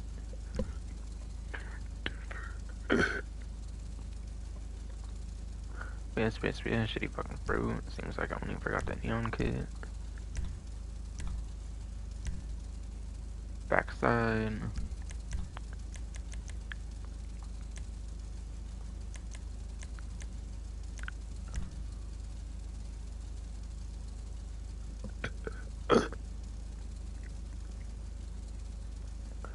Yes, shitty fucking fruit.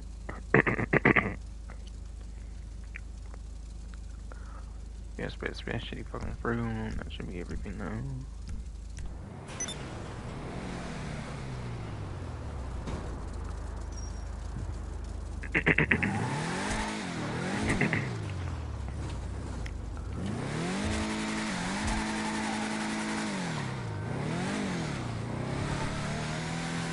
Wait, those 5 things there, that's where those are.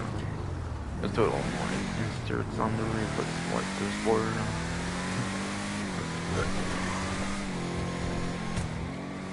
Yes, those little flat things, that's kind of what those are.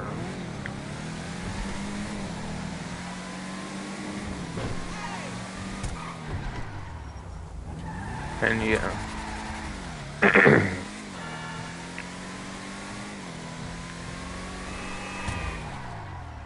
But yeah. Flaps might also give it like pretty good braking as well. Yes. Yeah, shitty fucking fruit. Seems these flaps also give the vehicle some damn good brake power as well.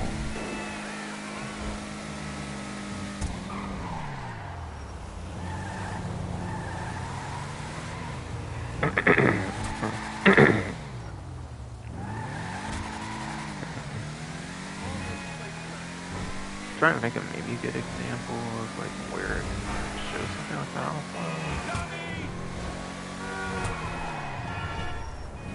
I don't know, it does stop pretty quick as well because those flaps again. So I guess not only do you get better cornering when you brake in certain ways, you also get some of the best brakes of the game, if not the best brakes of the game even.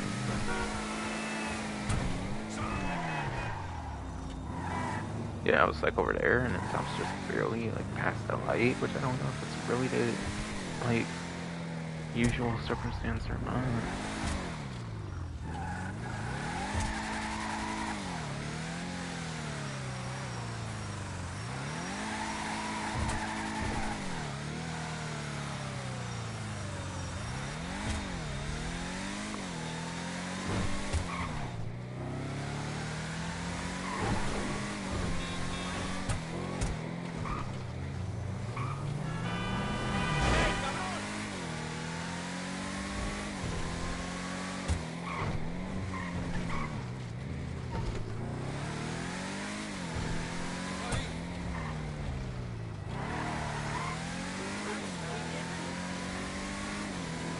trying to see if I can get the lap time.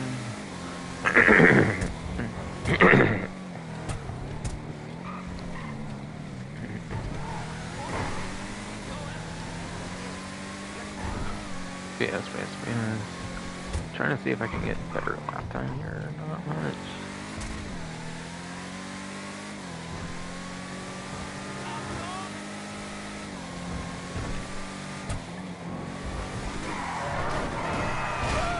Alright, that didn't turn all that great, perhaps.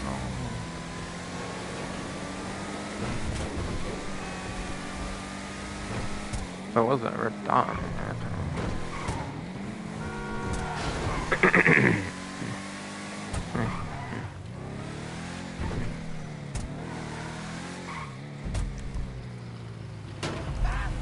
Robert.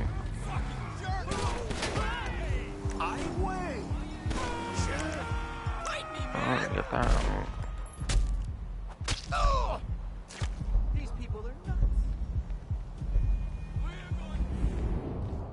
Okay, what the hell? That was a bit trippy.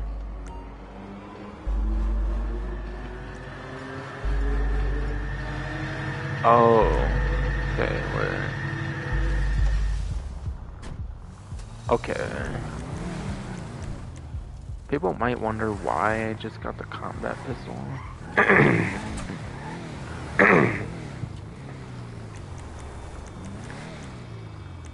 But yes. People might wonder why I have the combat pistol, and it's because I actually did stuff with the weapon loadout lately.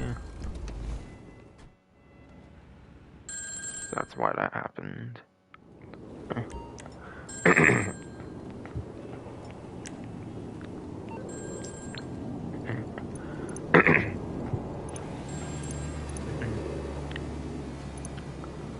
But yes, can just get Samaritan going more. Hello?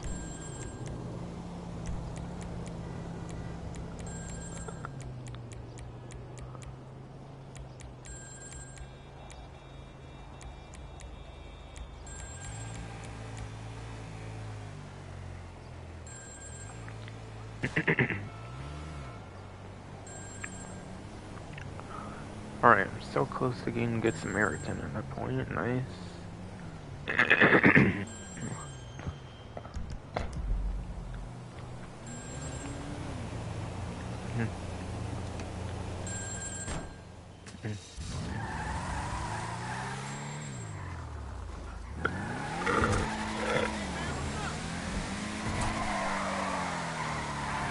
Yeah, I think they're drifted pretty heavily for sample.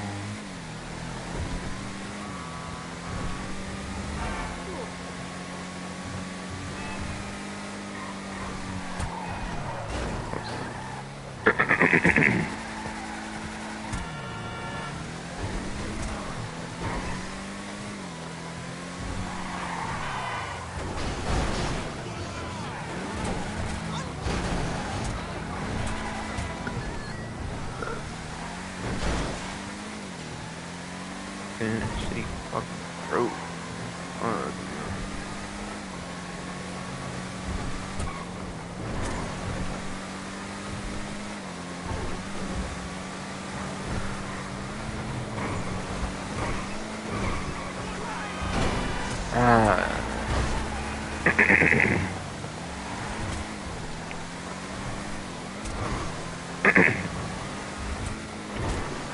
Giving it a fucking good example of going here. It's fucking raining too, not to fucking mention.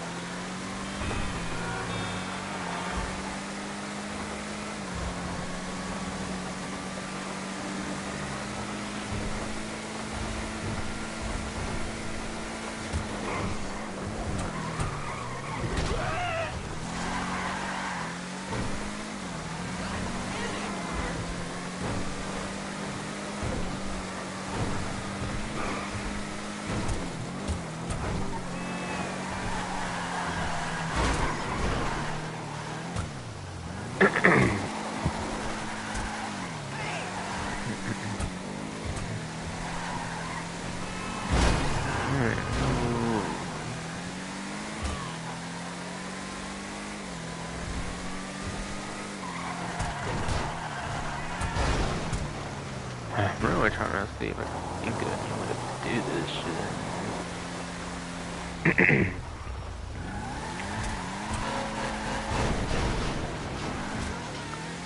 Yes.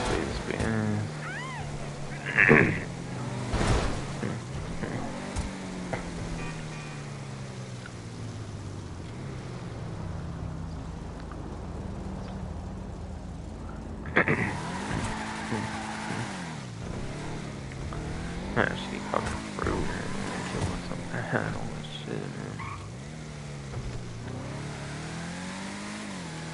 It seems to stop the raining finally here.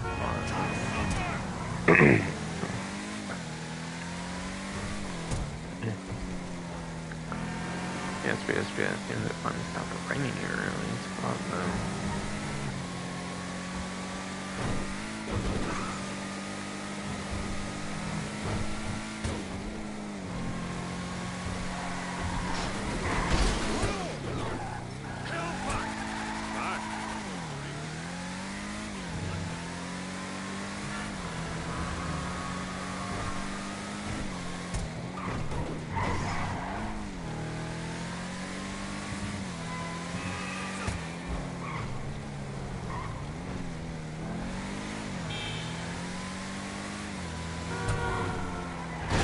Ah, damn it, fucking car.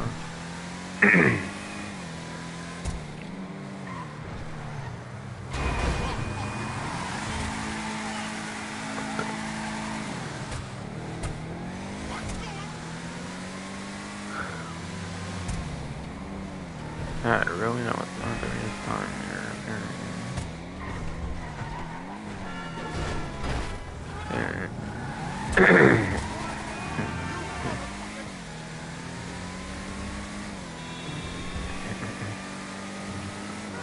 Damn, she fucking bro.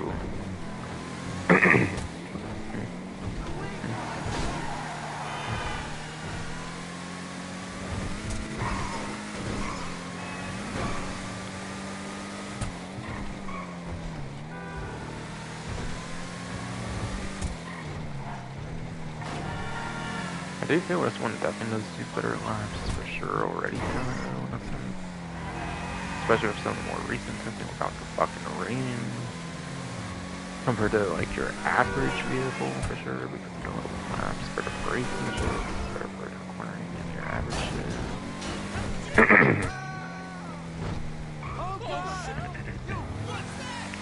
That's for sure indeed. Shit, fucking bro.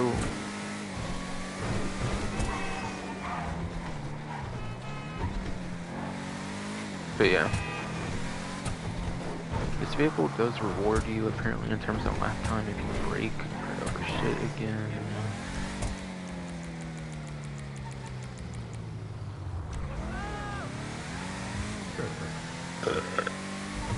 But yeah,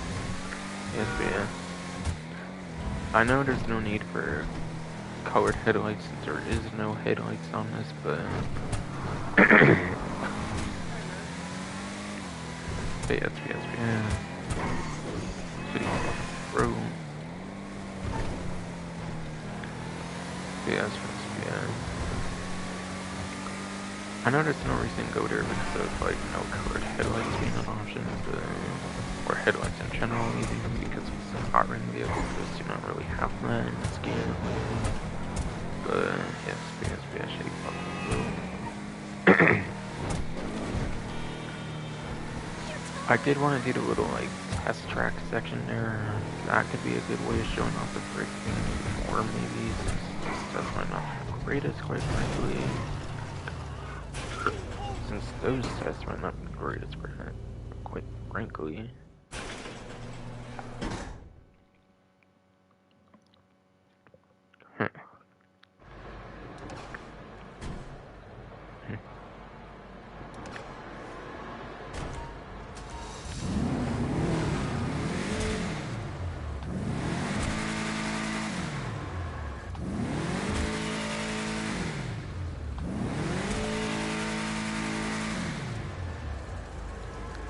Oh, hell fucking yeah, that's amazing ass fucking rev and shit. Let's fucking go.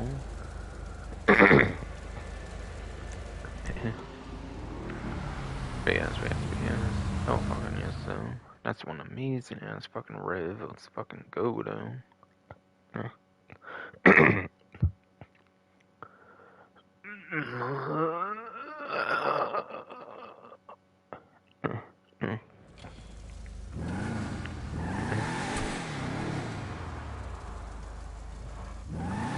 yeah. That's one amazing ass fucking rev. Let's fucking actually fucking go, you shitty fucking bro.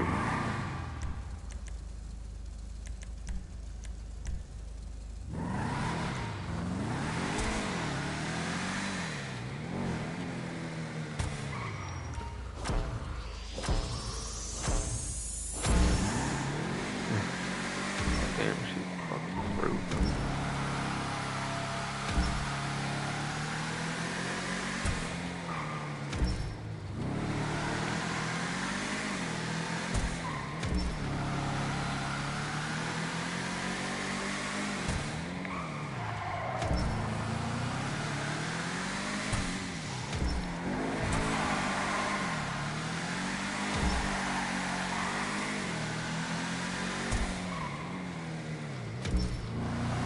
Went down in there, confoiling there, but still every other time is kind of good. Maybe. I don't know. Maybe for all I fucking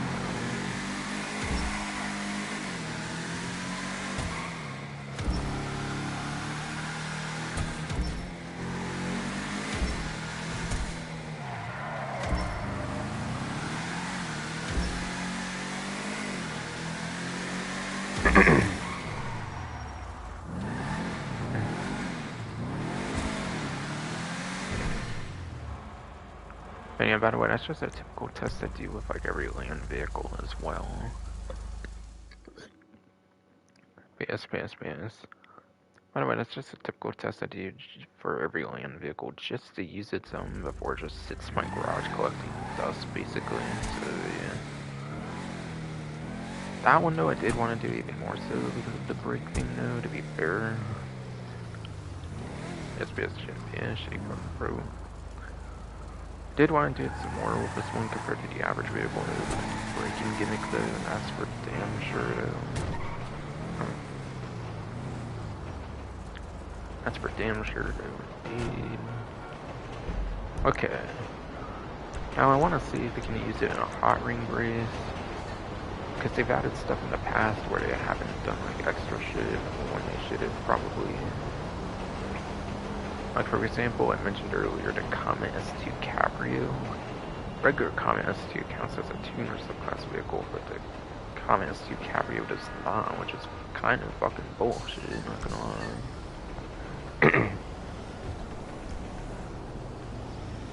And then there's also the tuner vehicles that was out of like the Criminal Enterprise DLC, the quote-unquote tuner vehicles. But you can't even use them in fucking street races, pursuit races, or fucking robbery contracts, so how the hell do they call them tuners if they can't be used in any of the fucking tuner content though?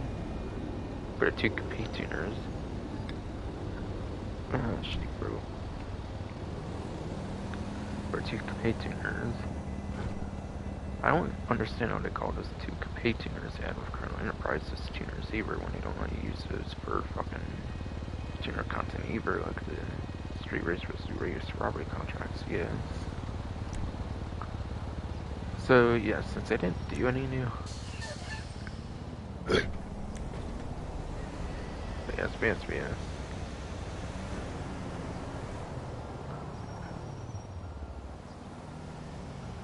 But I hope it's not like the coupe tuners they did with like Colonel Enterprise and like Colonel S2 Cabrio where they do not even let you use it in the fucking races though.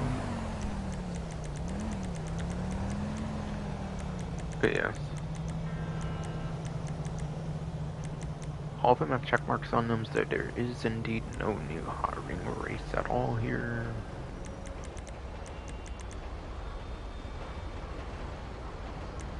They really love the damn thumbnails, bro.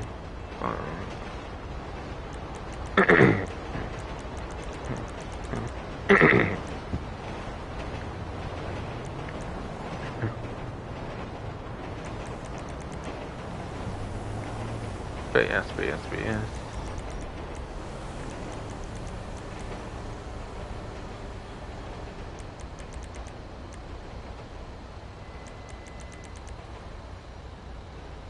PS, she fucking throat.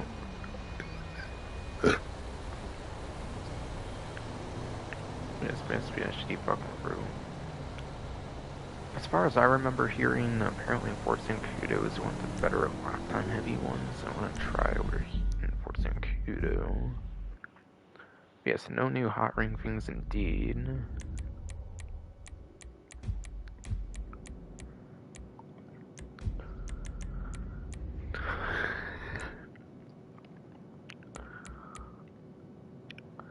Number 5, sports restricted indeed. You shit fucking throat makes me have to quadruple guess myself and shit. But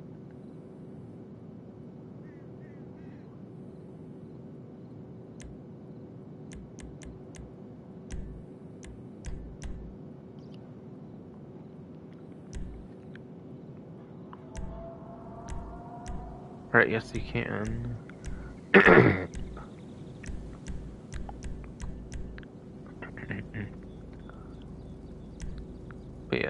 But yes. As expected, apparently you can use the Hellfire, nice. Now if only they would have done this shit with the fucking coupe tuners from the Criminal Enterprises DLC that came out after the like initial bunch of tuners from the Los Santos tuners. Same with the Comet S2 Cabrio, if only they did it with that shit.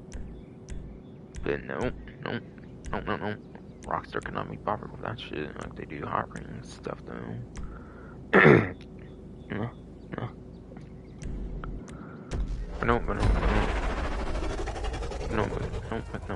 Rockstar could not be bothered with those like they were able to with these. Fucking tuners is a whole another fucking story. They can't add more tuners to do in like robbery contracts and shit, apparently.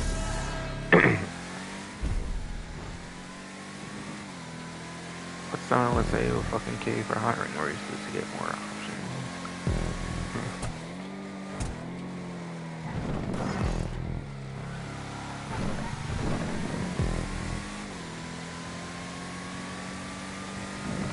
But I was totally possible to beat their roster for real quick for 17 seconds, 43 milliseconds. It's totally doable. Totally.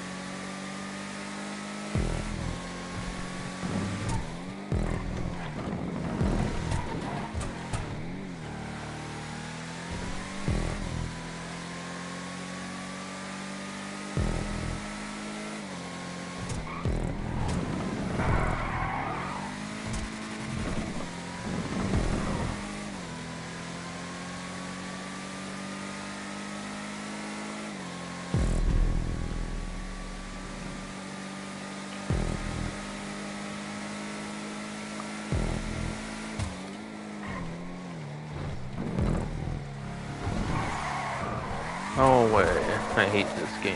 Fuck no. BS.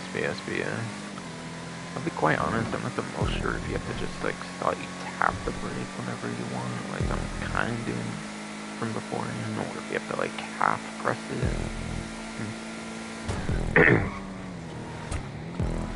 Or if you have to like half press it to where like you're like in between like pressing it and not pressing it, so like halfway point of like how far your trigger can go. I'm not sure, to be honest.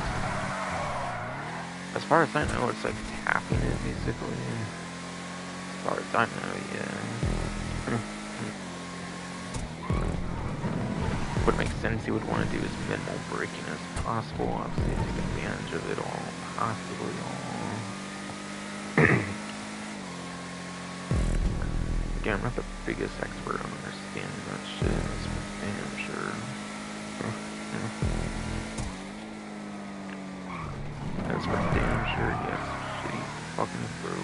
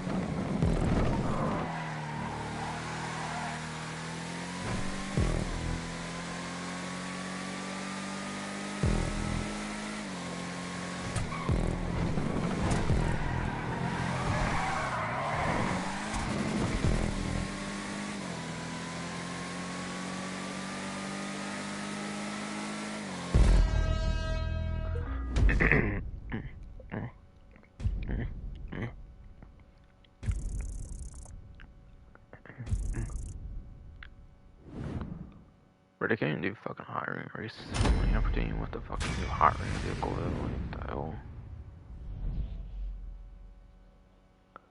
Wait, did I actually get a new best of lap in general, even over the Everon I've clearly done on this before?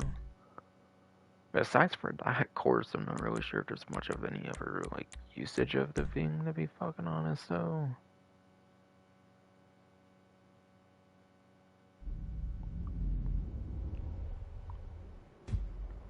Why the hell did he not do any new hot ring races, though? I will not understand, to be fucking honest.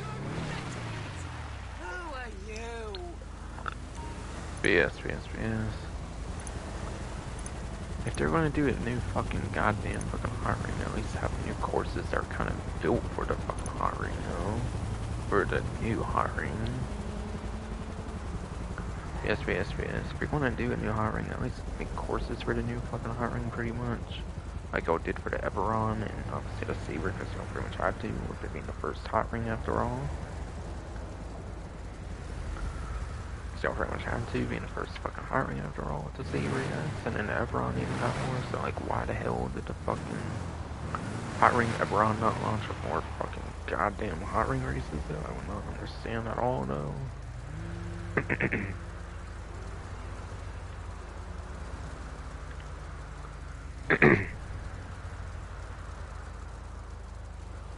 But yeah. Now it's time to go over any remaining money opportunities and discounts and shit at this point.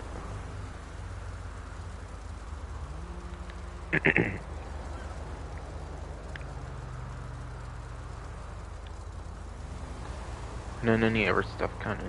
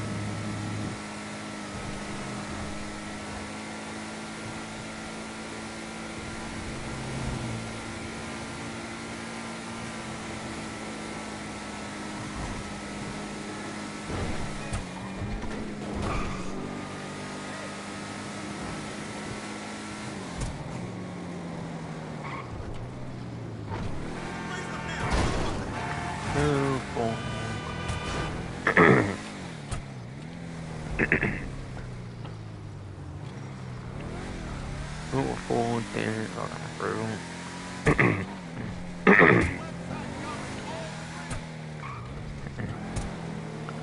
Oh, damn it, full fucking bro.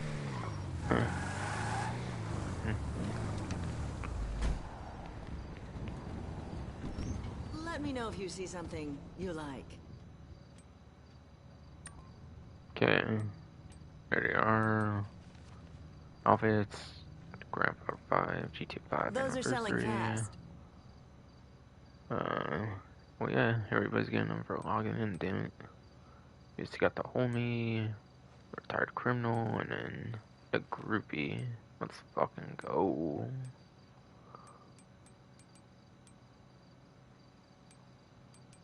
Michael's my favorite, so retired criminal. Bye.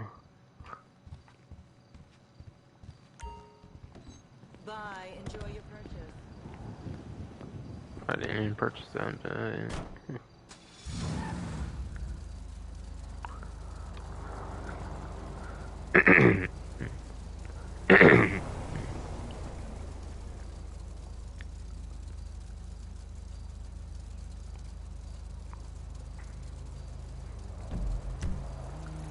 Okay, I'm trying to go over to the agency since I still have the different weapons available after all.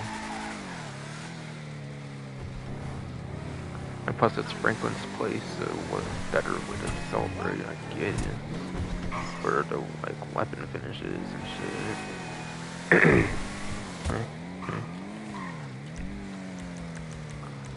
For weapon finishes and shit, yeah.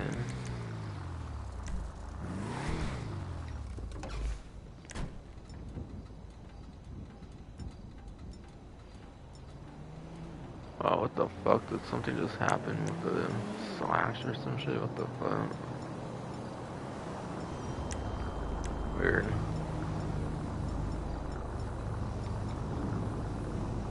I think that like slash being glitched out or some shit. I'm like, what the fuck? When I did that.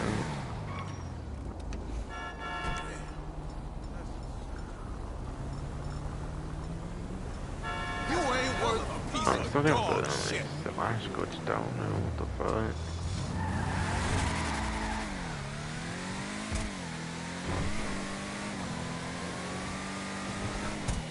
By the way, the thing I did with the like gun locker is apparently if you put like a regular like pistol, like regular SMG, or fuck it, I lose all kinds of SMG ammo if I don't do this. So if I put an SMG with like regular rounds in a fucking weapon locker, apparently the way the game like works is like, apparently your ammo gets refilled every time if you just simply have like one like regular ammo like gun in your gun locker. That's kind of what I did there. So anytime I go into another lobby, I'll get like max SMG ammo, even if I were to use like almost the whole fucking thing.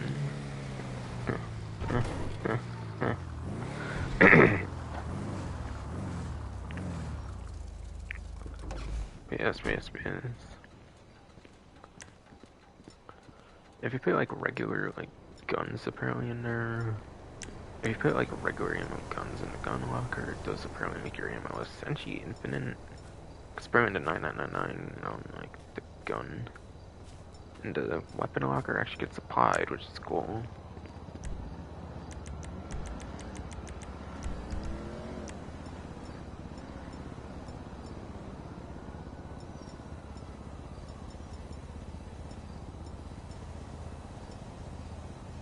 I'm gonna need the micro SMG, and that's actually one I have in the gun locker, so I did that there.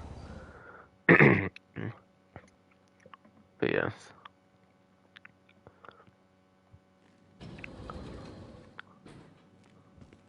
Before putting the micro SMG in my gun locker, I was just not able to use my fucking tactical SMG Everything for okay? shit.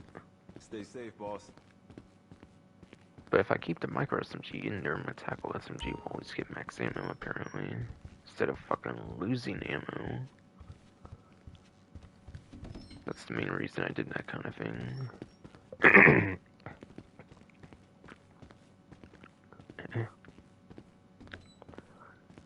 So yes.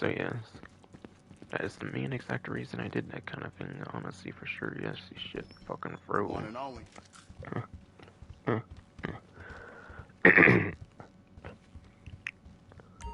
Shit fucking fro, you shit fucking fro, you shit fucking fro. Hey, you know I grew up a couple blocks over from Franklin. Ain't such a small world, though. When I heard about this job, I pulled every string I had. All right, let's talk. So, micro SMG. Okay, I actually never bought the organic spinach, apparently, not that I care for it.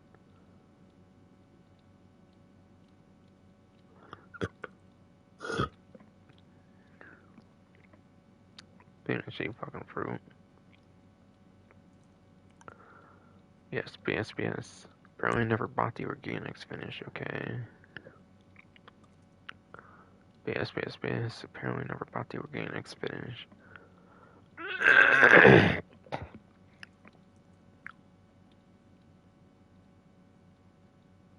Hey, let me know if you have any questions. But yes. Apparently never bought the organic spinach, but that's fine. Every other finish I fucking prefer over it, kind of. Boy, with the one finish, it's not too much different if you go from that one, kind of.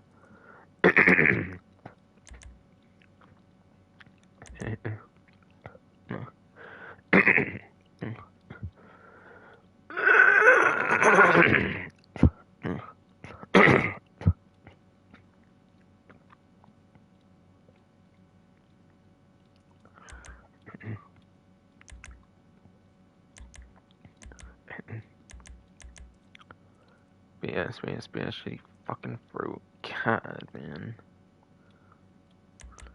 As far as I can tell, the main difference with Folly of the Take your Month time. compared to organic You own the place spinach after all.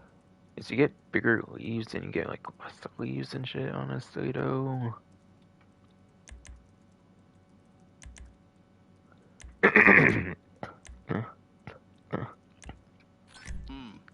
I'll change it to that, fuck it.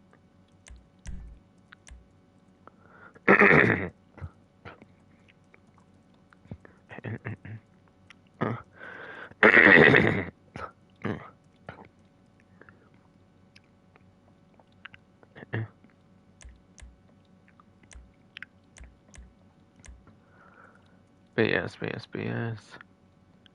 Now this one I'm not sure I'll be able to show off since it is apparently supposed to be for the Mark 1. I doubt the Mark 2 has it though, unfortunately.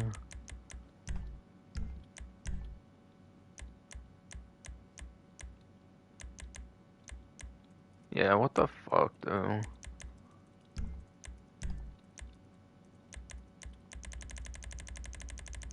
I'll be here if you need anything.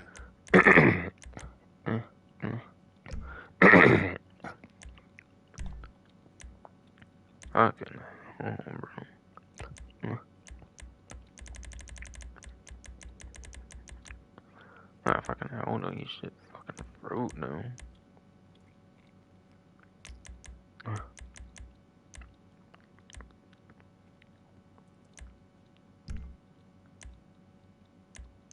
But yeah. You have to fucking turn this shit over to Mark 1 in order to even fucking use delivery. Yep, that's what I was afraid of.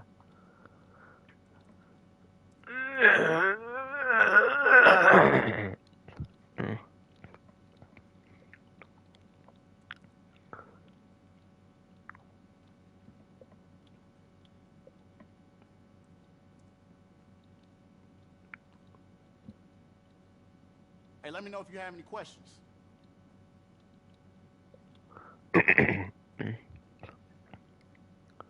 Oh, I have a question. Will my throw ever stop being a fucking bitch? Damn. But yes.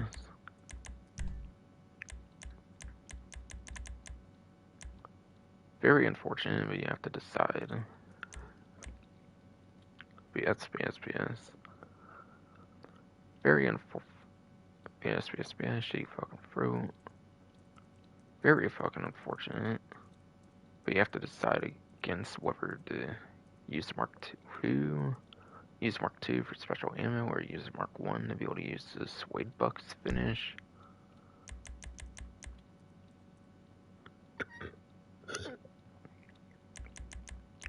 BS, shitty fucking fruit. Take your time. Very You unfortunate own why the do you have place to after decide all. against having special ammo, or having a Suede Bucks like weapon finish, dude. That's so fucking stupid, dude.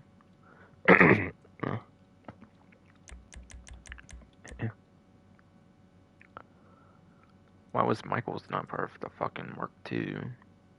Or at least the Mark 1 and a Mark II version? Like, what the fuck?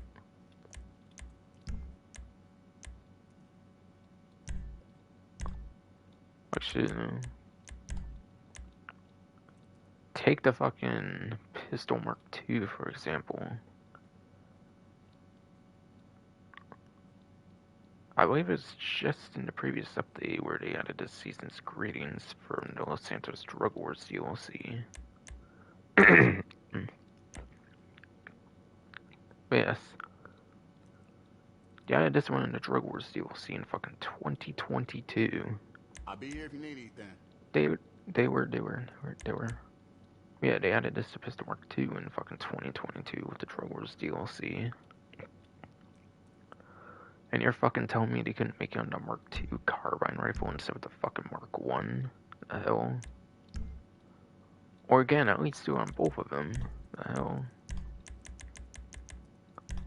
Yeah, unfortunately, the Suede Bucks one, which is my favorite, being Michael's, is unfortunately not able to be done on the fucking Mark II carbine rifle. Sorry, I ain't fucking showing that shit off. I ain't reverting to Mark fucking 1. Fuck that shit. Huh.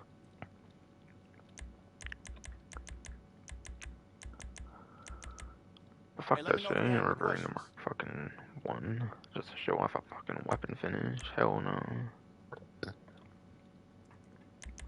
Hell no. You shit fucking through it and fucking reverting to Mark fucking 1 just to show that shit. Fuck no.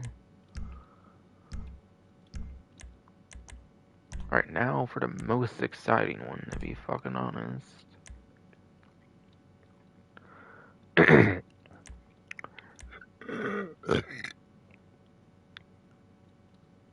But yes. Fucking finally, there's a specialty fucking finish on the fucking RPG that's not one of your, like, standard fucking finishes for the tints. Hell I always yes. put one of those on too. Oh my god, my RPG is gonna look so sick as fuck now. Keep your eyes open.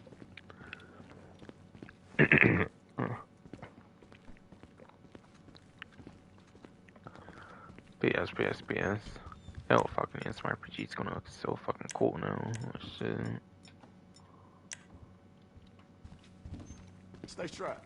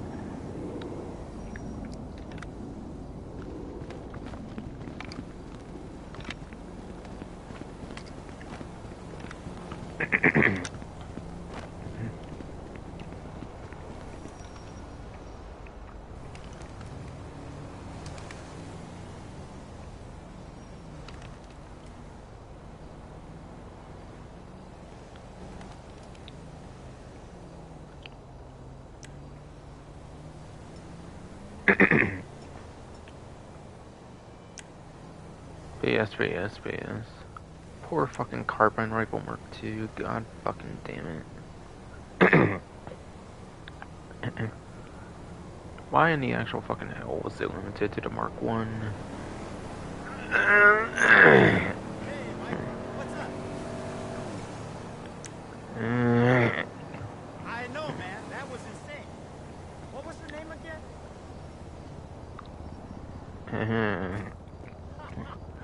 Hey, haven't seen you in ages.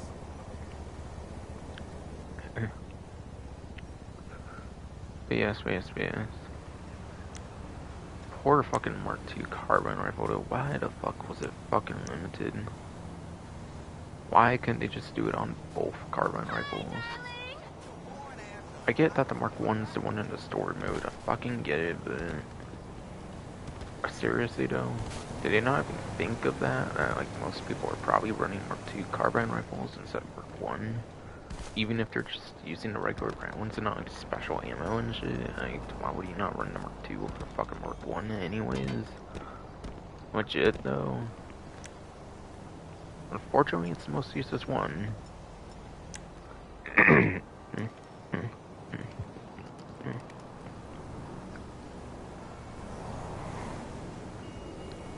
Oh my fucking god, this RPG though. Holy shit.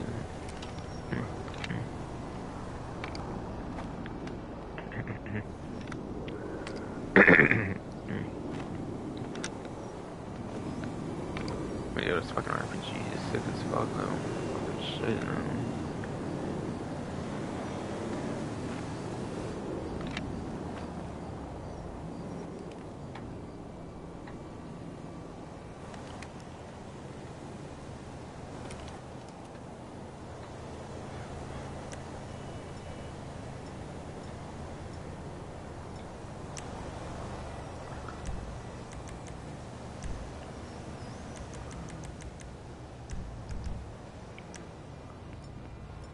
It's still all fucked up apparently even after that, bro.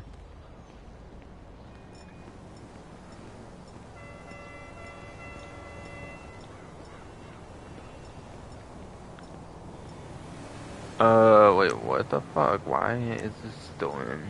Fuck.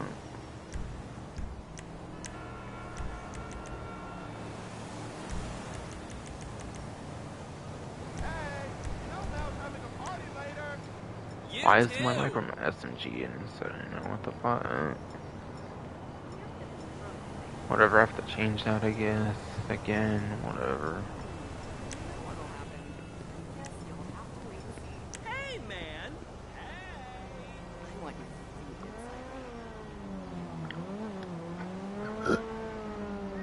Wait, I thought you BS. liked it like Hello? Hello?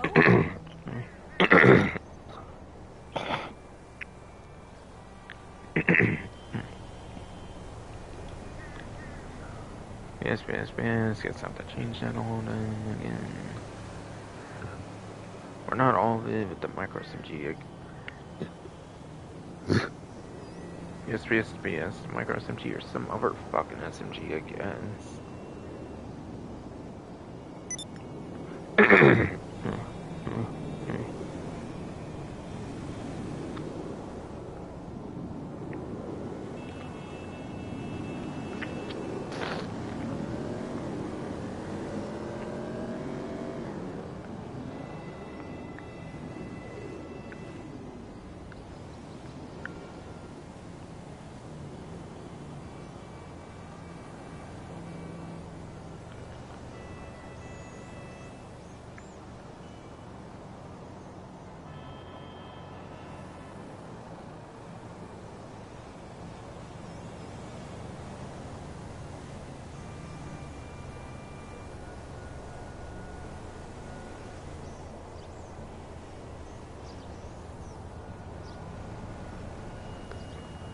Hey,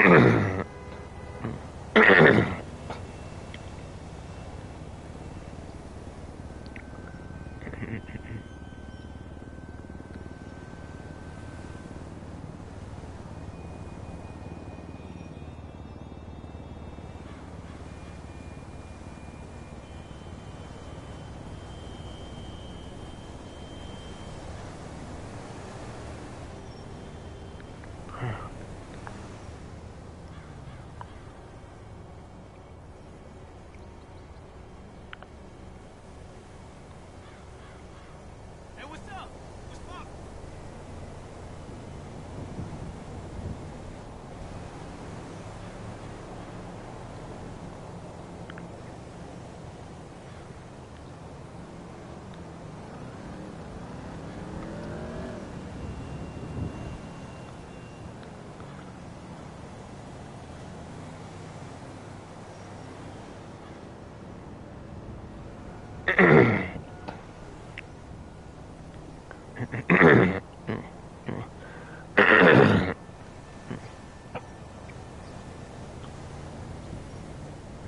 Fucking oh no.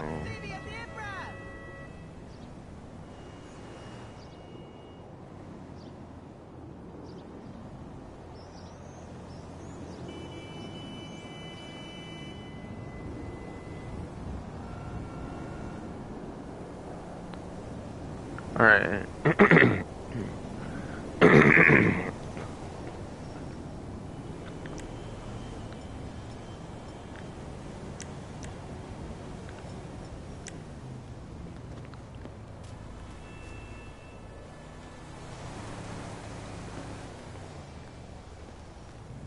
How is there just random newspaper here and there? How is there just random newspapers here for the fun?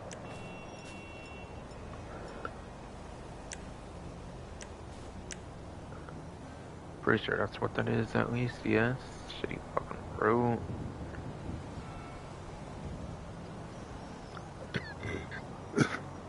Shitty fucking fruit. Fucking deed.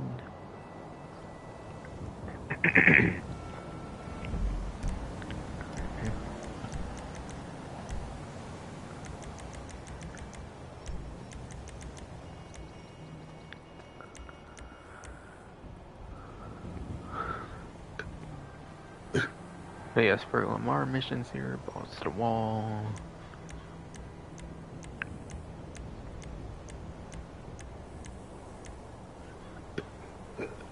Kidnapping. You know what, we need to do it different here.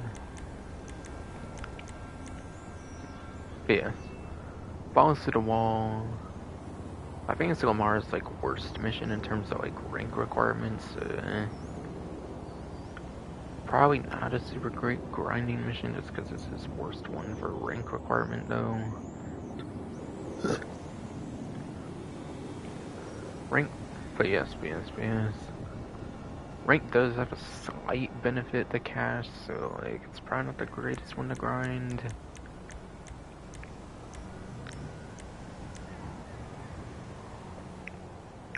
Kidnapping.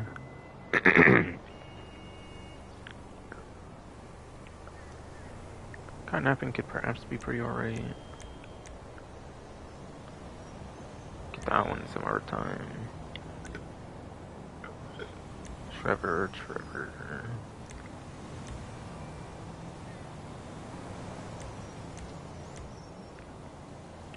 Yo, it does include the lowrider missions. Let's fucking go.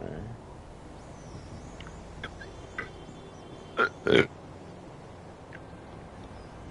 yo, it does include lowrider missions. Let's fucking go, dude. Definitely want to try to shoot for some more of that, then, for a tier 4, perhaps. Yeah, 9th gen is clearly worth it for the tier 4. On 8th gen, don't even fucking bother with those missions unless it's your first fucking time, pretty much. You're better off just doing traditional contact missions, really.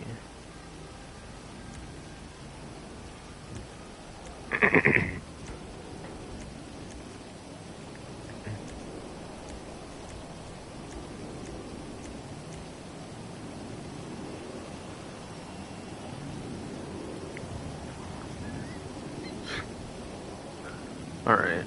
BS. This one's a very fun lowrider mission for sure. Because you're supposed to have characters on the side, and it does require 4 players, so like 2 people need to be on the sides of the moonbeam, which is cool.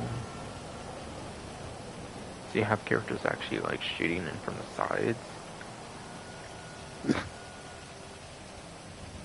BS. She fucking through.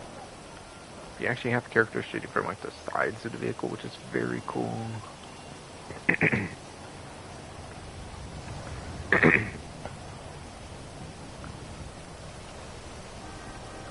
Yes, you can shoot from the sides of the moonbeam, which is really cool.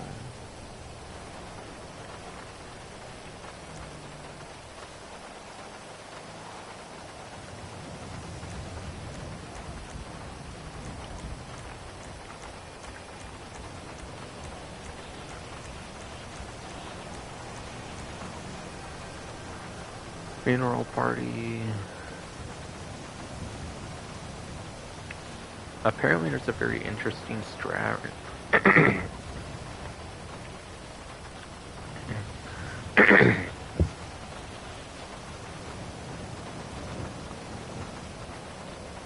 BS. Apparently there's a very interesting strat on the 9th gen version of the game. I believe that involves the brand new like personal vehicle version of the Speedo custom, which is pretty cool. But yeah, you can actually use personal vehicles on this one, which is pretty awesome as hell.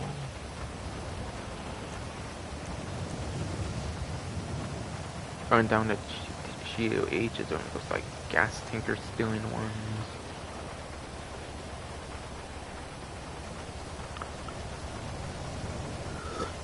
See if I can throw it in. But yeah. It can be an alright one, I guess, for rank 20, I guess.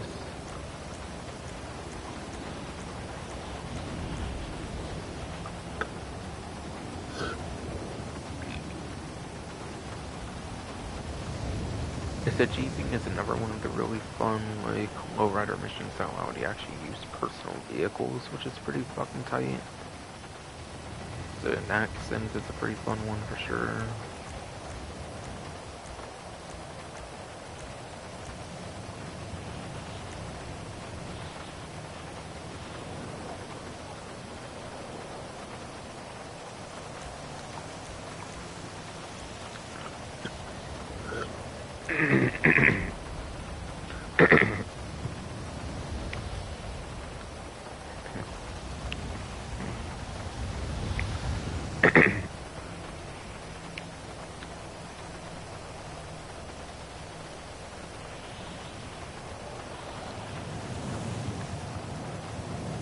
BS. SMC Rip is a pretty good one actually when it comes to Lamar. Rank 25, which is higher than those rank 21s at least.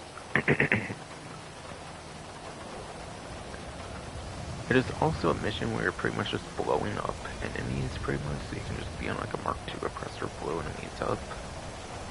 Or like whatever you want to use, since another Mark II's been nerfed to fucking death after all. Still. It's just a mission where you simply blow up enemies.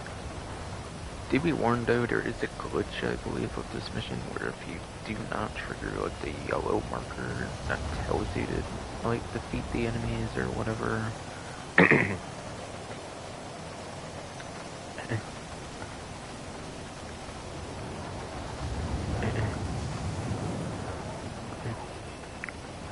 BS. Do be warned though, there is a glitch when it comes to this mission now. There's a glitch where like if you don't trigger like the initial like yellow marker before you get tasked to defeat to like kill the enemies basically, and you kill them before you trigger that marker, I think the mission just says mission failed, mission over basically. So it'll count as a mission fail even though you did complete the mission, so be careful with that glitch.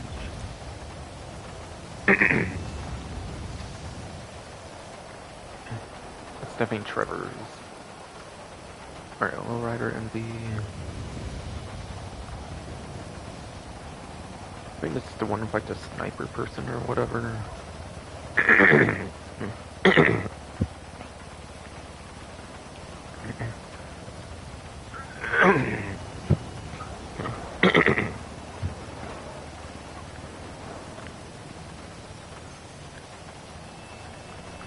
But yes. Yeah, this one has the team indicator on there, so there's a 7-1 with the sniper. Yeah. I do not feel it's too necessary to want to have to communicate with another person when it comes to sniping. I don't know. Or, like, I mean, it's not the most replayable mission because you have to kind of communicate with somebody that's sniping.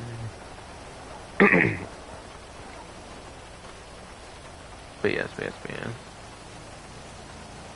Because of that, it's not the most replayable mission for sure, I would say.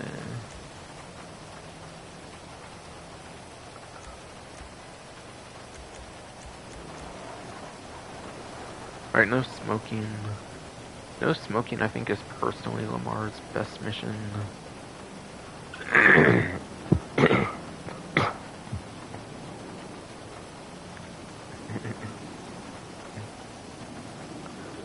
But yes. Me personally, from what I remember when I did my contact mission content episode where I went over Lamar's missions,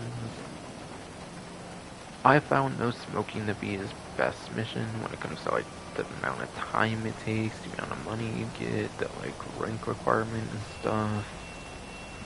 So I think no smoking is easily going to be your best option for Lamar missions for grinding.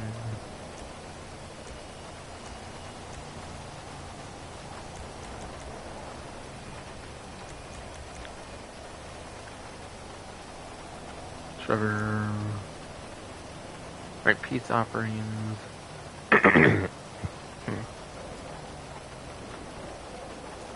Yes. Peace offerings is actually the final of the Lamar Lowrider missions. And there's a massive fucking shootout at the end, so... Because of massive... But yes. Because of the massive fucking... Yes. I get tongue twisted because of a shitty throat of mine. And a bitch is almost trying. Yes. It is the final Lowrider mission. Lowrider Lamar missions, so yeah. It is the toughest of the Lowrider missions, pretty much. So it's not very replayable, so I would not do this one for, like, efficient money grinding, pretty much. Definitely not indeed, you shitty fucking fruit. Alright, point and shoot, that's one where you, like, photograph cars and then you're just killing enemies. It can probably be a pretty alright one to grind, I guess, when it comes to Lowrider missions in particular, I guess. Indeed.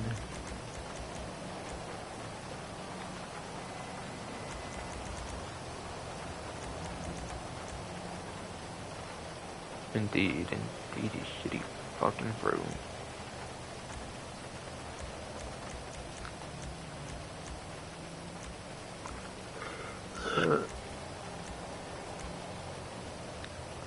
Andreas is another one of those like gas tanker ones.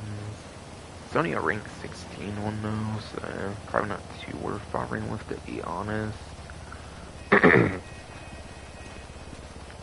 Yes. It's only a rank 16 contact mission though, so probably not too worth bothering with though for sure.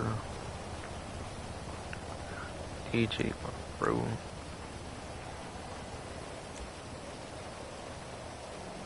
Trevor.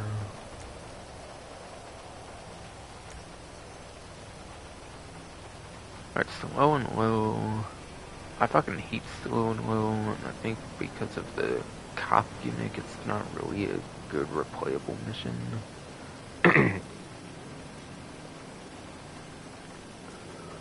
Popos can have all kinds of random... Yeah, space shitty fucking fruit. Popos can have all kinds of fucking like random spawn locations and shit that are not the most worth taking advantage of, quite frankly.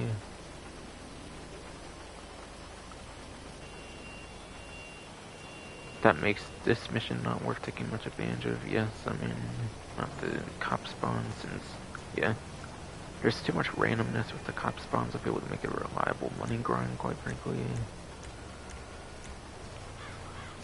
Articulate Legion is another one of those gas tanker ones, was only like rank 18, and he has a gas tanker ones that are like rank 20, it seems. So, yeah, I don't know.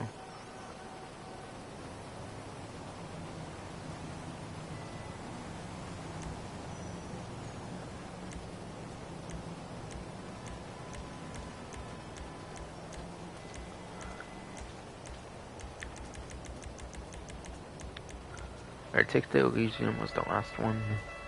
And Scratch That, actually, I do fucking know. I have a whole episode of contact mission content where I went over all of Lamar's missions when it comes to regular. BS, shitty fucking fruit.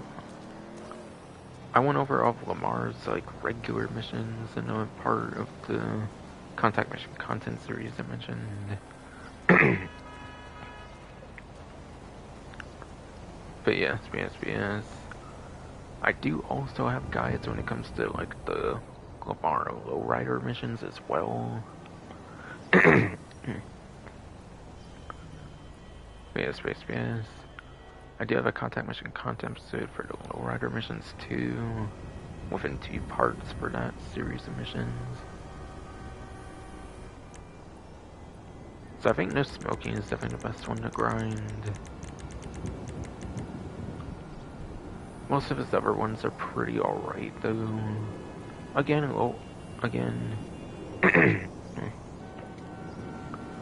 BS.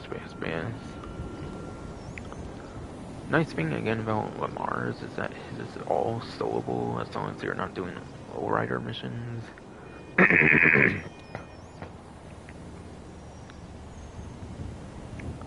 BS. Lamar's day 1 missions are all soloable, which is nice. It's only if you do the lowrider ones do you require multiple players in.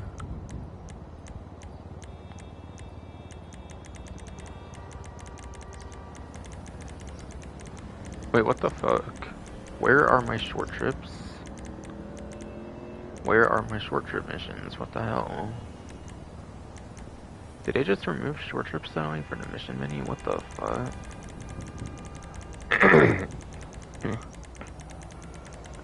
I had short trips in here though, what the fuck?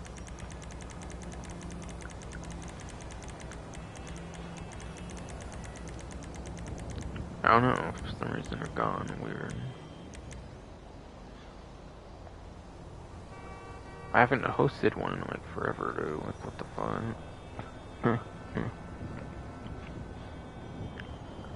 BS. I've not hosted short trips in forever though, so like what the fuck though?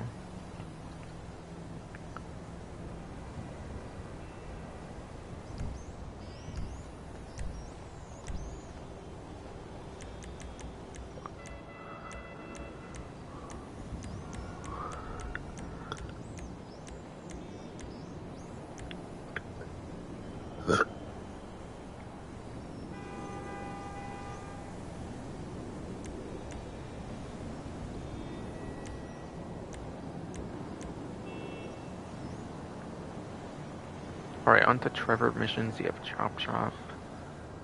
This first one I'm going over here is a 2 to 4 player, so you will need another player.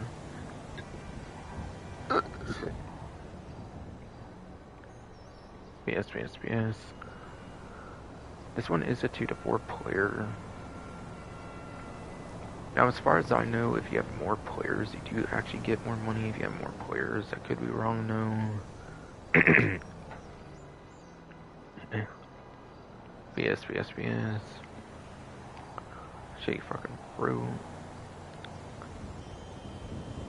If you do get more money for other players, then like it's probably not that significantly much or anything, though.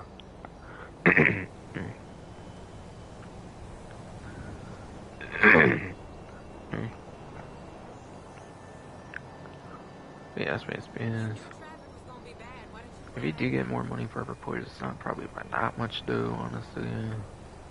I cannot believe you stand I mean, if you around don't because mind playing you as bet another not be player, no then it's bitch. fine. For a grind, certainly. Oh, when you get home, I'm gonna smell your dick. So you Okay, best keep it Chopper in your Tail. pants. Chopper Tail is rank 70, which Whatever, is Ryder. actually I mean, Leon. yes. Just keep playing with me, you hear? Chopper Tail is actually a rank 70, which is actually Trevor's highest rank for missions is rank 70. So Chopper Tail is a very damn good one, just purely for the rank requirement.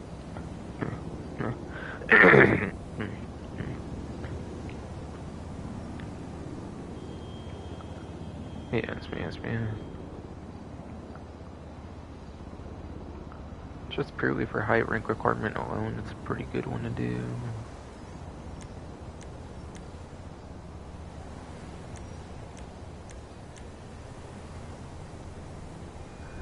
Right, Crystal Clear out. Very low rank requirement at 28, so I probably wouldn't bother too much with it. Especially when his goes as high as like 70.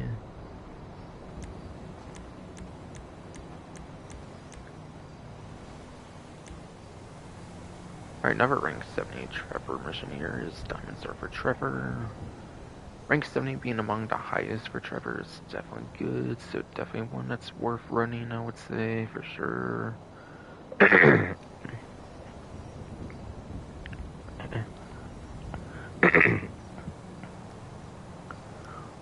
Yes, shake fucking through. High rank requirement alone, I think, makes it pretty worthwhile for the money bonus of high rank.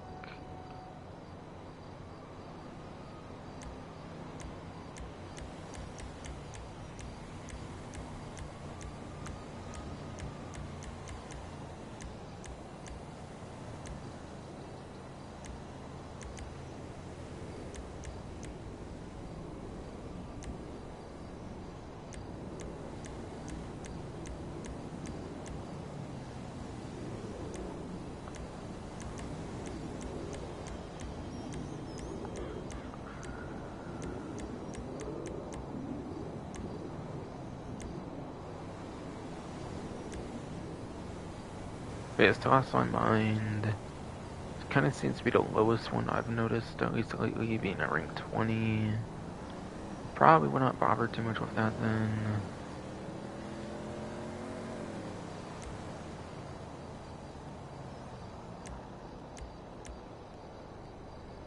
Method into Madness is a rank 65, which is still pretty good. Not 70, but still pretty good there.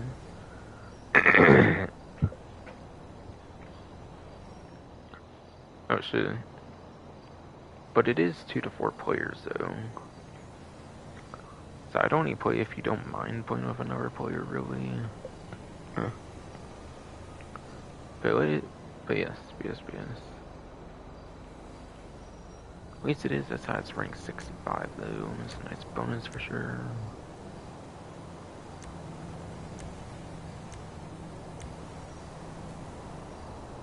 Harmony is a rank 51.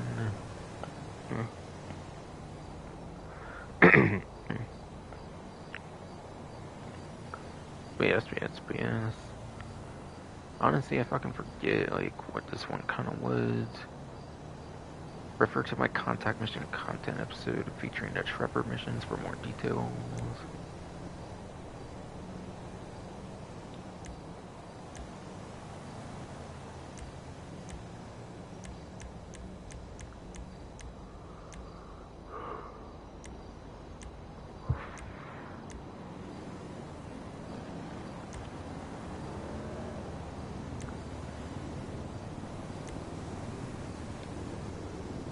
Alright, rank 60 is not necessarily too terrible, so I think this one could definitely be pretty worth, for sure.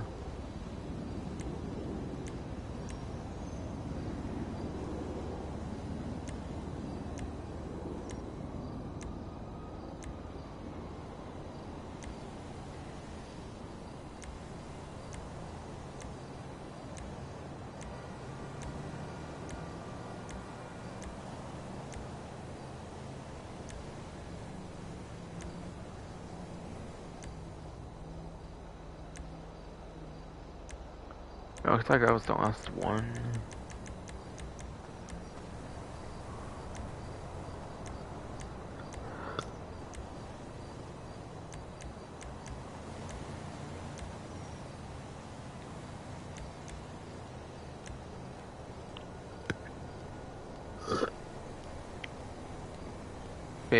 Yes. By alphabetical order, at least it looks like that was the last one, it seems, for sure.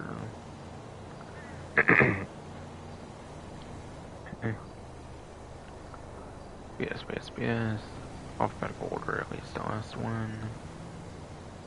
Okay. But again, refer to my Trevor contact mission content episode if you want to refer to like every single mission in like greater detail than what I could provide here. Okay, did it think I double tapped? What the hell? Apparently it did.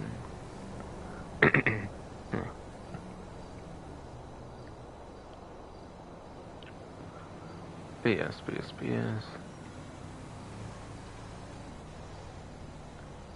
Apparently I did think I double tapped it there, what the fuck? BS. Like here I got a Trevor mission playlist, for example. Something like that could be pretty worth it. You can even do a one mission playlist and just replay your one favorite mission if you want as well. Now the way you do that is surprisingly complicated compared to like adversary modes and stuff.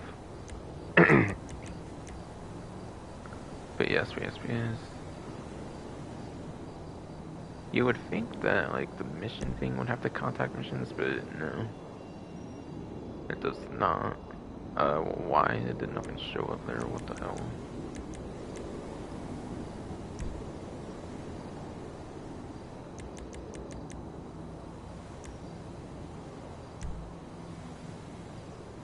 What the hell again? Is this part? Sorry.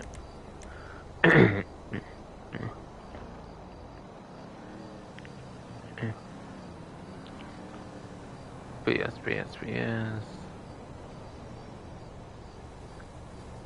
Now what you have to do to add a contact mission apparently to the playlist is you have to do it for recently played jobs. Mission does not work since mission is versus missions, like adversary modes. I think it used to at the way beginning of the game have contact missions, but contact missions in the 7th gen version was the main way to make money, so therefore they nerfed them all that time ago. So because of nerfs and stuff, the contact missions in the early days of the game, you have to do it for recently played jobs. It does require playing it normally though for each mission when you want to add one, kinda basically though.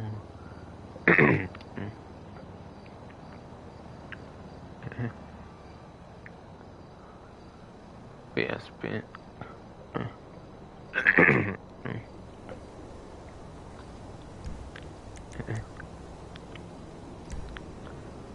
yes.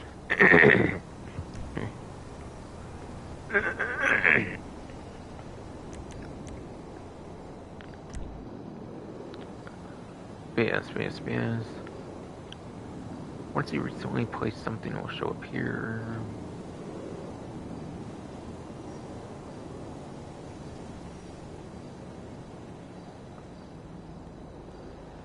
Or if you don't want to do it yourself, you can just find the playlist on like the Rockstar Social Club. You can find like user created playlists on like the Social Club or some shit.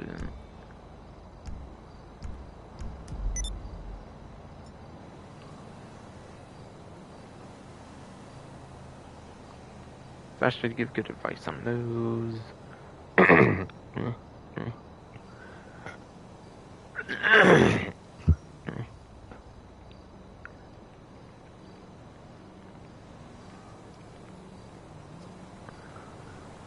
So yes, that should give good advice on those at least.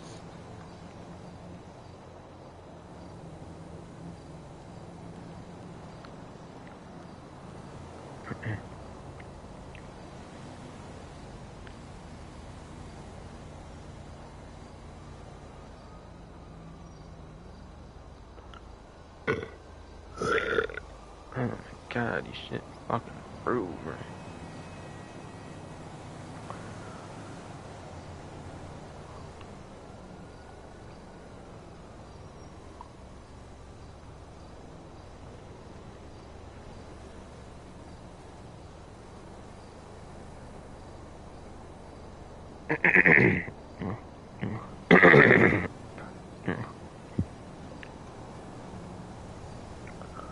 BS. Again, my short trips are gone for some fucking reason on the menu. Usually the short trips are there, but for some reason the short trips are not even on the pause menu for me. So hard to say if the short trips count or not.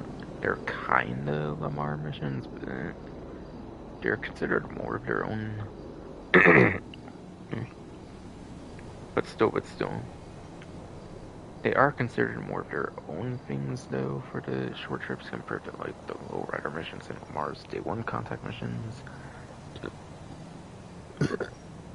Mars Day 1 missions and lowrider missions are kind of a combined thing in a way.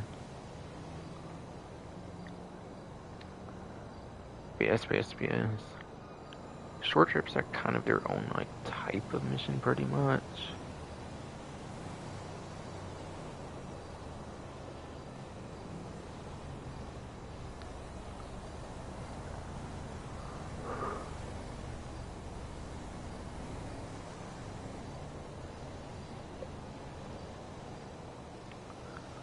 Yeah.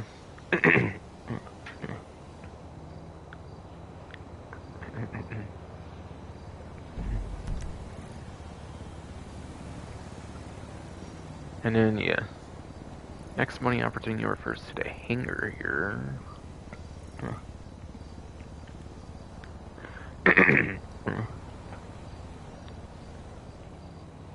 BS. Hangar is 2 times money in RP right now. And quite frankly, I cannot really give the most, like, advice since I've not played the land stuff yet. Apparently BS. Apparently Hangar is a lot better now when it comes to, like, the land source missions they had with Andreas Mercenaries now. Yes, Hangar is a fuck ton better, apparently, than it was back in, like, 2017 and beforehand.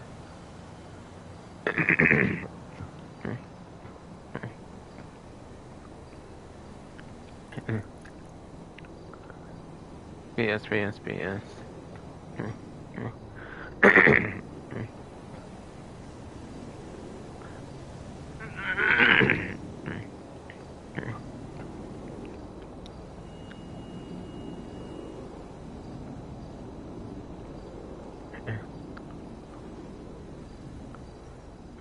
BS. Hangar was permanently tripled, whatever the fuck.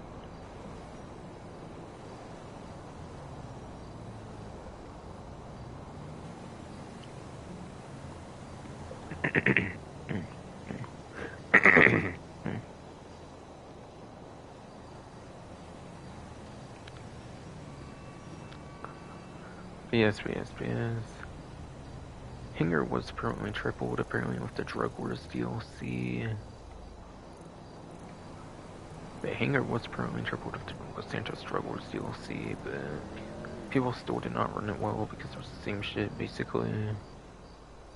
But apparently now with the new, like, land source missions, which I have no idea how to explain them since I have not done them yet.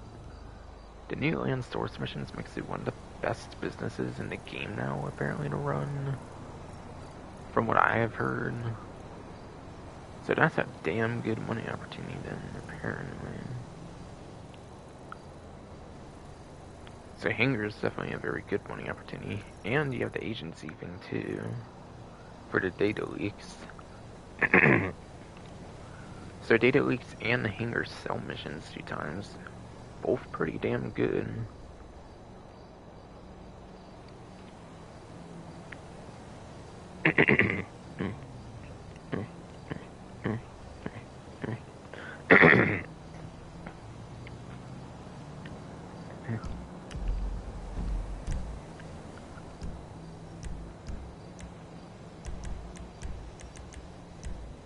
And then there is the one adversary mode that's on a money opportunity right now, and that's come out to play 1 for 5. And that is on a 3 times money RP. But yes.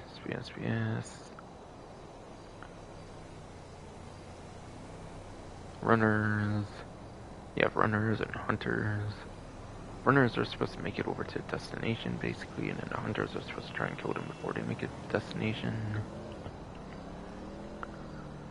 Now, I do believe it was one of the very first adversary modes back in 2015 that was added, so it's pretty dated compared to some other ones, kind of.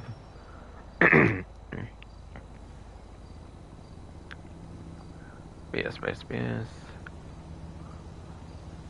I do believe it was one of the first adversary modes they ever added. So it does have some nice nostalgia too, which is cool. If that's truly the case.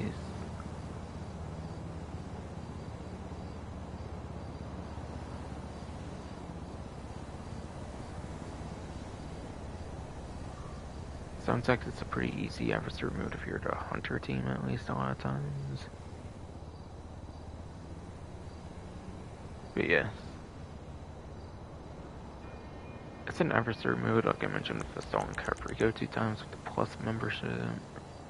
You don't really make more than a couple $100,000 an hour, I would say. Even with kind of good money opportunities as well, probably.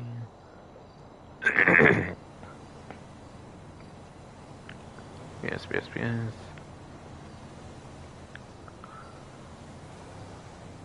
Even with like good amount of like money opportunities, like 3 times, 4 times.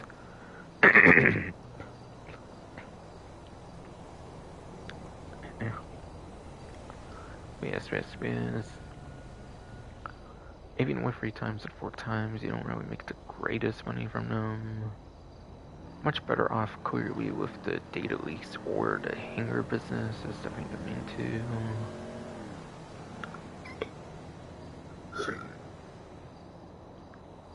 But yes.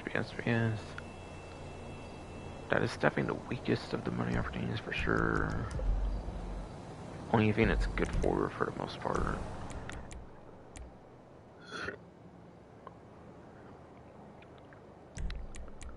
Only thing it's good for the most part is to participate in 25 different adversary modes before it disappears in October when they do like a new set of adversary modes for October. Yes.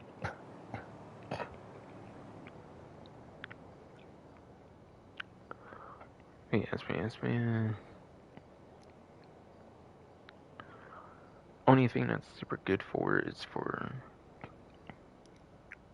getting to participate 25 different adversary modes. Definitely get that participation before the mode disappears in October when they do a new rotation of adversary modes in the game.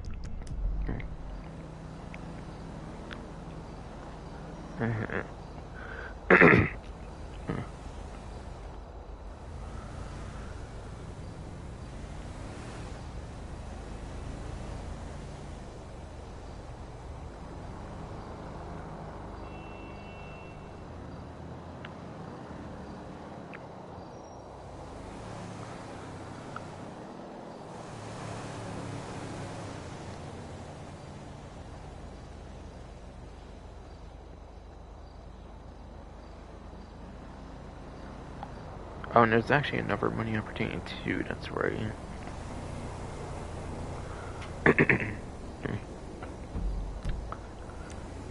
Now I gotta say, this time around it's kinda disappointing.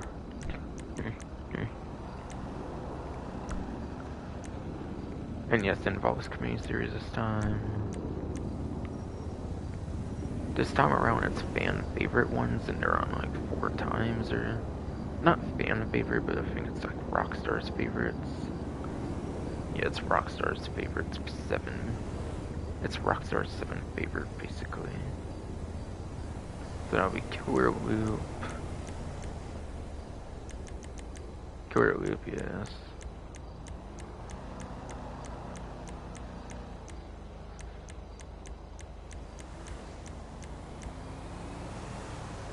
W Carland. Ukaringo, Palace and Chamber. That's it for stunt races, apparently, or...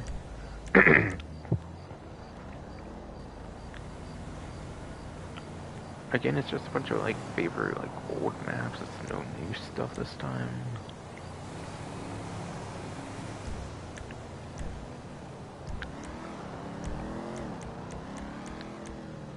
For deathmatch, you have Apocalypse.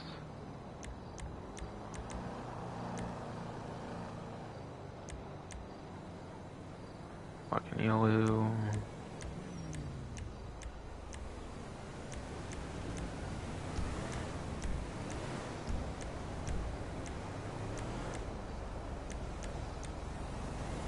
Catmageddon. And then the zombie survival.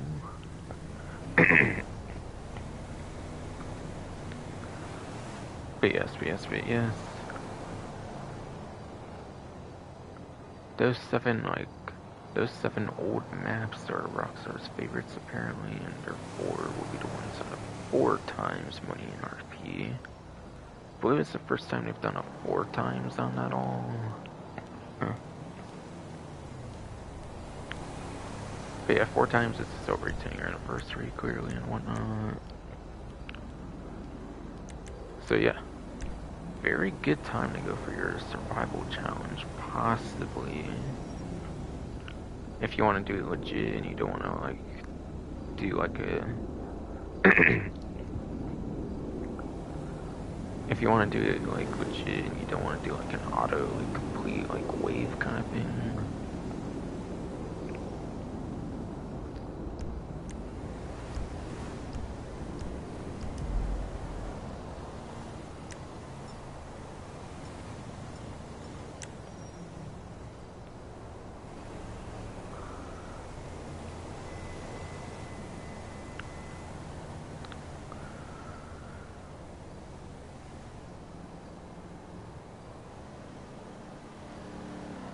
Alright, so pretty much from here it's just going to be discounts.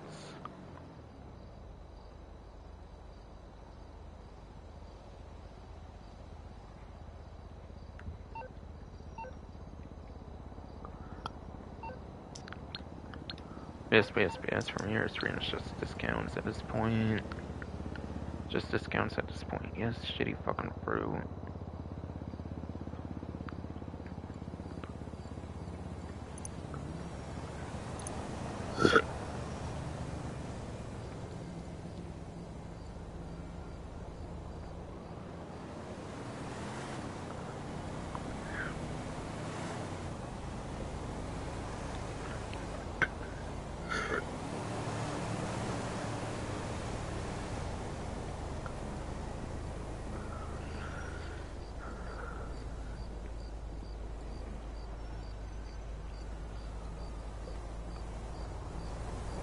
Hey, you said you'd be here by now, honey.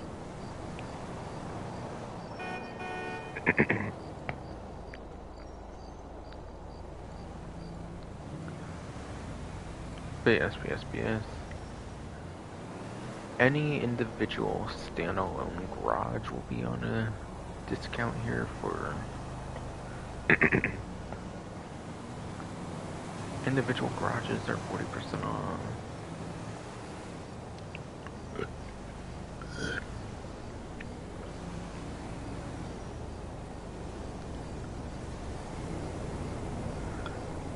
If you're gonna go for any individual garages, make it 10 car.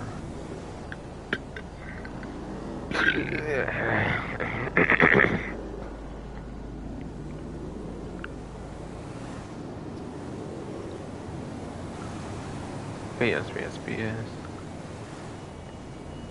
If you're going to go any individual garages, make it a 10 car garage.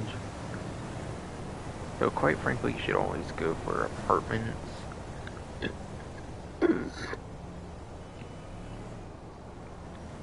BS, shitty fucking bro. If you're going to go for any individual, but yes, shitty fucking goddamn bro, tongue twisting my ass now too.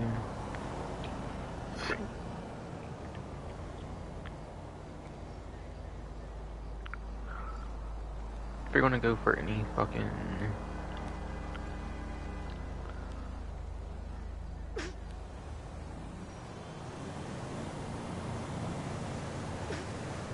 if you are going to go for any garages, make it 10 car for sure.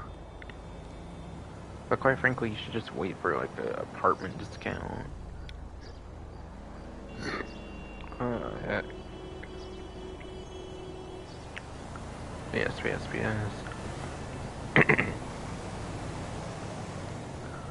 If you are going to go for any garages, make it 10 car garages. Clearly, since the others are like lesser capacity. And the amount of vehicles you hold is based on like each individual thing. BS. You can only have like 8 to 10, I believe, on like your apartment garages and shit. I think 8 for like 80 storages for like the apartments and garages and shit.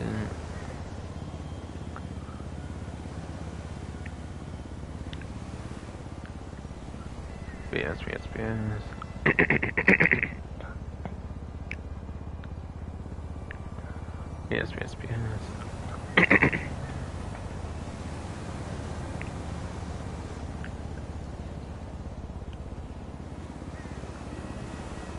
Main reason you want to wait for like apartment discount instead of like a garage discount is so you can get like multiple locations for your heists. You can get multiple starting locations for your 2015 heist if you just keep going for more fucking apartments.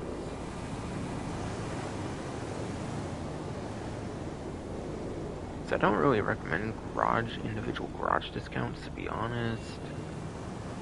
But for some reason you're in dire need of like vehicle storage and you need some apartments.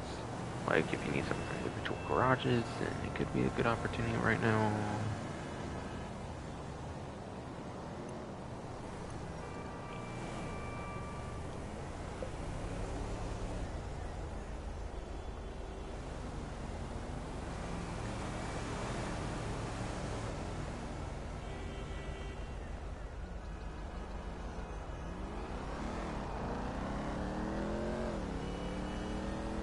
Right next will be tied to the agency.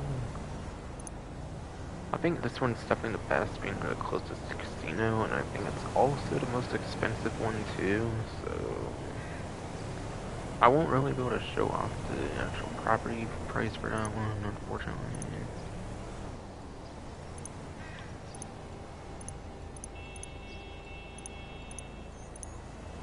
Okay, looks like the cheapest on 50% off is a little over $1 million. Yes.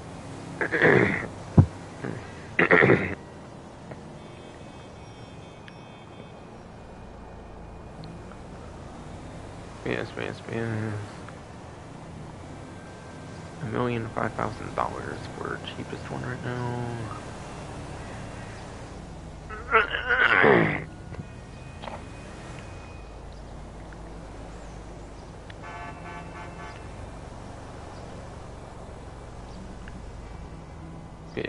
BS.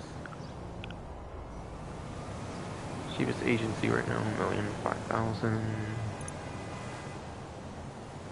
That one's not that much different. And even this one's not that much difference, at least on a 50% off.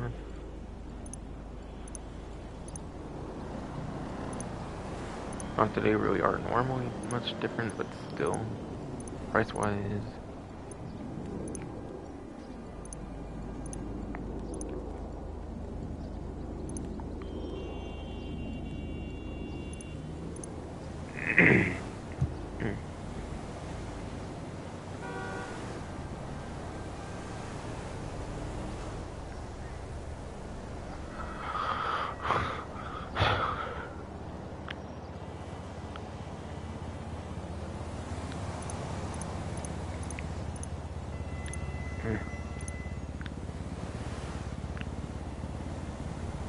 On to renovations too. We custom art. You said you'd be here by now, honey.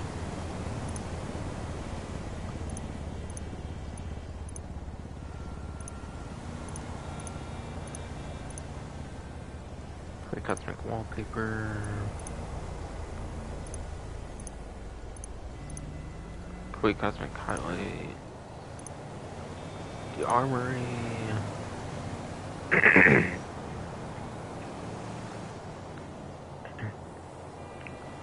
I just showed it off. You get to customize like pretty much any weapon you own. It's also the only place pretty much where you can buy like the stun gun, the compact EMP launcher.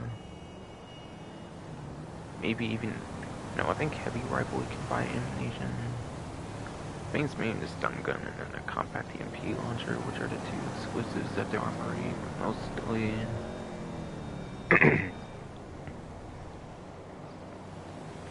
But yeah. The stun gun. Stun gun is actually very useful for your tier 4 survivals if you're in the 9th gen version.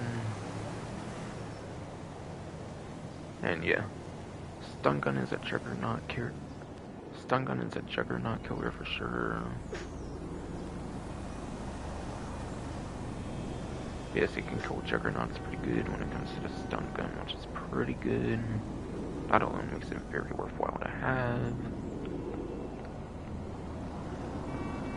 Compact EMP launcher can be useful in the right circumstances.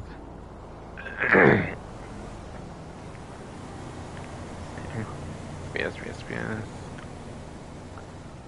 Compact EMP launcher can be useful in the right circumstances. It can stop vehicles from moving, basically.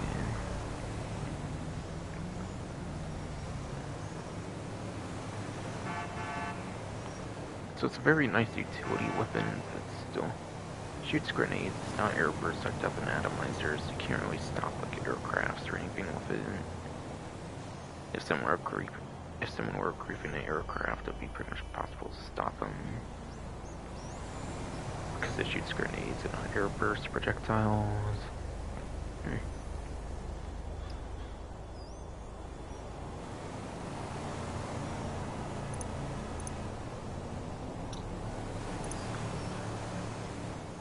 Commendation allows you to spawn at the properties. That's really good. Just good reason to spawn at the property. And then I pretty much already explained this one. That allows you to customize vehicles with the missile lock-on jammer, remote control unit, all that kind of the money tech stuff. These are very good. In traffic again. The others are cosmetic ones. I don't know why downtown got so hoity-toity either. It's a pain in the ass to get there from anywhere else.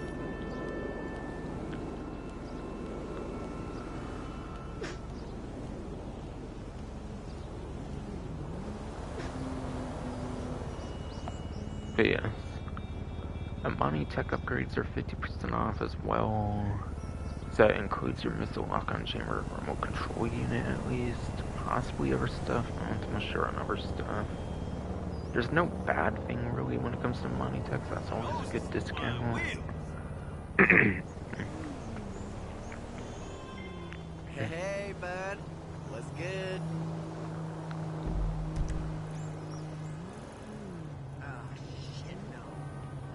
The Record A Studios merchandise is 50% off, so any of the clothing over there will be 50% off.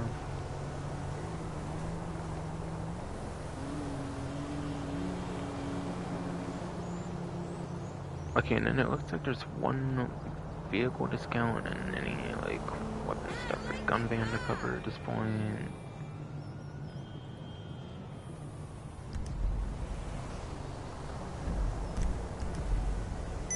Yes. yes, I do not remember covering the Bravado Buffalo STX yet.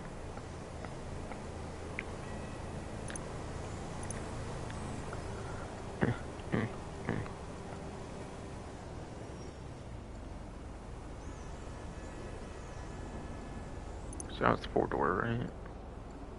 Yes, it was. Okay. But yes. A Bravado Buffalo STX. I definitely do not recall talking on this one yet.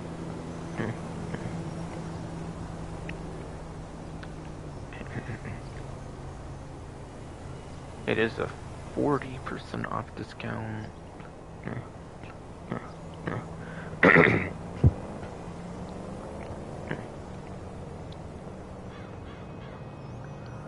Yes,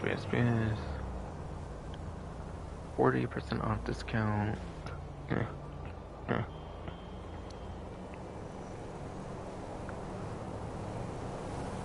Yes, 40% off discount. Trade price is at 1,612,500. 1,612,500. Will be 967,500 on a trade price. Definitely has a trade price, certainly does. But yes, it is one of the older ones from contract, so it will have your bullet-resistant glass and your front-mounted machine guns, so it's one of the more feature-rich mining tech vehicles because of that.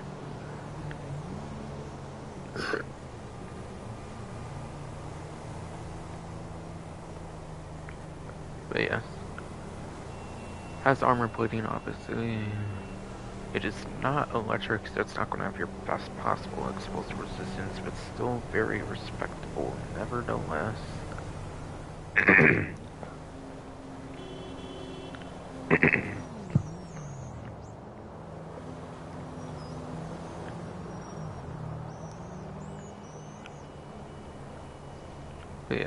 BS. It's not electric, but will still have some pretty decent explosive resistance, just not your top tier explosive resistance for mining tech vehicles in particular. Same drill with like 16 pistol rounds, 16 assault rifle rounds, etc, for like bullet protection on the bullet resistant glass.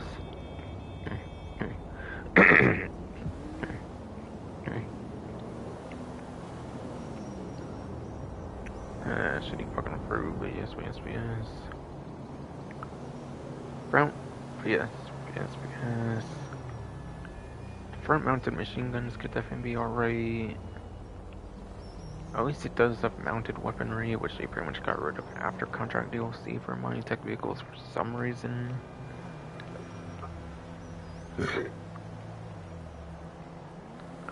Yes.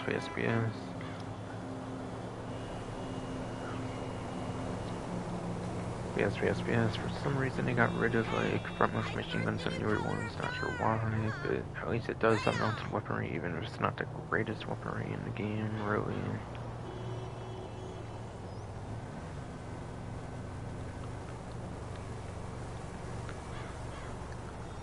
Has select mines as the usual mining tech vehicle does. It's something something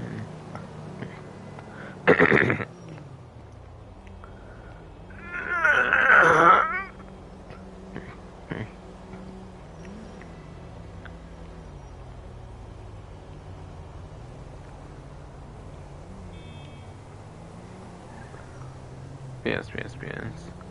Select mines are something at least. Even though they're not really the greatest thing in the world. And then you get missile lock on jammer remote control unit. This thing's actually a pretty speedy muscle car. It's actually pretty top tier for the muscle car class. And it's known to be faster than the Champion, which is like the supercar that was released for the... But yes. It's known to be quicker than the Champion, which was a supercar like a mining tech they did in the initial contract DLC for mining tech vehicles.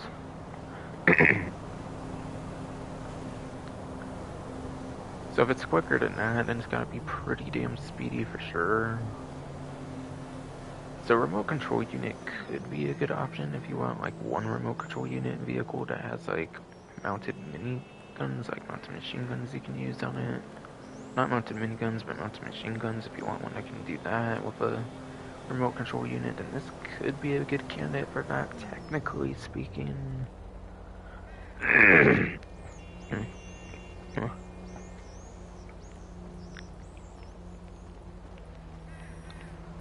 Yes. This could be a good candidate for like a remote control unit with like the mounted machine guns that I can use. Since you can use them when you use the remote control unit. You can use them when you use the remote control unit, I'm pretty certain I remember. Yes. Pretty sure you can use them at least. Pretty sure it should be fucking bro. But yeah, Mr. Lock-on Jammer would obviously work very good on this as well, though. And the main little like quirk of this one.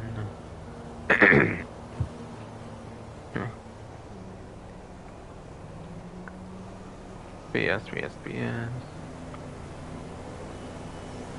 The main quirk when it comes to the Bravado Buffalo STX is it does have muscle car wheelies being a muscle car, so you can actually use a muscle car wheelie to get off of like a highway or something. So it can get you out of a tight situation if you need to get off of like a highway or something really quick with the muscle car wheelies, which is definitely pretty appreciated for sure.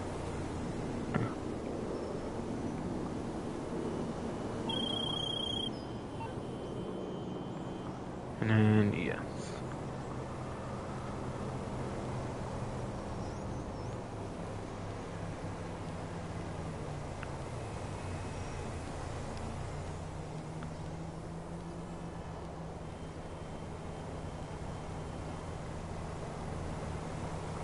As for the gun van inventory and discounts,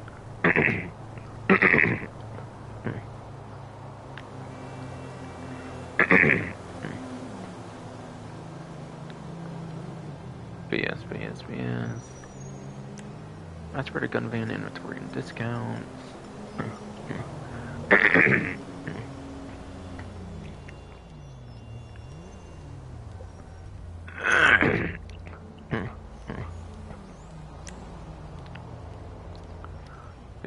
BS. As for gun van inventory discounts, you got crowbar. You actually cannot buy the crowbar from Ammunition, I'm pretty sure.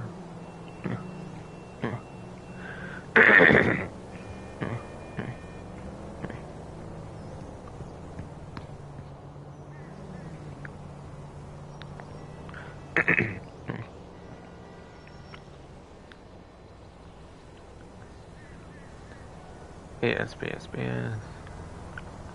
You have the crowbar in the gun van right now.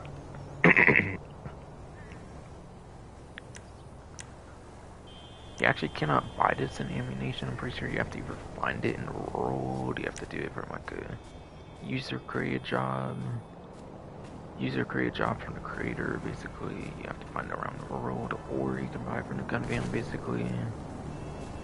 So it is a pretty rare melee weapon, so it is something pretty interesting to pick up.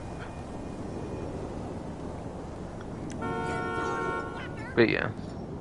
Okay, what the hell? Come on.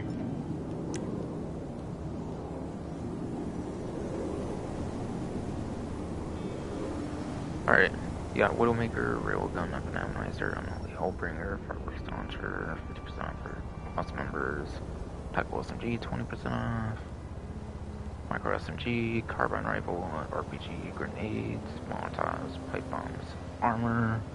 This shitty fucking game does not want to work right now.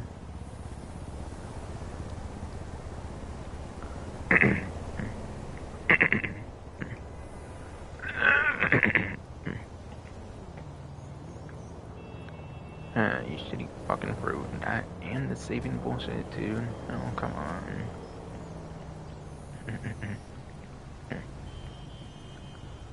But yes. Widowmaker actually have it in a gun van. Not gun van.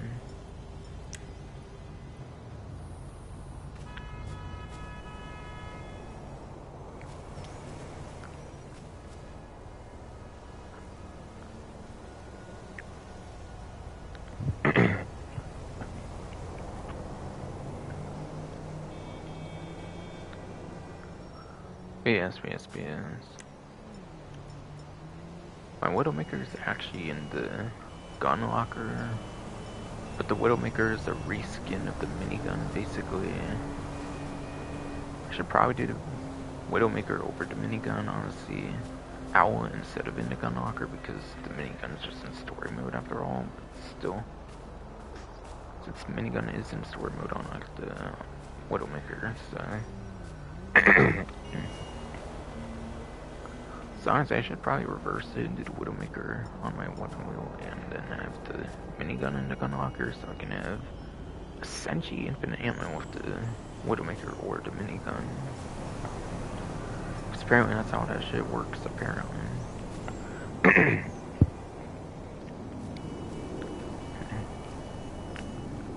But yes, because apparently that's how that shit works with the weapon locker. If you put something in full ammo, it basically gives it full ammo each time or some shit.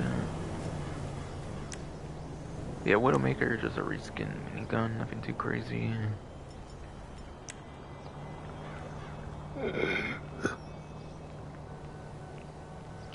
Railgun.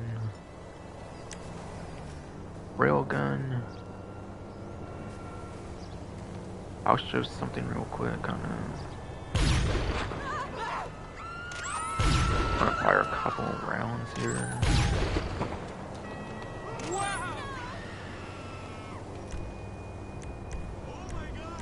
BSCO. Drop ammo. That's right.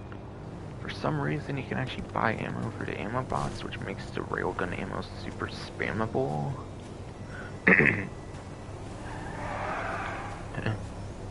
Because you can hella buy ammo with the railgun, it's kind of one of your best heavy weapons.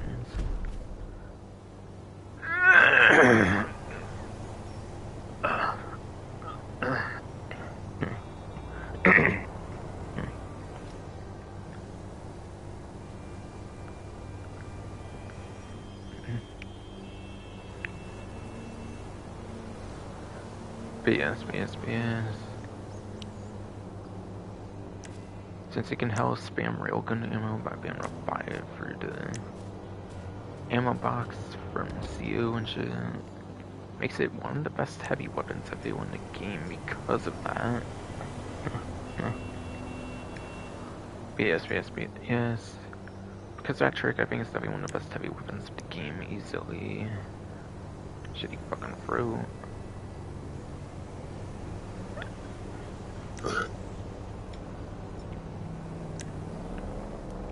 But yes, BS. Up and atomizer is a fucking goddamn. It's infinite ammo like a stun gun.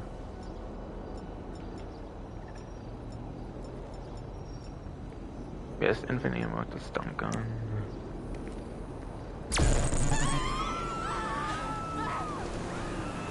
And yeah.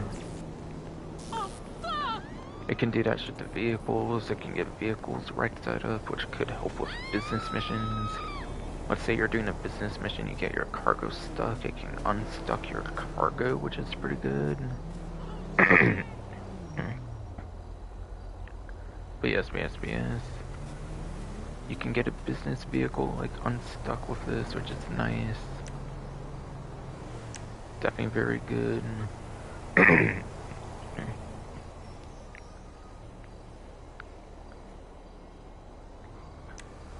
Unholy Hellbringer. Unholy Hellbringer is basically a fucking... It's basically the Mark 1 combat MG, but it's a laser weapon. The advantage of that is there's no reload on it, so you don't have to reload this one, unlike the combat MG, which does require reload.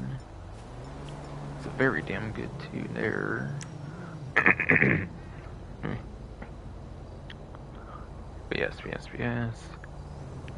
No reload combat MG is essentially very damn good.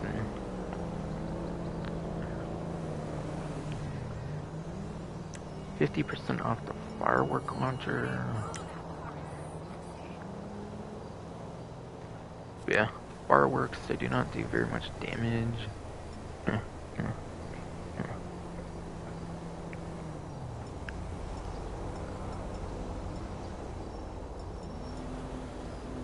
Nowhere near as much damage as the homing launcher or the RPG.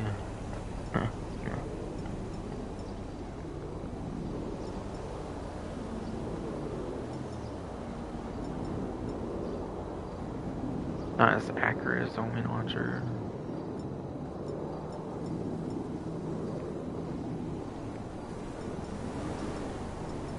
Not as much range as those either.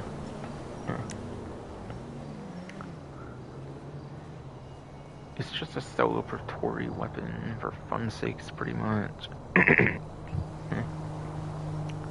It's just a celebratory, like, fun, like, meme weapon in the game.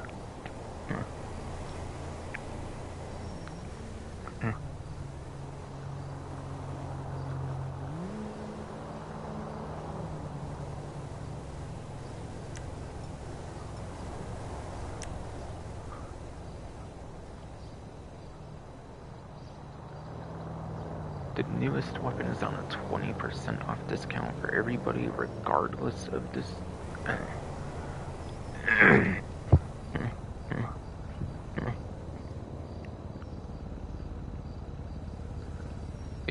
BS.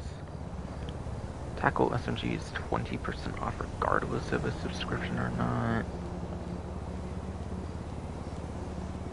So yes. It is pretty much the new best drive-by weapon of the game. It's a drive-by weapon with 60 rounds, which compared to the AP pistol, which was kind of the previous greatest, is a 24 increase. That is a 24 increase, which is insane. That alone makes it very worthwhile.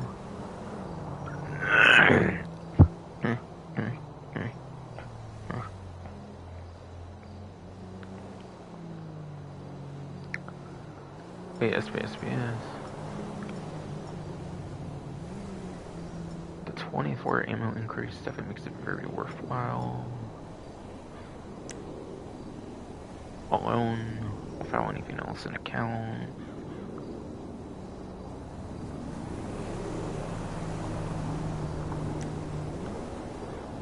And then, yeah. Micro SMG. Since it does have the new livery, it makes sense that this is at the gun van. New livery to check out. But yes, it's there since there's a new livery to check out. It's there because it's got a new livery to check out. It's probably a top 3 drive-by weapon.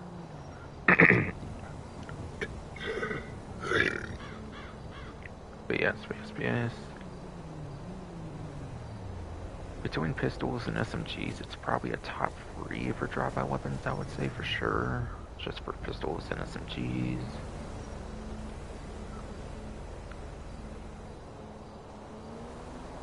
Carbine rifle.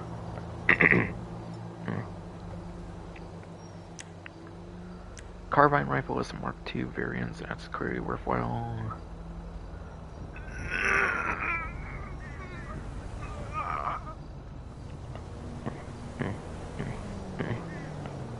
I should eat fruit. Yes. Carbine rifle is clearly very worthwhile to get since, it's a Mark II upgrade, so you can get special ammo types. That's clearly worthwhile, and that's clearly worthwhile to get. RPG.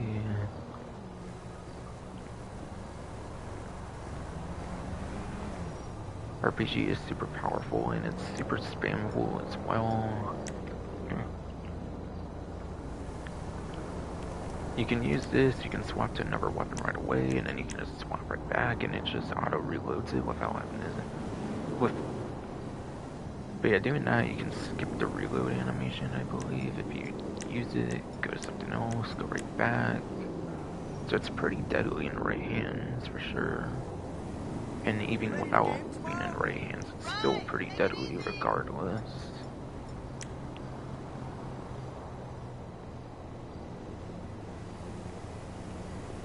And grenades, molotovs, pipe bombs, armor.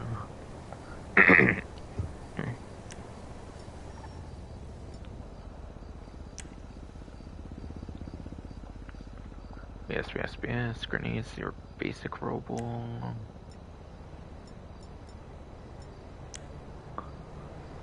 Grenades, your basic explosive robo, basically.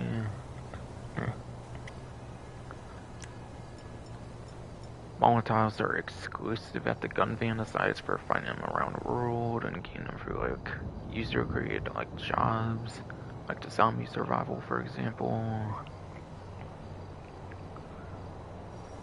And any of the other like very obscure ways of getting them, the gun van is probably the best way to get them, quite honestly.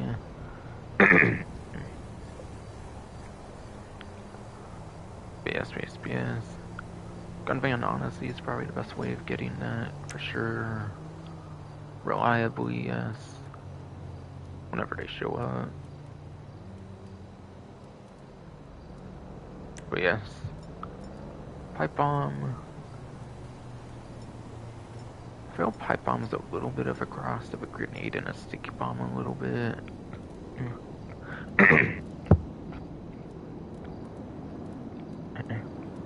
I don't know. Pipe bomb is basically a different version of the grenade.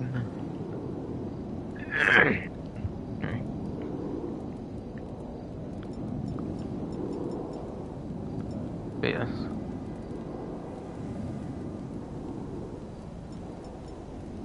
Pipe bomb is basically a different version of the grenade, essentially.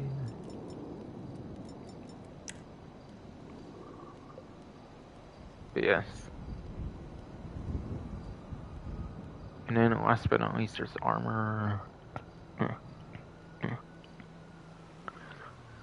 Yes. Last but not least, it's armor.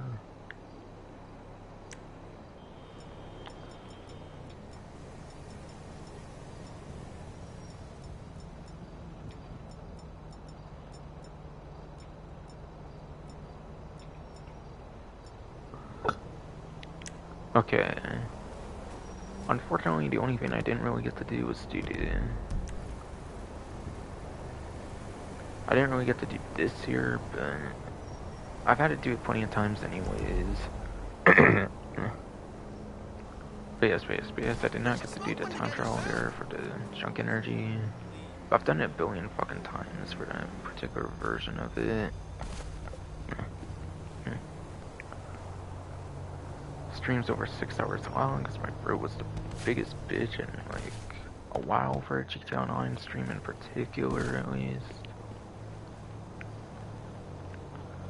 Yes. Very cool as how this game reached 10 years old. The game's fucking 10 years old and it's still getting crazy content additions. It's pretty mad respect to Rockstar. Rockstar is a bit annoying at a bunch of times to deal with and shit, but I got a pod on where credits due though. And online games still getting consistent updates 10 years later is almost unheard of, if not unheard of, besides for this. That is fine going to be it for this stream. I hope you enjoyed. Just wanted to say the typical thing there, pretty much.